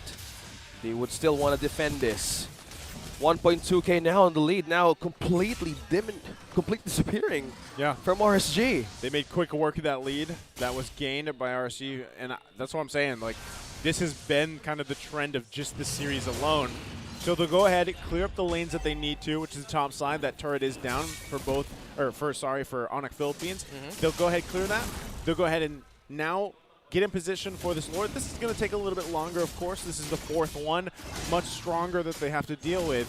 But still, so far, if you're looking at it, RSG Philippines has had a great success at locking these in. Oh, success. The set now has made by Rapid Dude. The follow-up now is here for ONIC to do. Oh, and that's still surviving that. Still, using the Appraiser's Wrap to secure a kill, he forced out the immortality out of Nats. That is just completely insurance for RSG. Yeah, now RSG are in good position here, but so is ONIC. Close enough. Already Rose Gold Meteor picked up by Nets, and also Eman has that on too. No more Wind of Nature by Nets. He used it earlier. That's how he survived the damage brought out by Irad. This could be anyone's game. They could boil down to one mistake. Oh, speaking of mistake, Ram is just looking forward to zone the members out of RSG. Meanwhile, Feathered Airstrike's being committed right now to peel the members of RSG. Who gets it? It's Ryzen! He secures the Lord! Now it's go time for damage for RSG. Well, the next target, it's Nats! Escalera, Eman as well! Making a double! Taking down Cram! 2 members down for ONIC, and RSG completely looking for a way to trade that objective. 1-2. 1-2, and their marksman is still up. The Edith is back. They can just clear this Lord real quickly, and somehow, can they? Will they actually try? They don't have the Farset to go up against. It's just a Fred, it's just a Kufra, and it's a Bruno. Can they actually do this, RSG? Ryzen poking Aqua, using the Terrify to peel him off. Light, though, falling low. Ryzen secures the kill. And Lord as well. Eman alone. Eman alone just by himself, but Iran is here as well. Look at that, Thoros connecting onto Nets. Full barrage! No damage, no enemy to connect to. Aqua! Taking down 1 from ONIC Philippines, and Nets looking for a trade. They're finally getting secure kill. Aqua though. Irad forced out a puncture man, back and forth. Tug of war, ONIC Philippines and RSG. Wow, what a tug of war. You mentioned it perfectly, that back and forth. Back and forth they went, and you can feel, even those decisions that they have to make, you don't know if they're going to be able to pull it off or not, because Irad looked like he was hungry for the kill, realized he shouldn't overcommit, and this is what we were talking about. Now Irad, once again, look at the damage. Ow, ow, ow. I am feeling that, bro. Rapid dude. And just Nets. You know, I was so surprised that Nets actually had the Wind of Nature picked up. So what happened was, in that long sequence, Nets used, going all the way back to the start of the Lord, Nets used the Wind of Nature, and then he bought Rose Gold. He sold the Rose Gold, and then bought back the Wind of Nature just in time to not get taken down there by Irad, and it led to this little exchange here. The tension in the air of this game right now, it's absolutely palpable, and it's a hell of a game these two are showing. I am feeling it by just being here in the caster's desk. I feel it now, Mr. Krabs. Well, again, this is our first, well, it's only the 2nd series so far, but it's a great series going 3 games. And it's so far, like if you look at game 1, game 2, it's been back and forth between these 2 amazing teams. And now it's coming down to like who is going to be able to close out this series, right? And some of these interactions between these team fights and everything is, it might seem messy, but it's a lot of just kind of baiting, right? They're trying to get the other opponent or even gold laner to gold laner to try to force movements towards them and then punish that decision, right? That's what's happening here. And it just really comes down to very amazing micro skills from both of all these players, really. Now Light's going to go in for Cram here. Still, they get the Consecrate out. And this is what you expect to see, right? If they can get a pick off before this next Lord, then great. This is the 5th Lord now, so it gets even harder here. And still, they're also working with these lanes, pushing on those side lanes of the turrets that they have. Actually, no, it's only ONIC Philippines that has that turret down. No, plus RSG Philippines has the mid one down. So working around that, it's getting even harder here. Now you can see the junglers getting in position. The rest of the teams will look at the bush, though. It could be troublesome. Couple pokes here, and that's going to be a reset. Yeah, okay. 2 things that we know for a fact. Number 1, Nets will have the Wind of Nature. He'll hold on to it, and he'll wait for Irad or any physical damage dealer of RSG to enter. For Eman, he has the Blade of Despair, and because of that, he's saving his ultimate, that barrage, either for mid or late into the team fight to clean things up. So with those timings understood and known by these 2 teams, they have to play around that too alongside all the other situations around the map that you mentioned nicely. Oh, light initiation. That's the flicker. That's the combo. But Ryzen, though, tried to poke in with an exchange of damage. Eman using that full barrage damage onto ONIC Philippines. Responding in. They're going to retreat back. But still, Nets falls down in the hands of Irad. RSG gone mad. Taking 2 down. And now they force ONIC Philippines back to their base. Wow, what a turn of events there in that team fight. The power of that full barrage to take down multiple members, if not pop the immortalities. Irad to come clean up. Now they're looking to just punch this one in. Can they punch this one out though? Rapid. Oh, look at the damage onto Eman. Will he be able to make the safety though? Cram as well be in the front line of ONIC Philippines. Look at that, still only on immortality pop. Now it's on the base and it's destroyed. And RSG. Wow. Second series of MPL Philippines Season 12. RSG showing their glory form. A good show of sportsmanship. A thumbs up by Irad and a win for RSG. Thumbs up. Wow. You know, also great to see ONIC Philippines in high spirits there. They fought their hearts out in that series. They should be proud right again. A lot of people are wondering what tricks are there for ONIC Philippines, and I feel like this was a very good showing of what they're capable of here, because it did look very threatening to the Raiders, right? Again, this I feel like what we saw from Game 1 to Game 2 and then Game 3, it could have been anybody's game, right? It really could have come down to that, but RSG Philippines able to pull through, and I love to see it. Again, another hero that has gotten a win, at least, you know, in this first day, that you're not typically seeing. Now we have, you know, we have the Gord, now we have the Iksha, right? And this is great because it looks like it could work really well in certain team compositions. Yeah, and I like how RSG, with them showing the Gord and then also showing the Ixia, they look well prepared. It's like they've cooked it up for a long time. It's like, oh, it's ready to serve, Chef Rapidut. That they know what pieces to put around it and how to play around it. Eman was very controlled there on that Ixia, and as ONIC take their bow, a great showing here for their debut game, as you mentioned, Naisu. But the new picks coming in from RSG here were the X factor and the difference maker in the series. Loved it. You know, and you know, I think too at the same time, I know OSX was surprised also to see the Ixia pop up, because this is a hero that we have been wondering about ever since it, you know, since it came to basically the game.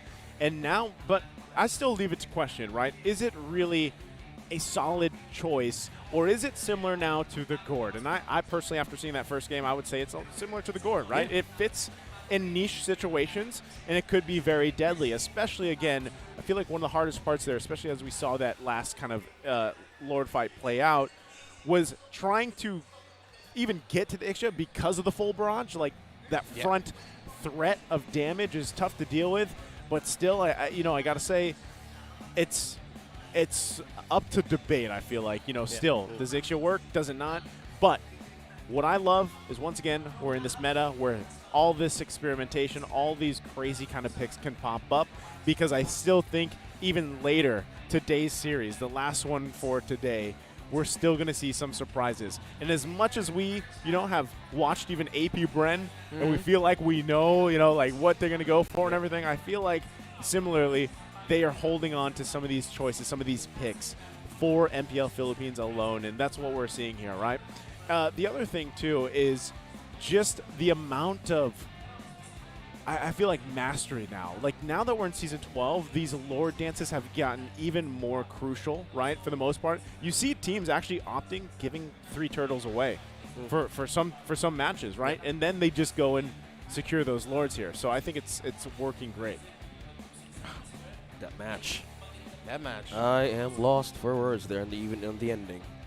Yeah. They were completely holding it, but at the same time, they can't actually completely hold everything. Yeah, at that point, RSG just had everything set up for them to just steamroll all over it. Is this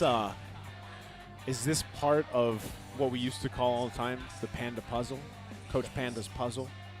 Is he added like to the Rubik's Cube? Yeah. Wait, when did Panda Puzzle happen? I know Panda Mentals, but... Yeah, the Coach Panda's puzzle, man. Whoa! You never... Why am I blanking on this? I mean, I like it. Panda Puzzle. Okay. Panda Puzzle. Okay. I literally heard Panda Puzzle in Season 8. Season 8? Yeah. The puzzle, his Rubik's Cube back. Remembering it Season 8, And also the Pandamentals. Yeah. I know all of them Pandamentals. working together. Yeah, but that's what I'm saying. Is this like part of that? Because, now even with some of the changes that have happened with RSG Philippines, like they're making it work, man. Yeah, and RSG are at their best when they're the ones setting things. Obviously, with the other regions starting first, there's a lot of info to take in. But in terms of like setting things within the region, within the Philippines, that again they reached the heights that they did in Season 9 and MSC 2022 because they were brave and they weren't scared to set things, to be the ones to set the standard of how to play the game. And now with them right out of the gate showing that, hey, earlier we saw Echo show out their Bruno. Okay, we can show our other picks too. We have the Gord, we have the Ixia, and we won't be afraid to show it. Love it. And, I can't wait to see what more they have. So I think we are going to be throwing it over to Mara on stage to hear from our winners, RSG Philippines. Thank you, casters. All right, everybody, GG. There you have it. First of all, welcome back, Aqua. Let's give him a round of applause. Sobrang ganda rin ang ginawa mo. Alam mo, hindi ko alam kung napansin nyo, itong seryeng to talagang balagbagan. May mga nagtitipi na kinarma, lalo na nung game number 2. Tapos nakita nyo ba yung nangyari doon sa Lord? At dahil sa ginawa mo with your Gord, by the way, the return of Gord also sa MPL, Naisu will be very proud of you. Naisu kasi ang galing mag-Gord din eh. So let's talk about yung ginawa mo nung game number 2. Not only is it the return of Gord, it's the return of Aqua! Ano po?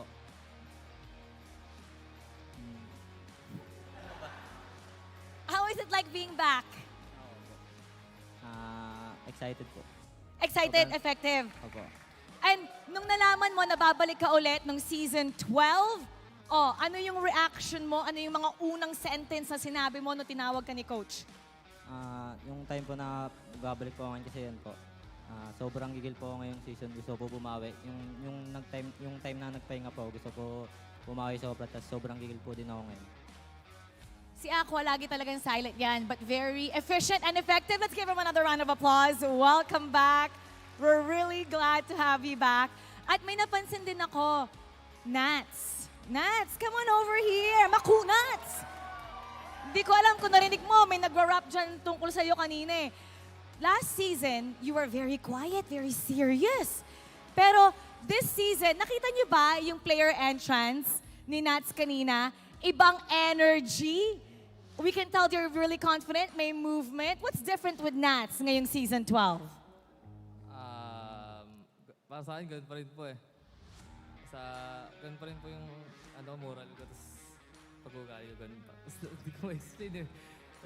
Para mas lumalabas yung kulit mo ngayon, what is it? Is it because nandito na ulit si Aqua? Like, what is it? What's happening? Parang ganun na rin po, tapos sa kaninang game namin, sa laban namin kanina sa ONIC, wala eh, medyo mainit eh kasi natipi sila eh. Tapos yun, doon ako sumayaw sa'yo. Sorry sa magiging weird yan. Alright, if you can share kung ano nga ba yung pinagkaiba ngayon ng RSG. If we have a different goal from previous season, meron ba tayong ibang type of motivation ngayon? What would that be? Nung season 11 kasi parang yung goal lang namin is makapag-MSC ulit. Now kasi parang gustong abutin ni Coach Panda yung M5. Tapos ngayong this season maganda yung lineup namin sila. Irad, Aqua, bumalik na yung pinakamalakas na mid dati. Yan lang po. And there you have it. And I'm so confident with the way coaches guide his players. Talagang they're gonna get closer to fighting for that M5 slot. Now, meron tayong i-announce which is the MVP of this game. Can you guys guess who it is? Sino? Sino ulit? Naririnig ba sa camera? Ulitin. They're saying it's Eman, the man, and the MVP is? Let's reveal it. Eman! Nasaan ka? Punta ka dito. Uy, ganda ng ginawa mo kasi first hit siya of this season 12. Alam mo, not a lot of people use that. Yung mga casters nga natin, lalo si Rockhart, na talagang nahihirapan siya. They're really struggling to survive with Iksha, pero you made it so effective. In fact, you were untouchable. How do you make it work, and what is it about Iksha that you find na confident kang gamitin yon? Pinapauna ko lang po lagi yung mga kampi ko na mag-initiate, tapos inisip ko lagi yung threat sa akin para walang makakahuli sa akin. Ayun lang po. Bakit yung iba nahihirapan pero ikaw parang hindi talaga mahirap para sa'yo? Kasi not a lot of people use that kasi nga they feel like they can't survive as long.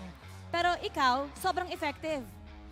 Kasi lagi ko pong iniisip sa akin lagi yung threat sa akin kung sinong kayang pumatay sa akin. Kaya yung position lang lagi kailangan. So you look at the threat.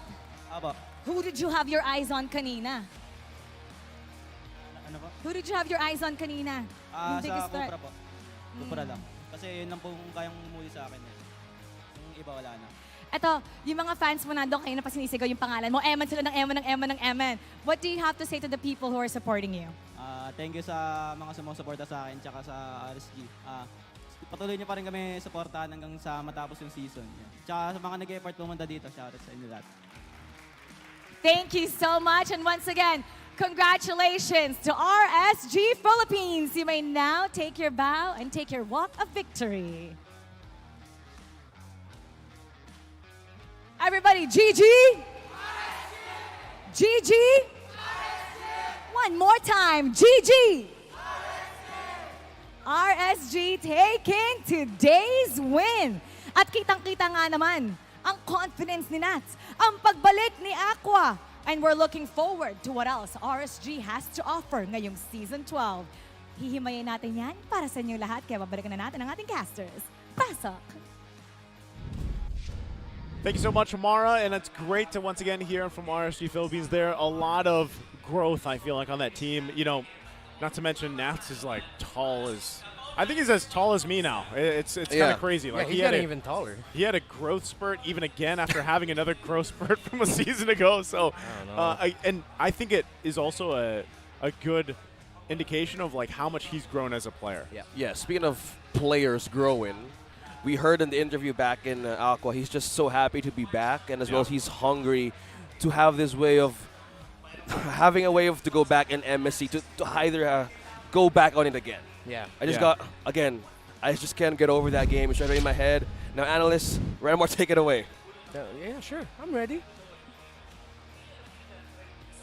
Okay, so, wow. I love what was showcased there between these two teams. Again, the relationship between the EXP laners, the Uranus-Terizla matchup as well, set a lot of the standard here in terms of their presence and in the team fights. The MVP of the game there was Irad.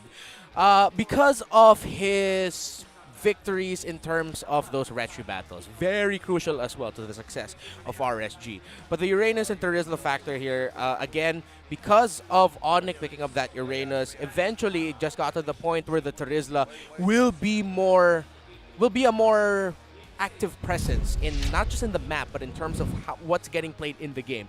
Eventually, you saw there, Nasus Terizla became the setup option actually for RSG and would be catching ONIC off guard. But let's go back to the earlier portions of the game and what ONIC did right to take control of it. Yes, they were able to, number one, Nets, credit to him to winning that first exchange, that very first minute exchange up against Eman to send him back, force rotations there, and then for the rest of the map to just be looking better for ONIC because of how well they were able to rotate, the catches from Rapidut, how Ryzen was also applying pressure onto Irad's jungle to force out retributions, and so it was good for ONIC. Now for the side of RSG, they just, again, reached the point where they understood, hey, this is how ONIC like to team fight. And again, a credit to the brilliant itemization of Eman. Mirko has been saying this for a very long time now. And of course, we've been saying it for a very long time as well. He's such a great itemizer. Hopefully I said that right. He picks the right items at the perfect moments.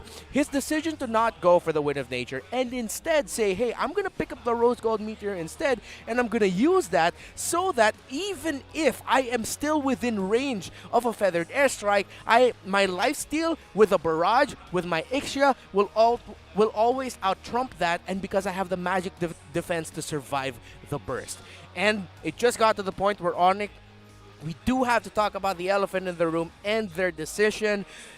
to, well, let's just say they messed around and they found out that the little TP spam there in the middle, and then ONIC still trying to salvage something out of that, but RSG reading into it again with great positioning by Eman to be able to free hit as that Ixia that took the cake there, and RSG would take the victory. Again, it's also great. Tenacity, folks, very important. Almost always you cannot go wrong with picking up tenacity as one of your talents, not like the main talent, but one of the standard talents that you can pick up, just really because of the survivability that it can dish out in the most crucial moments.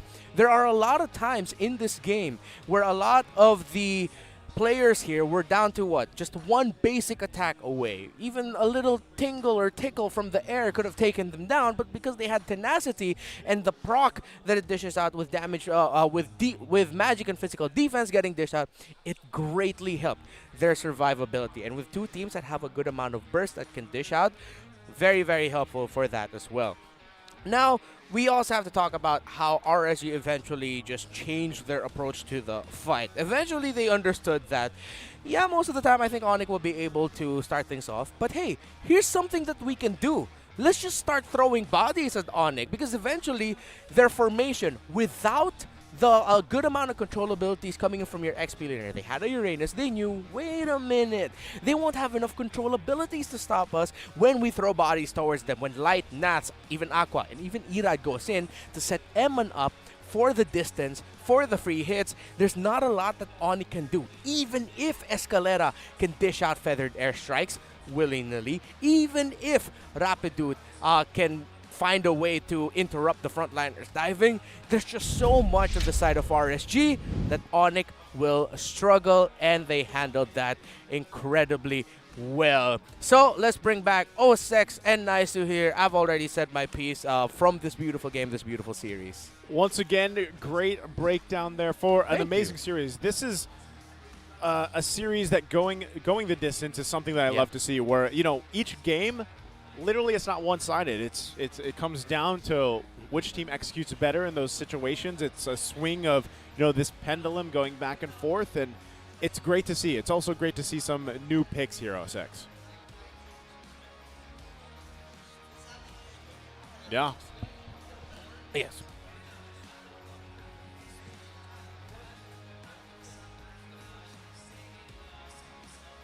First day, yeah. Yeah. Yeah. I think, again, this is a big statement, you know, for both of these teams. So thank you guys so much. Again, I'm Naisu. This is OSX and Renmar. We'll see you in the next series. Ng Pilipinas.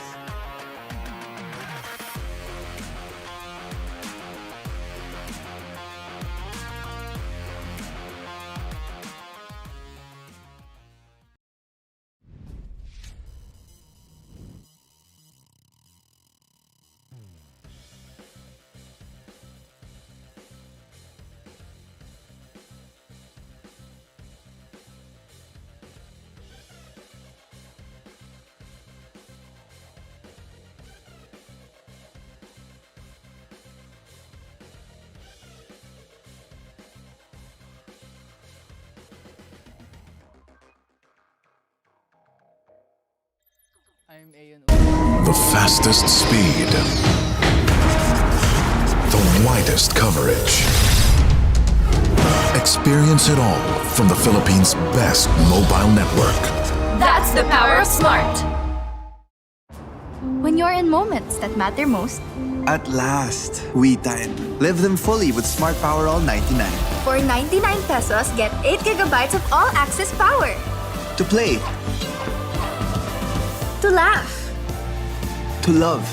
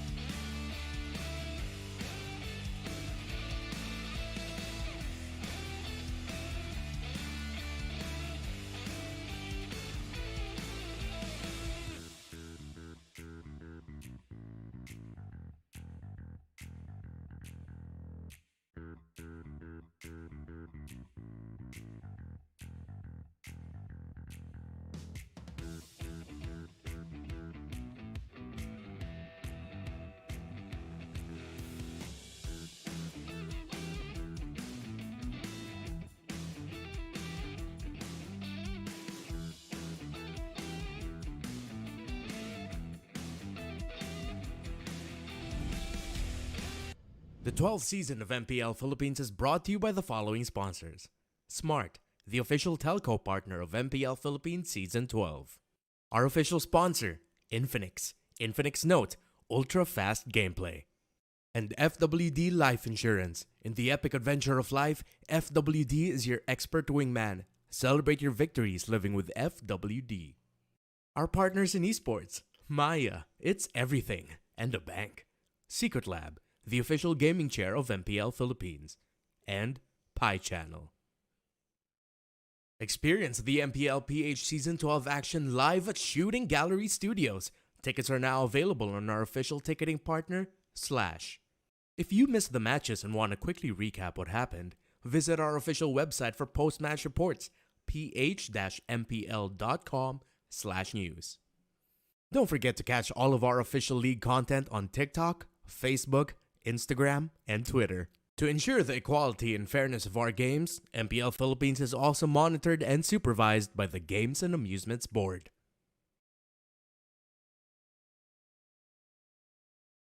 Habang yung blacklist ay kumakapit pa, ayaw pa rin na napakalakas pa rin ng Pilipinas.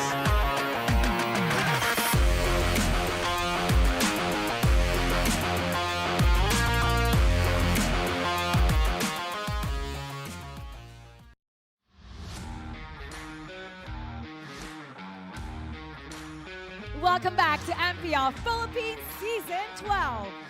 The Phoenix and the Bees may have had a disappointing finish last season, but both spent their off-season proving that they are en route to redemption, and the Philippine era is far from over. Fresh off their gold medal finish from Romania, ang pinalakas na brand will try to carry on their momentum to open their season run with a fiery start. However, can the rising Phoenix burn brighter? Phoenix Army, The Hive. This is TNC to Pro Team versus Brand Esports. Casters, pasok.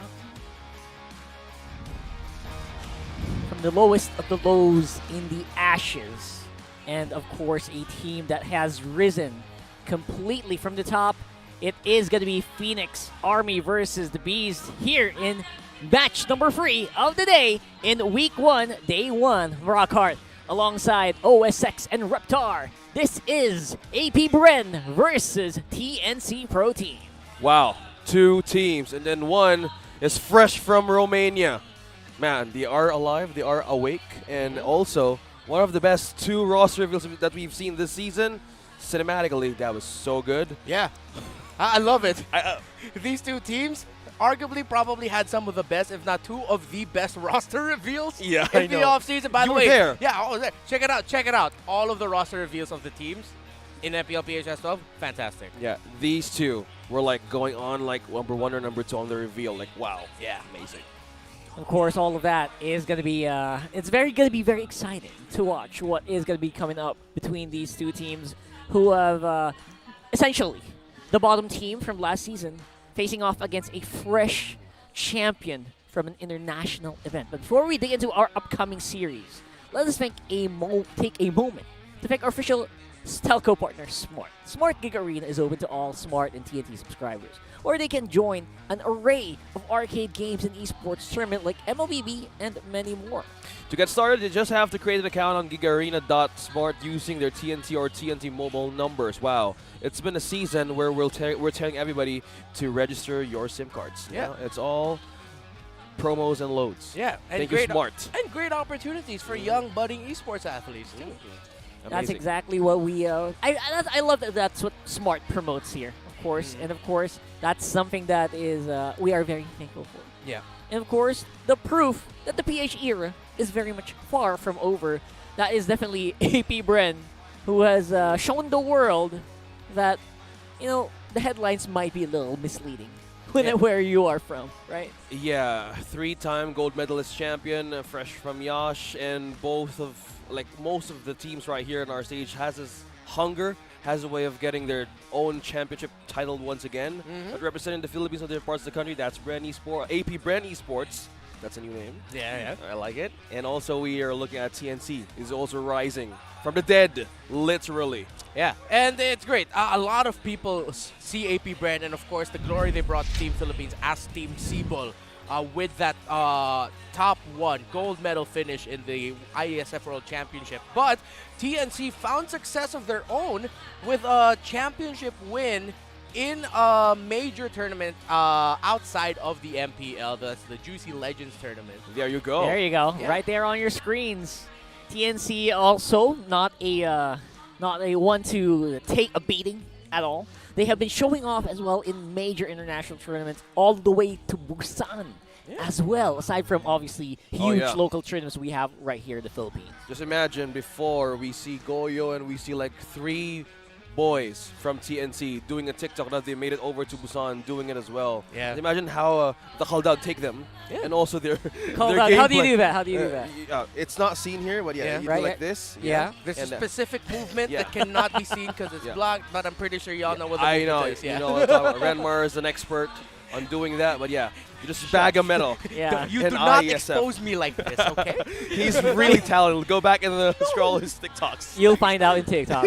And but He's a good meanwhile, dancer. obviously AP Brand on the other side just bagged a huge championship in IESF Romania, which you OSX personally casted right there on ground. Yeah. And their victory led to the Philippines winning the overall medal tally for that huge event, international event attended by about 111 teams from all over the world. I would say no mean feat in itself. Yeah. And again, in the ISF Wii World Esports Championships 2023, they only took 1 loss from the whole tournament, and also they were also the winner of the Asian Oceania qualifiers in Riyadh. Truly a dominating year for Team Cebol. And wow, it's truly a great way to be a Filipino today, even tomorrow, and representing the countries, representing all of the things happening with Cebol. They're really getting good in taking all of these awards in their pocket. Yeah, the year of triumph for the Philippine national esports team. Again, for MLBB, for those who aren't familiar with our system here, the Philippine national team is also one team, and we run through qualifiers. And for us, it was AP Bren, and of course, for all of you, just so that you know, the Indonesia team was also represented by Bigatron Alpha. That's true. Very interesting. Yeah. I have to commend Indonesia, by the way. Huge props to Indonesia right there. Mic check daw, sabi ng team na fresh from Romania, ang ating ISF 2023 champions! Walang iba kundi ang AP Bren. Of course, kakarating lang nila galing Romania. Ating kumustahin ang kanilang team captain, the legendary Few. Liga Few. Of course.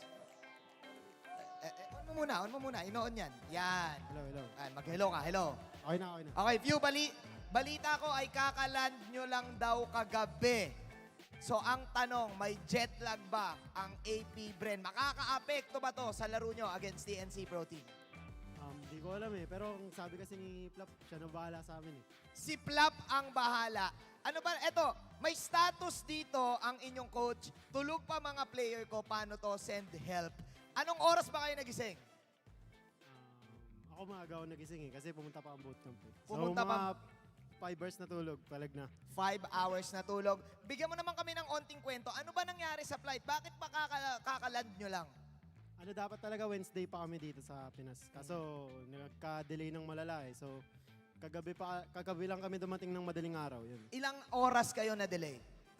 Bali mga isang buong araw din yung delay ng flight namin. So 24 hours. 24 hours nagstay ang AP Bren sa aeroplano. At saktong-sakto, maraming salamat Pew. Kausapin natin yung sinabi niyang player dito na si Flap TZ. Aba, Flap, kumusta naman ang Romania? Anong pinaka nagustuhan mong parte ng Romania? Yung mga tao, ang babait. Yung mababalita ko may ibang mode kayo ng transportation sa Romania. Yung scooter. Scooter gang. Scooter gang. Ayan, pakita natin. Yan. Anong kwento mo naman? Bakit yan yung naging preferred transportation nyo? Scooter gang. Nakakatamad maglakad, sobrang layo Kaya ayun. Parang naging bisyo na yung pag-scooter namin eh. Nagre-rent kayo ng scooter. Nagre-rent kami. Oo, so part kayo ng scooter gang. Yun ang pinaka na-enjoy nyo.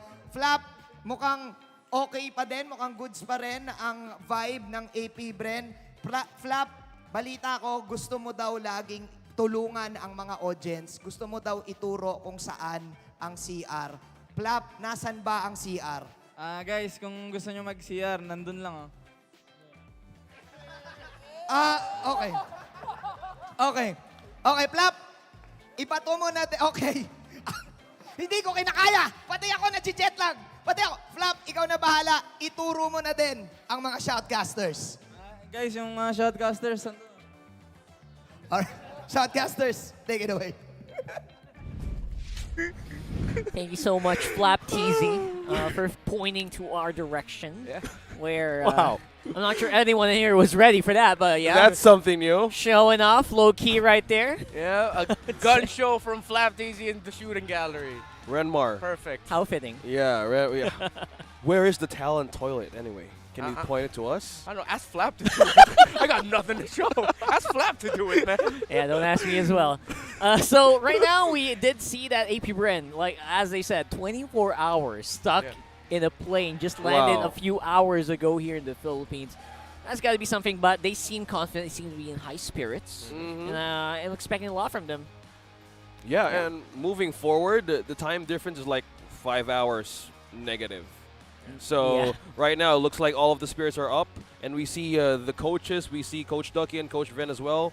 Man, this is exciting. This is the first game of the season, and they're more hungry to get back on the championship title as well. A lot of teams' actions right now is eyeing to get back on their feet, especially that title.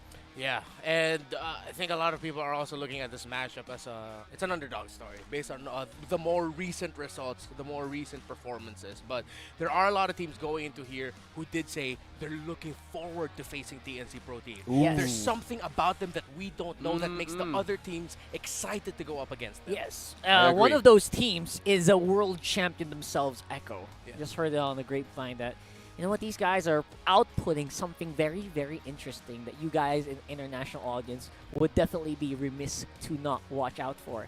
So watch out for these guys, and maybe they'll show us something interesting here as they go up onto their first match of the season. Definitely new uniforms here for TNC, and I wonder if they have anything new in terms of gameplay as well. Oh, exciting. Even the gameplays, we've watched those two tournaments that actually had a chance to dominate. Yep. And also we see different picks. Oh, we even see Hanzo back again from TNT. We know back in the season, we see how they actually had the surprise pick. They even picked the Zilong last season. Yeah. Surprises? Yeah, this is the match of the first day in MPL Philippines. Yeah, and their analyst now, the man who brought out that Zilong gold lane himself, Ninja Killa / Yasuo.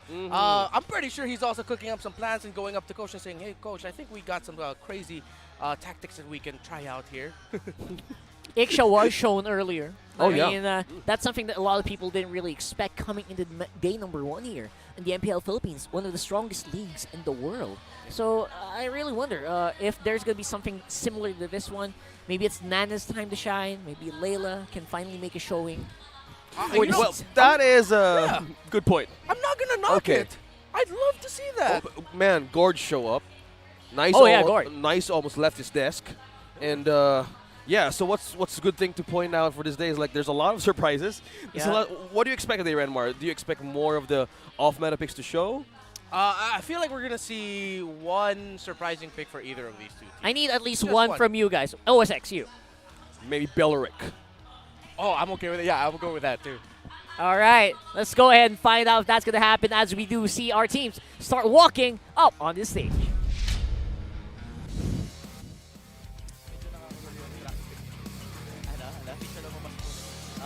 Akala ko tuloy draft na. Akala ko nagkakantay ng segment.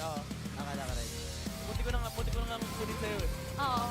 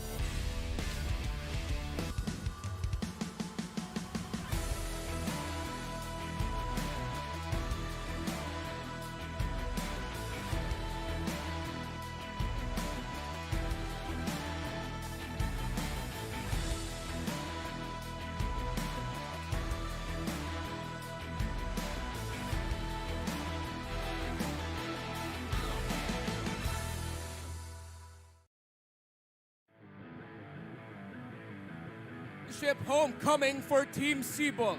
Our national team squad look to continue the gold rush into our 12th season. Minted in black and gold. Scoot, scoot! It's A.P. Brand!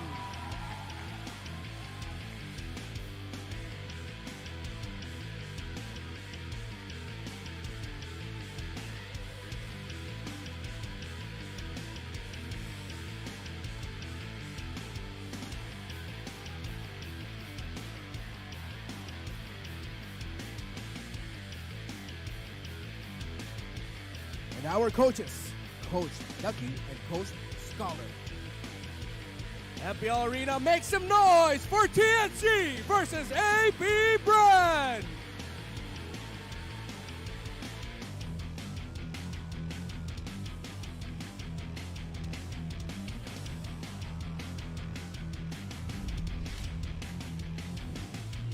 Kitang-kita sa lakad at marcha pa lang ng ating mga players na ready sila na patunayan. Week 1, day 1, just a gift that keeps on giving here, folks. Who would have expected a huge trophy making its way on the stage, as we do see. TNC Pro Team, they've got a mountain to climb here for sure in this matchup. Yeah, and to make climbing mountains easier, TNC Pro Team said we're going to go back to basics. We're going to keep the family tight. Innocent, King Kong, Goyo, Hesu, and Ben Things. It's a much more trimmed down roster for TNC Pro Team. You know Ninja Killa and, well, not Ninja Killa, Escalera and Cram are with ONIC now, and they have kept it to a core 5. We're looking at AP Bren, and that right there, what you saw on stage, that's how you bring home the bacon. Oh, yeah. That is the trophy from the World Esports Championships, and we're looking at the Team Cebu lineup. Super Marco, Kyle TZ, Fio, Flap TZ, and Ogwin. Nothing's changed. As Renmar mentioned, this is also a close circle, a family. AP Bren now looking for a way to add more titles to their experience and even for the ecosystem of MPL. Very familiar faces for both teams here, which is a definitely good sign for a lot of teams. Historically, when they return, you know, they really look good. So that's something that we're going to have to look forward to this matchup. Same faces, will it be different gameplay? Oof. Gameplay, we were talking about how the meta is shifting, how a new pick would actually show. I was kind of betting that Belleric would show up. Oh yeah, that's the drums, by the way. And would you agree, or you have something in mind to expect here, Renmar? In this Okay, game? the Belleric is just a fever dream wish that I hope. I've been hearing things. I've been hearing rumors that potentially AP Bren might be preparing some stuff they are holding on to. Yeah, we're gonna talk about that more by your segment, the analyst segment. Take it away, Mr. Renmar Santa Cruz. Welcome to our Infinix Keys to Victory. This time it is TNC Pro Team versus AP Bren. Two teams who have kept it similar with their lineups, a much tighter focus in terms of who they're playing. So let's talk about TNC. Turn up your off-season heat. There's something about TNC and how they played in off-season tournaments that played with a lot of confidence. It wasn't the most consistent performances, but it was confidence. And that's something that we felt like lacked from the side of TNC Pro Team during MPL Philippines Season 11. So, Ben Things, he is highly touted amongst MPL Philippines roamers right now as one of the best roamers. Ben Things need to show up. AP Bren, show more than what you've already shown. These are the rumors we're talking about here, and I feel like everyone's been hearing them too. So, if you got something up your sleeve, AP Bren, are you going to start it off here now? Personally, I'd want to see it. Don't feel forced to, but please do it. I'd want to see it. Now for both teams, just dance the night away. Come on, you're going to be closing out day number 1. Just have fun with it. Take all the inhibitions off and just go wild. Dance with each other and show the rest of the world what we are supposed to expect from your two teams. What will we expect from TNC? What will we expect from AP Bren? Just dance it off away and show us in the game. That's it for the Infinix Keys to Victory. Let's bring it back over to these teams. Oh, man. Keys to Victory, man. They're really giving me the vibes. Yeah. 100%. Will you? Yeah. Dance the Reptar away. That's all right. I'm fine. I'll do it. Yeah. Keys to Victory Exactly. number 3. Dance the night away. One more time, Reptar, Reptar. Come on. Dance the night away. Dance the night away. That's the night away. Reptar. Yeah. Oh, I'm gonna keep doing it. Yeah, just keep doing it. All right. That's exactly why. Take it away from me. It's okay. I don't mind. I'm gonna just start raising up the count. That's good. All right. I think we. Do I like it's it? fine. I think we can talk about the game while it's still focused on me. What's up? Yep. Yeah.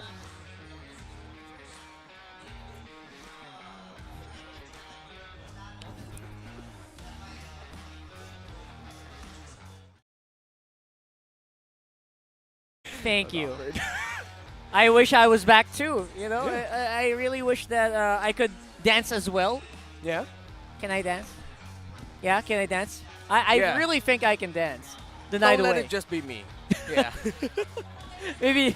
Yeah. What about you, OSX? You can talk about this more. This matchup.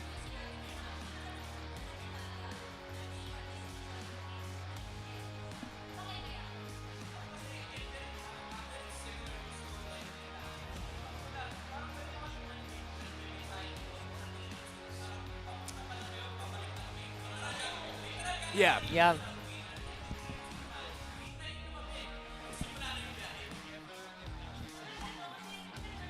Be fixed. Yeah.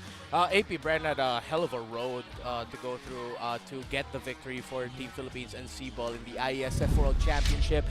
Snapdragon Pro Series, they finished third, even though they look amazing for the majority of the tournament, for the majority of the run. But then, of course, Bigatron and Alpha was able to solve them, and that's why they're called the Terminators now, by the way. But yeah, it's been a hell of a road, and I'm just excited to see what these two have learned and how they're going to show it. All right, here we go with the draft, ladies and gents. Fingers crossed for Renmar Santa Cruz and OSX for their miracle picks to come through. Personally, Uranus Jungle. Someone has to try this. Really? Bro. Have you guys seen it? It's gonna blow your mind. I swear. I But Barrett's obviously still very fun. These are the things that I'm hoping that AP Brand or at least TNC will come out with. Yeah. So you've mentioned that one big, I don't know, pocket pick could actually show up. Barrett's, you've mentioned also, what is that? You also mentioned one thing, Uranus that mostly has the EXP. It's funny, but yeah. Funny, but can that be true, Renmar? I mean, we see Exia, we see marksman picks, but will that show? Like, will the jungle pick be a big of a focus here for the draft for game number 1? Oh, well, I feel like they have to. I mean, King Kong there were times in last season, especially with the Lancelot and stuff like that, where he really wilded out. And TNC also see it the same way with them taking away the Paquito and the Fredrin. Two possible picks there for Kyle TZ. So TNC are respecting the jungle matchup here.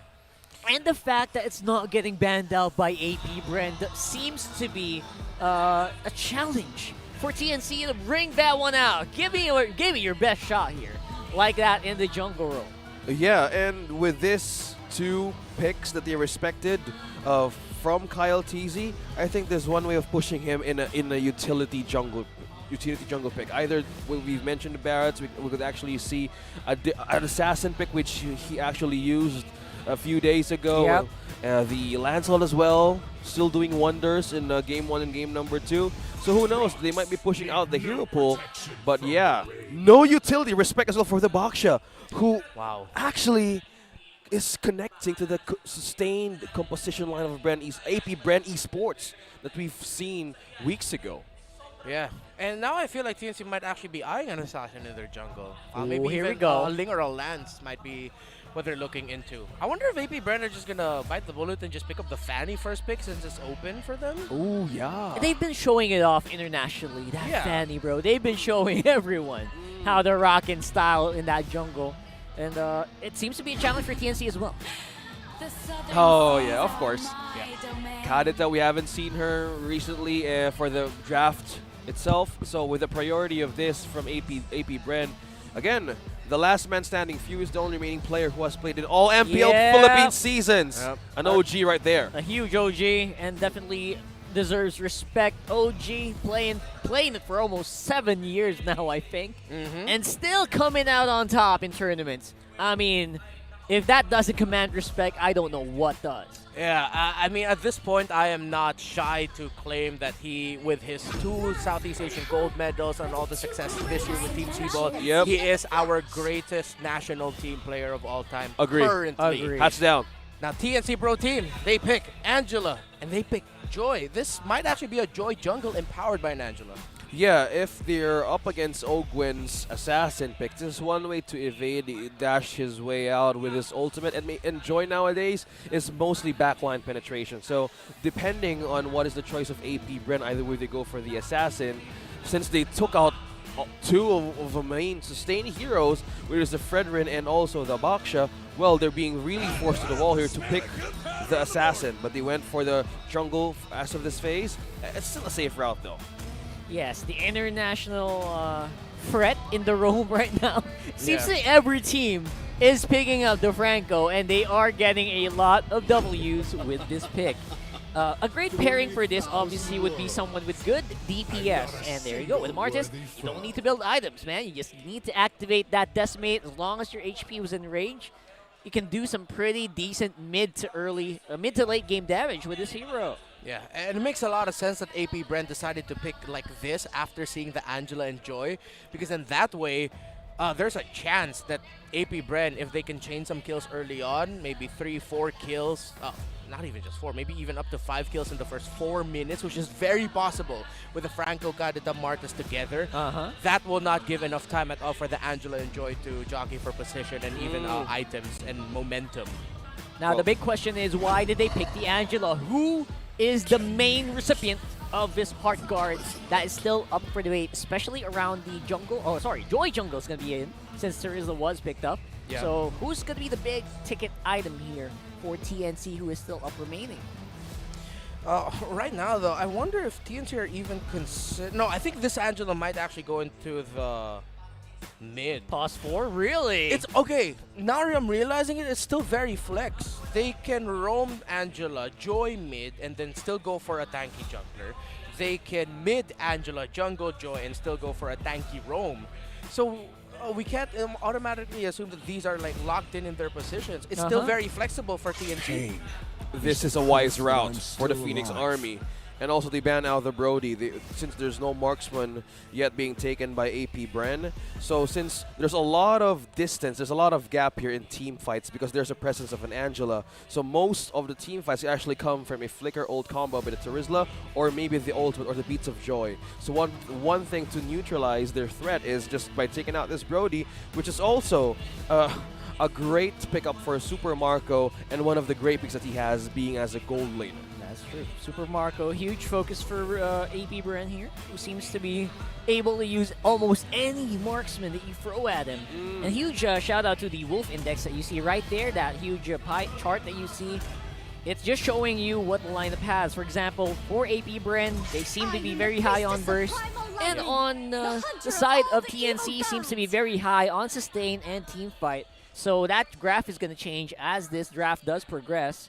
And they're banning out some pretty good picks, especially this Edith roam. But this Edith pick, I was actually surprised it got banned out just now. It's usually a very first rotation pick for most teams. Yeah, we saw it earlier for ONIC and RSG. Now going to the second phase, this is AP Bren respecting what we mentioned earlier, that there's still a lot of flexibility on the side of TNC, that you can't assume where they're going.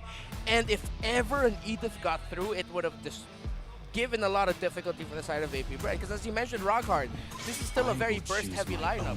AP Bren hasn't shown enough picks just yet that says they're in it for longer team fights. This is pick, burst, leave, pick, burst, leave. Yeah, that's a good point. Isolation, and they have also late-game insurance. Good thing there's FWD here with us. So now with the bans here, they take off the Arlet, trimming down more of the EXP choices. And also the Edith. You've mentioned the Edith just making wonders. They're pushing this Angela to just be on the roam. Because Light in the previous game, man, with this kind of here, a lot of knockups, a lot of controls. Even the burst with the Primal Wrath is just too much for an isolated late game burst composition for a team. So I think this is still good. And also the Arlet is one way of streaming down more of the game-changing ways. Oh, Bruno as well. I was thinking about that. I was thinking about that big ticket heart guard recipient, that Bruno. That's a shame, man. That's a shame. Bruno, very heavy on the jungle as well, can still go with your theory, right? To go for the jungle while the Joy takes mid. Yeah. That would have been a thing. That would have been a thing. I feel like that's where TNC might actually be going into. Well, no, I'll still open up the possibility of this is gonna be a mid Angela, and then they're gonna have a roam that's tankier. They just need one more tankier presence, either in the One jungle more. or the roam. It cannot just be the Terizla and just survive long enough, and then you have the Angela. And there is the big ticket for the Angela. It's actually the Claude. It's gonna be the Claude and the Joy sharing the Angela buff. Beautiful. Whew. Talking about gap, talking about attack, BMI all throughout, all the pokes in the gold lane, and also the distance. So, okay, since there's a lot of ways that we're seeing the identity of TNC's team fight right now, on the last 2 picks of AP Brand, this is where they show their marksman. With this kind of a way of a matchup for a Claude, will the Beatrix be an option, or will the Irithel be an option? Oh, there you go. Ooh, Irithel. yeah. Huge counter on the gold lane. And Okay, that's a Bea. There you go. Still Beatrix. Fair enough, yeah, up against a Claude, and you really want that. You really want to have that distance ultimate and have that combo, since you have CC right on. Are we It's getting on isolation, XP? yeah. But yeah, What a pick! Amazing! That's so good. Very difficult for the Terizla, or actually the Joy, to take care of here. Yeah. Oh man, this is going to be a slobber knocker on XP and on gold, which is exactly what the meta usually dictates now. Huge focus on top and bottom. Usually in the mid, they just like to play around, and who can pull off a better play or a better surprise, that's usually comes out on top and has control of the middle objectives. Now, here on TNC side, last pick, guys. Any huge standouts here for you? For me, they just need one more tanky presence. That's it. If they're gonna change it up, if it's not gonna be that, it's gonna be such a risky lineup for TNC because they have a Claude. There we go. Oh, there we go. Finally being answered. Cho for TNC. And yeah, this is one thing that they need to serve up a kill for this Claude. And as well as, Terizla can also do wonders for the ultimate. I think they have all their cards on the table properly for TNC. So, being fair with their composition, so they would really want to keep up with the early game rotation with AP Brent. Yeah. All right. Nothing really glaring out of the ordinary here in our lineups, at least, which is exactly how we've been seeing other tournaments rely on so far. So right here in the MPL Philippines, it looks like teams are not gonna fiddle around with a very tried and tested recipe. 59% audience predictions coming out on top for AP Brand. I would say because of their big trophy. Yeah. He brought a big trophy on stage. It's going to be hard to predict against that, you know? Exactly. Flexing the bacon. But I will be honest, it's a pleasant surprise that it's not a more one-sided audience prediction rate in favor of Brand Esports. Agreed. IP Brand. Apparently, there's something that we don't know about TNC Pro Team that other people know, and we're just not getting filled in. I'm excited. I am too. Even in the trailer, the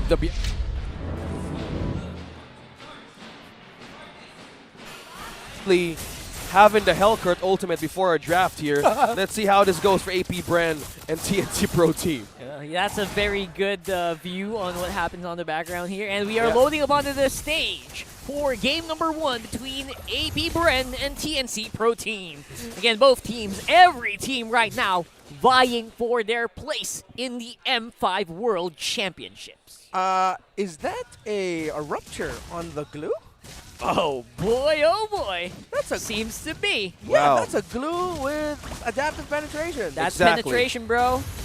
Well, speaking of penetration, Flap teasing now, HP dropping low, still sustaining his lane. Yeah, going back to your point, Ramar, rupture on Cadets and also glue. Yeah, okay, so they're not just, it's like the classic idea of giving the magic penetration boots for the glue so that he's just a little bit more annoying damage-wise, yeah. Yeah, flat damage actually helps out that glue a lot. Every bit of penetration that's not meant to be there, it boosts your damage by a huge amount, which I don't think AP Brent has any trouble dealing with right now. Anyway, FWD is going to be definitely your expert wingman, so you would be remiss to not check it out. Yeah, speaking of wingman, Ben Things used his flicker, and he saw a possible takedown there earlier. So the rotation-wise, we're talking about the draft. Looks like AP Brand has an advantage now that they're taking, into their own hands. Is because, again, this is their own winner of their lineup, Renmar.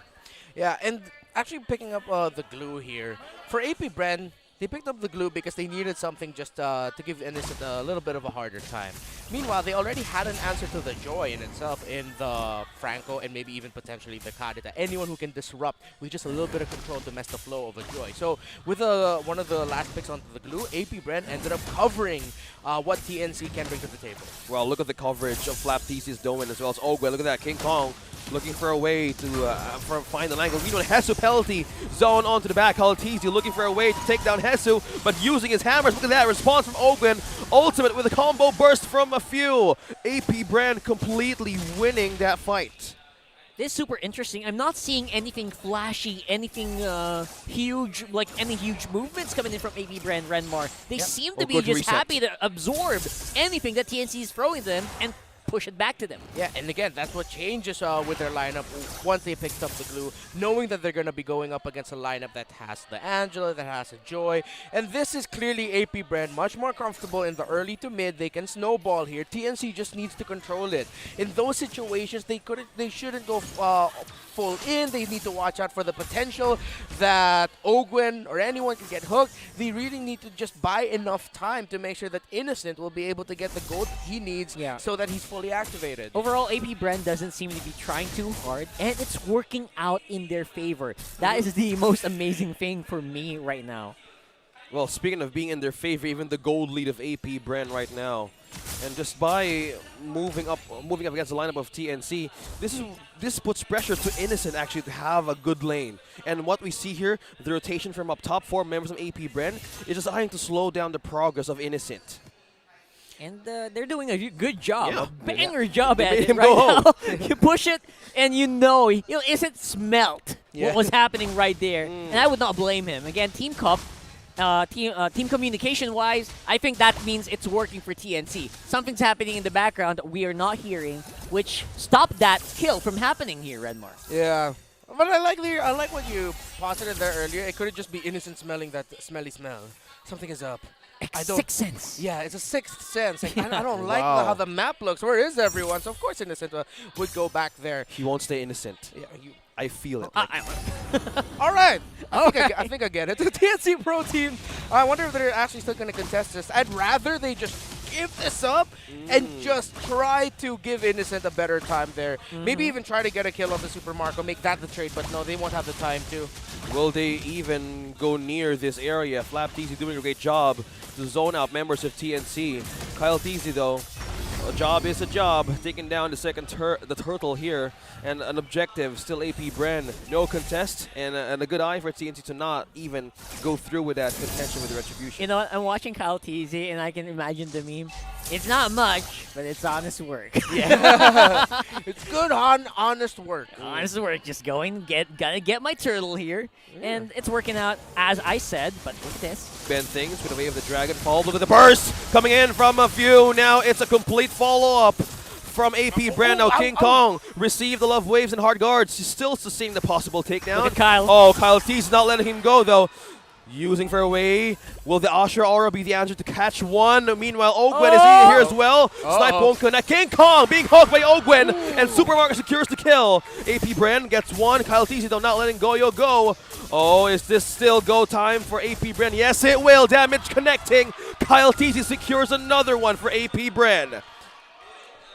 TNC Pro team, they're just getting outplayed and outgunned everywhere. They try to go and try to commit a play, and I think you said it best, Rockhard. It's not just Kyle TZ or anyone. It's just good, honest work from everyone. Yeah. They're just like, it's clockwork. There's a sequence. They're following it. Hooks, whatever, Amazing. rotations. Oh, that's a good hook. Oh, now man. Purple will be reset here. And also AP Brand is looking forward to steal this. Meanwhile, Kyle TZ has eyes on this one. Meanwhile, King Kong tried to poke him down. Did he get it? No, he did not. Yeah, they're Kyle denying TZ everything. denied. Stolen by AP Brand. You get your buff when I say you can get your buff. I like that. That was scary. Yeah. Ooh, shaking my boots here, Oh, brother. man. Huge shout out to Mr. White there. Yeah. I think at this point, we're not even mentioning Super Marco yet. That's the scary thing for me. Because he has been having the time of his life just cashing in all the checks on that bottom lane. Yeah, when we saw that little exchange they had up top when Ben Things kicked back Ogwen, but then he was bursted down by the Kadita. When we saw King Kong had the hard guard on him and he tried to move forward, but then AP Bren were able to avoid his dash in just the right time so that King Kong wouldn't be able to get closer. The damage coming in from just like one full clip from the Beatrix, that hurt already. So that's already a sign that at this point TNC will literally just be turtling by not even contesting for the Turtles because they just have to play defensive. Yeah, speaking of defensive, 2 dominance ISOs already. Oh, yeah. for Flap TZ and also Ogwen. Thought about denying healing and even attack damage. Yeah. Good luck for Hesu and King Kong's regeneration and spell vamp. They're not going to be happening anytime soon. You're going to get that bratatat from Super Marco. You can't even sustain against like 3 hits on that one. I am loving your sound Please effects do not now, Rockhart. quote me on that. Yeah.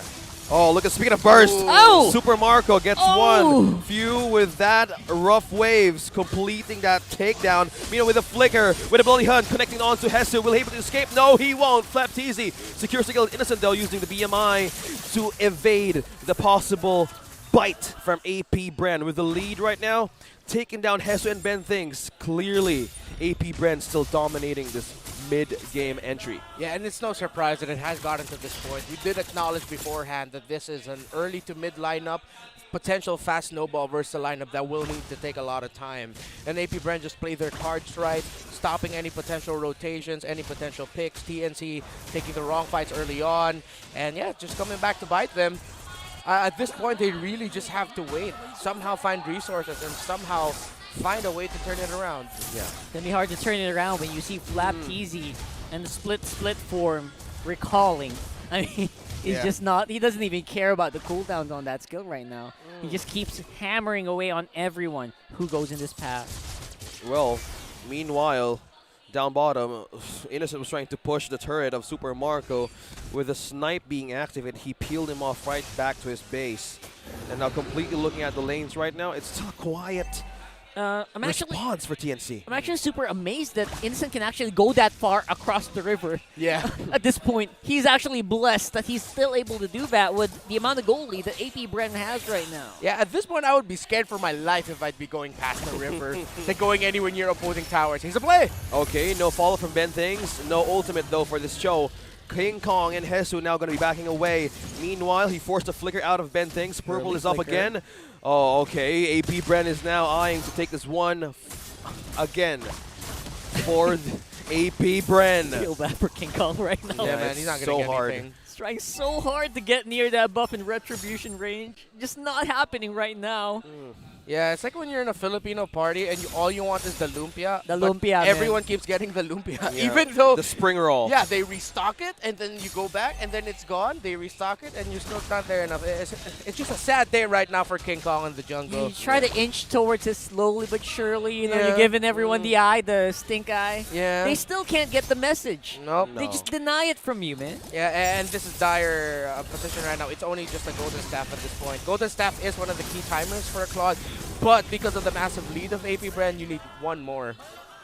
You need 2 more. Okay, 1 more now. He just picked up the corrosion side. Yeah, OSX is suspiciously quiet with that lumpia exchange.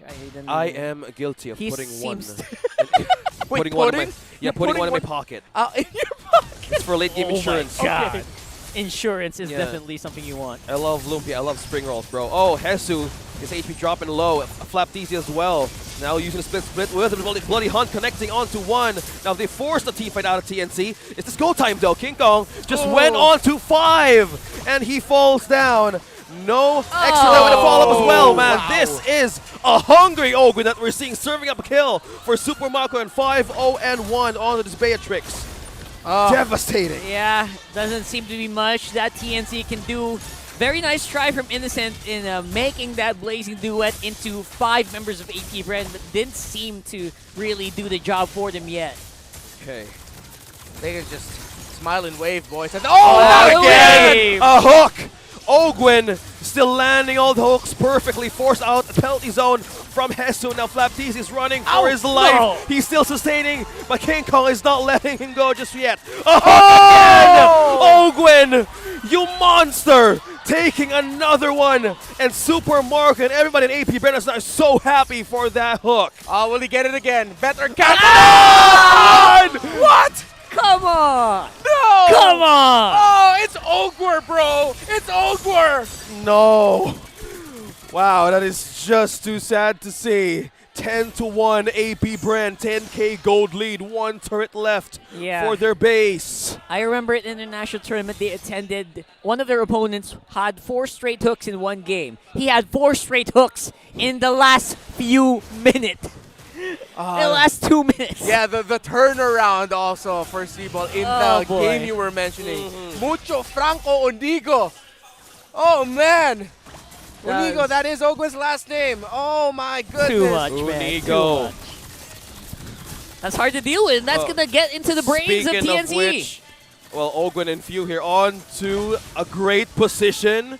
Okay, they sense it. They sense it, though. Hezu and Benthing sense it. Did not commit to cross that line. And AP Bren, another objective secured.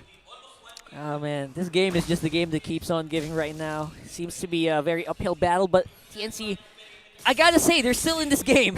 Just give him something. Get him, Franco. He's just by himself. TNC now is forced to respond. Benthing's now used to conceal to escape that half HP, though. Still remaining safe. Meanwhile, the base opening up slowly. There's wave down bottom. King Kong's trying to clear this one, though. Super Marco took down the last third of TNC. Yeah. Oh, my goodness.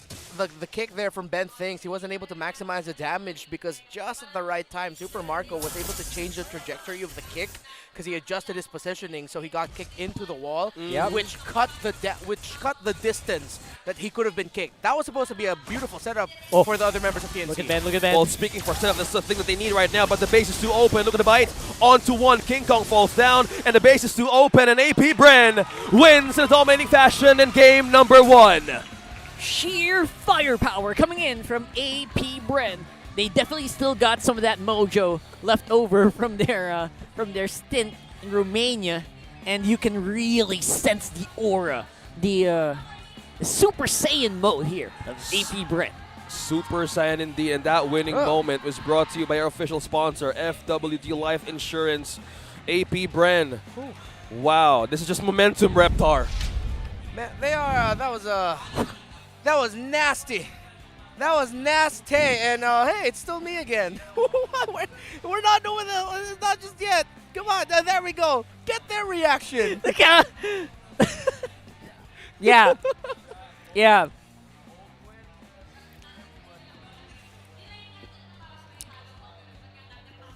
Field day, man. Yeah. Absolute field day. You know what to do. You know what to do. Just breathe in. Breathe out.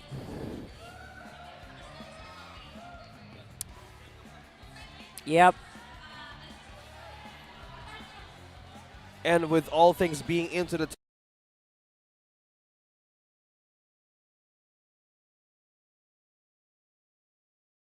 everything is on the table here for AP Bren.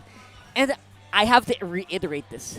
They were not trying that hard, especially in the early game. Yeah. It feels like everything was served to them on a silver platter in terms of engagements in the early game, and they just did what they had with the situation that they were given. So that's really something that I really want to dig deep. Why AP Bren is playing like this and how good they are here. Reptar, you're going to have a lot on your plate to dig in a deep one.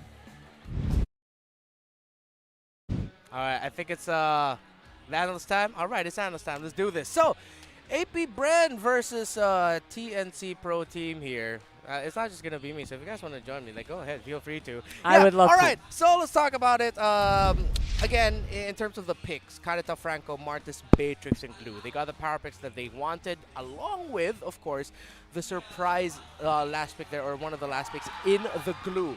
Played really well there by AP Bren. Again, they picked the Glue in that scenario because they needed something to answer for the Claude, even though they already had it, just a little bit more to give it a hard time. And then, of course, you already have an answer for the Joy, which is this man, the Franco by Ogwen. Unigo continuing his hot streak with this Franco pick, hook after hook. And what looked like, or what could have been a potential chance for AP Bren to turn things around, eventually became near hopeless for TNC Pro Team, or for TNC Pro Team to turn things around, because Ogwen just kept landing hook after hook, getting those bites. And when you have, when you build a lineup that answers your opponent's lineup very well, you get to take your conditions, which is in this scenario for AP Bren, all they want to do is take control of the early game, get a few kills, balloon from that by getting turtles, by getting objectives and kills at the right time, pushes into the side lane, pressure onto the opposing gold laner, in this scenario the Claude. What else can I say then? This was a perfect game by Bren. And Rockhart mentioned it best. It didn't even look like AP Bren were trying too hard, because this is a lineup they're very comfortable with. A lineup that brought them success in the international stage. And they just, time and time again, they knew what they needed to do. And it wasn't just in terms of like themselves individually. Other than the slow-mo. Look at that slow-mo, Yeah, we man. kind of need to react with you. Yeah, it's, Sorry. it's totally fine. It's crazy. A TNC Pro Team, there's not much that they can do in that scenario when the opposing team that you're up against is such on a hot streak. It's such on a high of success right now with what they did in the international stage for country. AP Bren, they did not miss a step. They did not skip a beat, even though they've probably lost a lot of sleep and not get enough of it. What they showed up here, it puts me at a loss for words, because we are potentially seeing one of the best teams in the world, if not one of the top 3 teams in the world right now. Sequence after sequence, how they played that, everyone understanding their job in terms of covering their opposing man. Ben things couldn't get into position. Goyo couldn't find the right time. King Kong was always getting his jungle invaded. Hesu, he got a bit of help a few times, but then Flap Teasy also was just able to, naturally as the glue, he's fine with it. Be able to survive, and of course Innocent, because of what happened in the other parts of the map, all it took is one good rotation from AP Bren to send Innocent back, to open up the lane, to get damage onto the turret, and then in the next one, get Innocent down, and then finally break that turret. So this was just all the flowers I can give and throw towards AP Bren's way. That's pretty much it, because we did not see enough of TNC Pro Team in this game to comment enough. But the one thing I'd say is this. I know there was a time where the Angela was prioritized 2-3 weeks back. I feel like in this scenario, going up against a team like AP Bren and understanding their drafting patterns, the Angela was shown way too early in this scenario here. That's pretty much it. So, Rockhart, OSX, join me. That is a good point, because if you want to counter that Angela, either you force her to keep using the Heart Guard, even the Love Waves, or have the complete amount of Magic Burst, which few has, and a lot of setups as well. So a lot of things were forced, and Angela was just all over the place. That's a good point. Speaking of setups, welcome back. This is the desk. That was the analyst segment, aka the Ogwen highlight reel. Yeah. And that, That's I a good believe, way. is something that will definitely strike fear in the hearts of everyone who will face AP Bren. That Franco pick, just like the Diggy in the old days, like a few seasons ago. Yeah. Permaban. Come on, permaban against Bren Esports. Yeah, you're gonna have to respect that Franco now for sure. And I feel like one adjustment though that TNC Pro Team can do, if ever they're gonna be on the red side, don't give the Kadita to AP Bren. Yeah, that's deadly, because we were talking about that in series number 2. If the Kadita would show up, it either is gonna end in first pick, even on the blue side. So either you take that down or just have a way to counter. But if you're up against few, knowing that this is one of the major things that he's known for. Look at that. We have a watch party. Oh, speaking of major, yeah. In FWD Insurance Office. That's Diggy, by the way. Just imagine Diggy for FWD Insurance, man. You have a way to counter everything. A literal insurance for anything that comes your way, no matter how bad, no matter how rough the world gets. You got your shielding, you got your anti-crowd control, and just like FWD, it's going to give you some peace of mind. Yeah, Estes is even there, bro. Yeah. See? What? Oh, yeah. What that makes a lot of sense. They got all the heroes with all the heals. See? That is just to make so sure nice that to you see. can keep going with your life the way that you want it. You do what you want with the life that you're given. That's exactly what insurance does for you. So, Yeah. yeah, guys, you know what to do. You know what to do. Yeah, whatever it is you do in your life, just have one thing placed in mind: insurance. FWD insurance. That's a school watch party though. Everything is orange. Amazing. So orange. Yeah. That's something that you kind of learn as you get a little bit older. Excuse me? As you get older, peace of mind is something Okay. that's worth a lot. It these is. days. Okay. Yeah. It is. Huge shout outs to everyone here. There on the FWD watch party that seems to be happening there. That's amazing. So let's go ahead and check out what's happening on Game Face of the Day here. Are we the smart game face? We of the are day? the game face of the day, bro. Did we win? Zoom in. Did we? Oh, it's Yeah. not? Oh, Oh, we did. Yeah, oh, yeah, yeah, we it's a- did. Did oh we win? my Yeah. goodness, we We are. won the game face of the day, guys. This is the game face of the day. Wow, yeah. All of you have cell phones right now. Put up on your screens. Oh, That's it's not There it. you go. It's Oh, not no, us. that's- Oh, okay. Alright, I wonder who's going to get it, though. So we got a few things. I wonder who's going to be representing the true grit that, in Filipino terms, gigil. Oh, look at that guy. There you go. Oh!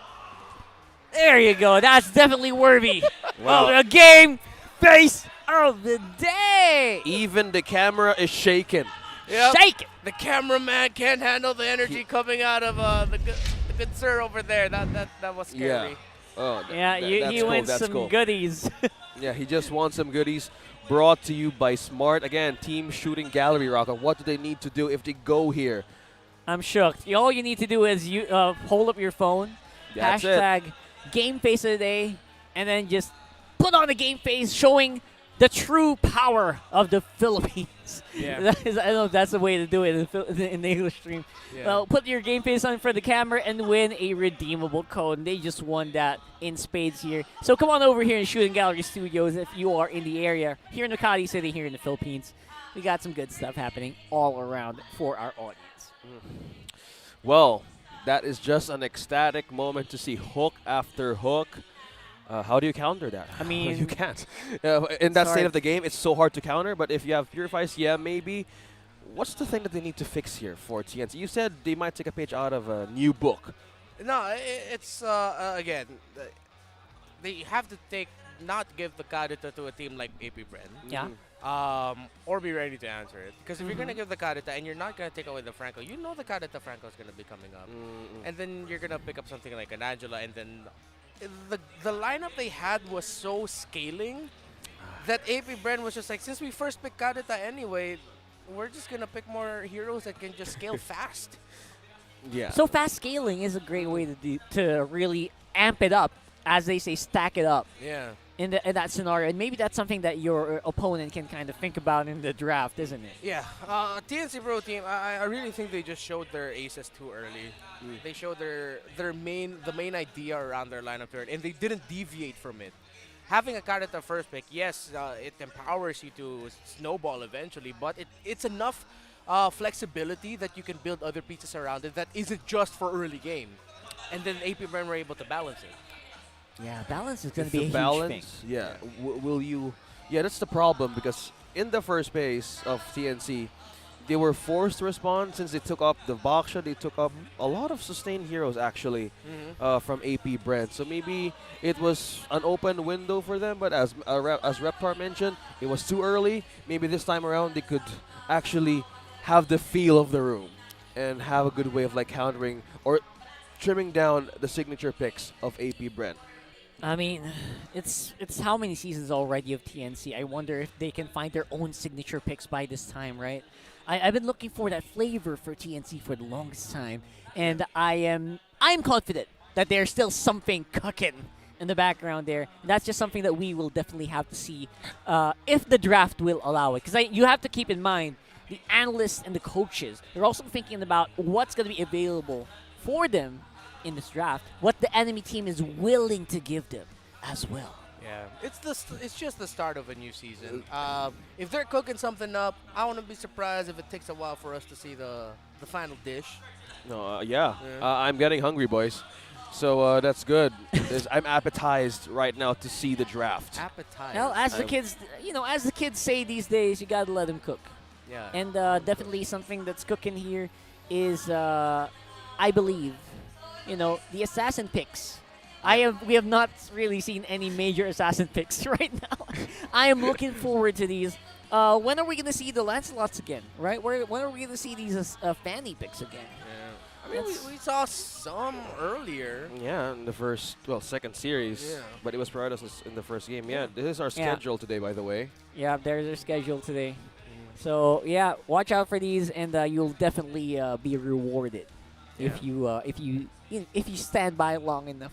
You'll eventually find yourself to be the villain. That's a different movie. Sorry. Yeah, it is. It's all right. You guys, you gotta pay like a legend with Maya and Mpl-Ph. You gotta score your own limited edition MLBB merch when you go ahead and open up your Maya app, and that's something brought to you here in MPL Philippines. Watch out for some good stuff in the app. They've got their own MLBB card, by the way, which I am itching to get my hands on. And that is only available exclusively on Maya. So get your Maya app right now, and you will definitely be rewarded as well. I need to get one of those. I believe you could customize it with your own IGN. Yeah. Oh, yeah, I remember that. Yeah. I forgot that detail. Yeah, I would really want to have that right now. Customize, limited edition. Oh, yeah. Yeah, once I saw all of you guys doing that, I got jealous because I realized when I looked back at my email inbox, I missed all the emails from Maya about it. Oh, So man. I didn't get mine, so it's fine, it's fine. Okay, I'm not after this, sad. us three, we're going together. We're going to Maya. We gotta go there right now. We gotta go there right now. Oh, Ooh, there you go. I like yeah. this. I like this setup that we got there. The suspense is building up. Yeah. Guys, it's a sign. Hellcurt. Yeah. Oh, Maybe. well, Yeah. it could be because AP Brent uses that. Let's do it. Let's go for it. Come on, AP Brent. You know the drill. Show off in style, right? Man. Show off in style, and give us what we want. give the audience what they want. Well, we know AP Brent from last season. This is always like their last pick.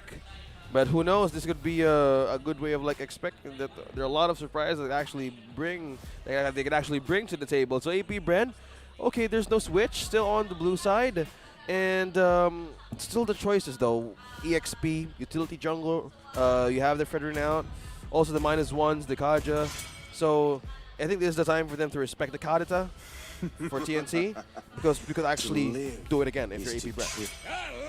All right, so we are going up into the draft, and this draft is becoming spicier because Franco finally will be banned out. Okay. Thank you so much, TNC, Yeah. for heeding the call here of the masses.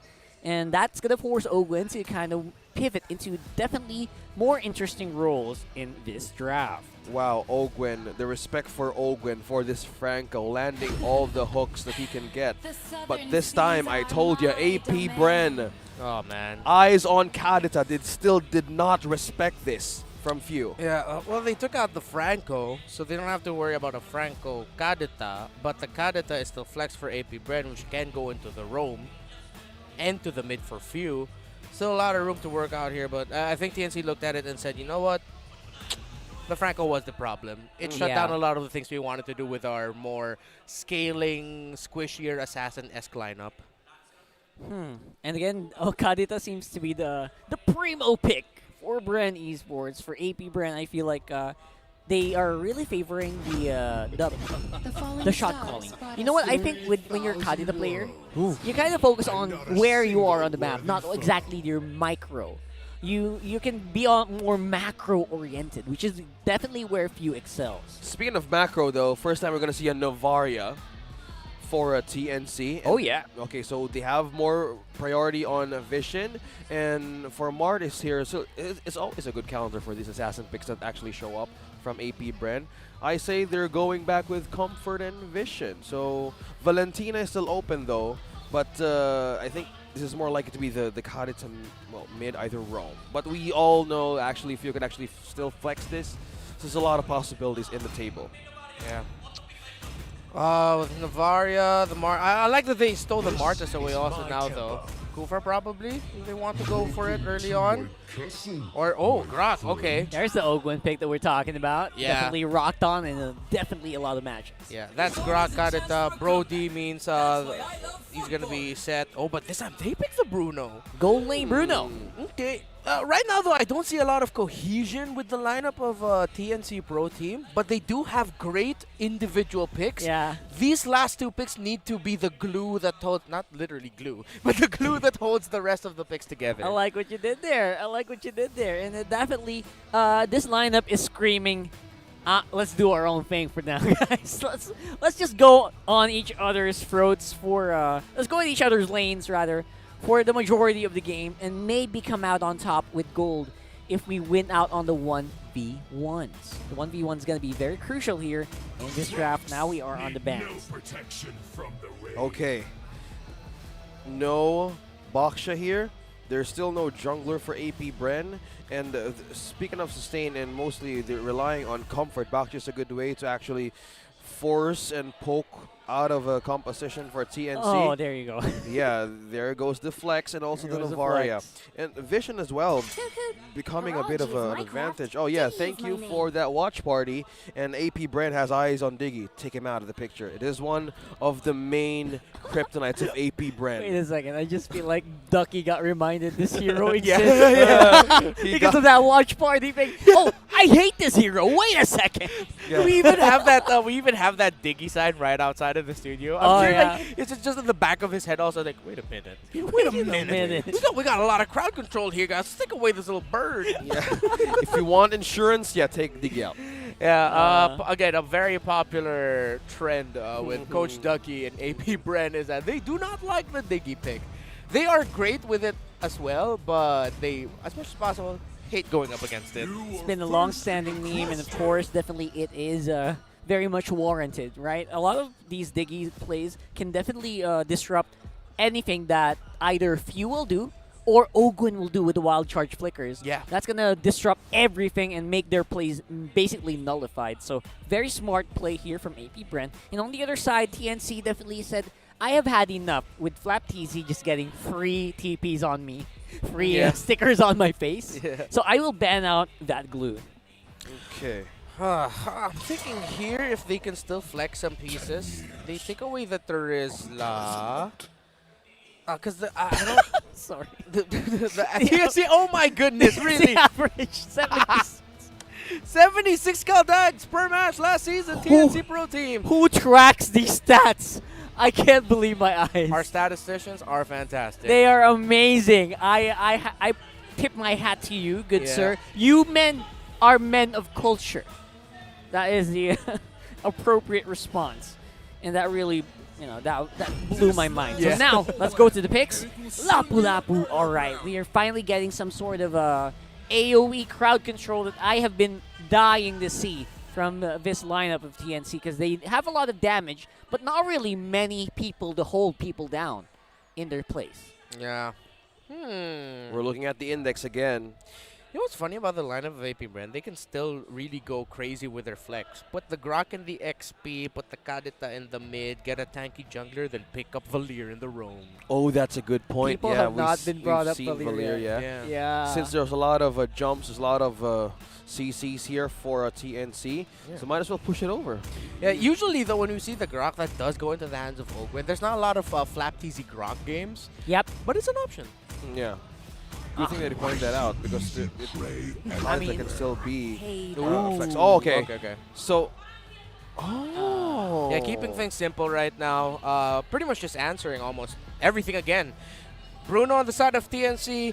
Farsa's wide open. You go ahead and pick up the Farsa. And it's going to be a double mage lineup this time around for AP Bren. And they completely turned our call around. Flap TZ going for the Grok and surprising us with a Farsa pick. No, it's a TZ Grok, sorry.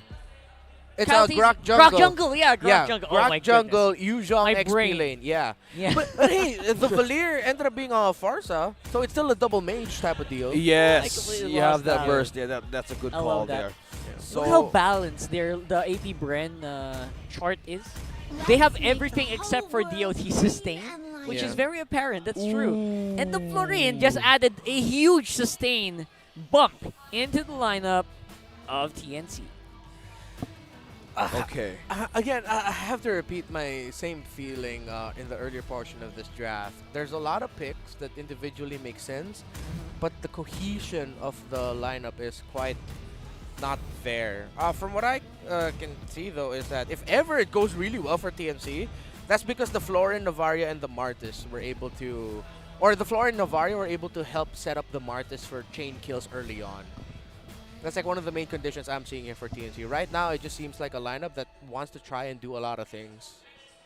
Yeah, so yeah, we're gonna be locking in these picks, and I gotta say, I think Bren just threw a curveball here for TNC. I wonder if they can deal with this huge flex. And again, this duo in the mid lane is very potent. I am shaking right now. I am shaking. Whoever gets caught by the breath of the ocean, you're going down, man. Instant burst. Yeah, let's find out if the TNC every man for himself lineup is going to work here as we load up into game number 2, AP Bren versus TNC. It's funny because it's not like it's every man for himself, but it's also Ben thinks for everyone. Ben thinks for everyone. It's not healing for everyone. It's Ben thinks for everyone. You get a Ben Pings. You get a Ben Pings. You get a heal from Ben Pings. Everyone. Yeah, that is just Ben things growing up. And with this, Florin, a global response to healing. Look at all those ruptures on the side of AP Bren. They want to end this. They want to be able to go home and get the sleep that they lacked on because of the delayed flight. Yeah. 4 ruptures and lethal ignitions. Yeah, boom, boom, boom. Yeah, ruthless, man. Adaptive penetrations for 4 people here from AP Bren. Still looking for a way to make things quicker. But how will TNC actually slow things down? Because as you said, Ben thinks is healing for everyone in his own version of Florin. Yeah. So by the items, we have a great start here for TNC with an advantage of 100 gold. Okay, back to 11. Still going with their own lanings. Hesu, meanwhile, the Flapties and Kyle just cutting down lanes down bottom. Yeah, it's gonna take a while for this lineup to actually activate, especially with a Bruno, especially with a Lapu Lapu. King Kong can kind of make a case here for good DPS / tankiness in the early game, so we might see an early activation for TNC on the turtle lane, but look at this, AP Bren, they're already waiting, they're already ready to take this fight. Looks like coverage now of AP Bren is just getting stronger on the river though. But for King Kong and Kyle TZ, yeah, this is one way to actually contest as they're both on level 4, but King Kong is trying to push away few. Also hitting level 4 as well a few seconds from now. But this time Kyle TZ though, that's a Black Dragon form being used to zone out members of TNC though. No view here for the turtle AP Bren. Okay, that's the Navarre using the Astral Recall and Echo. Okay. Still AP Bren taking that objective. And even though King Kong is a tanky jungler, at that point, when you have a Novaria and Florin as your support for the jungler, yeah, it's going to be easy, a really easy time for Flapteezy to just go in there, Black Dragon form in, and not necessarily kill him, but just delay him so that he wouldn't even get close to the turtles and the major objectives that they're going to contest early on. I completely agree. Florin and Novaria, if you think about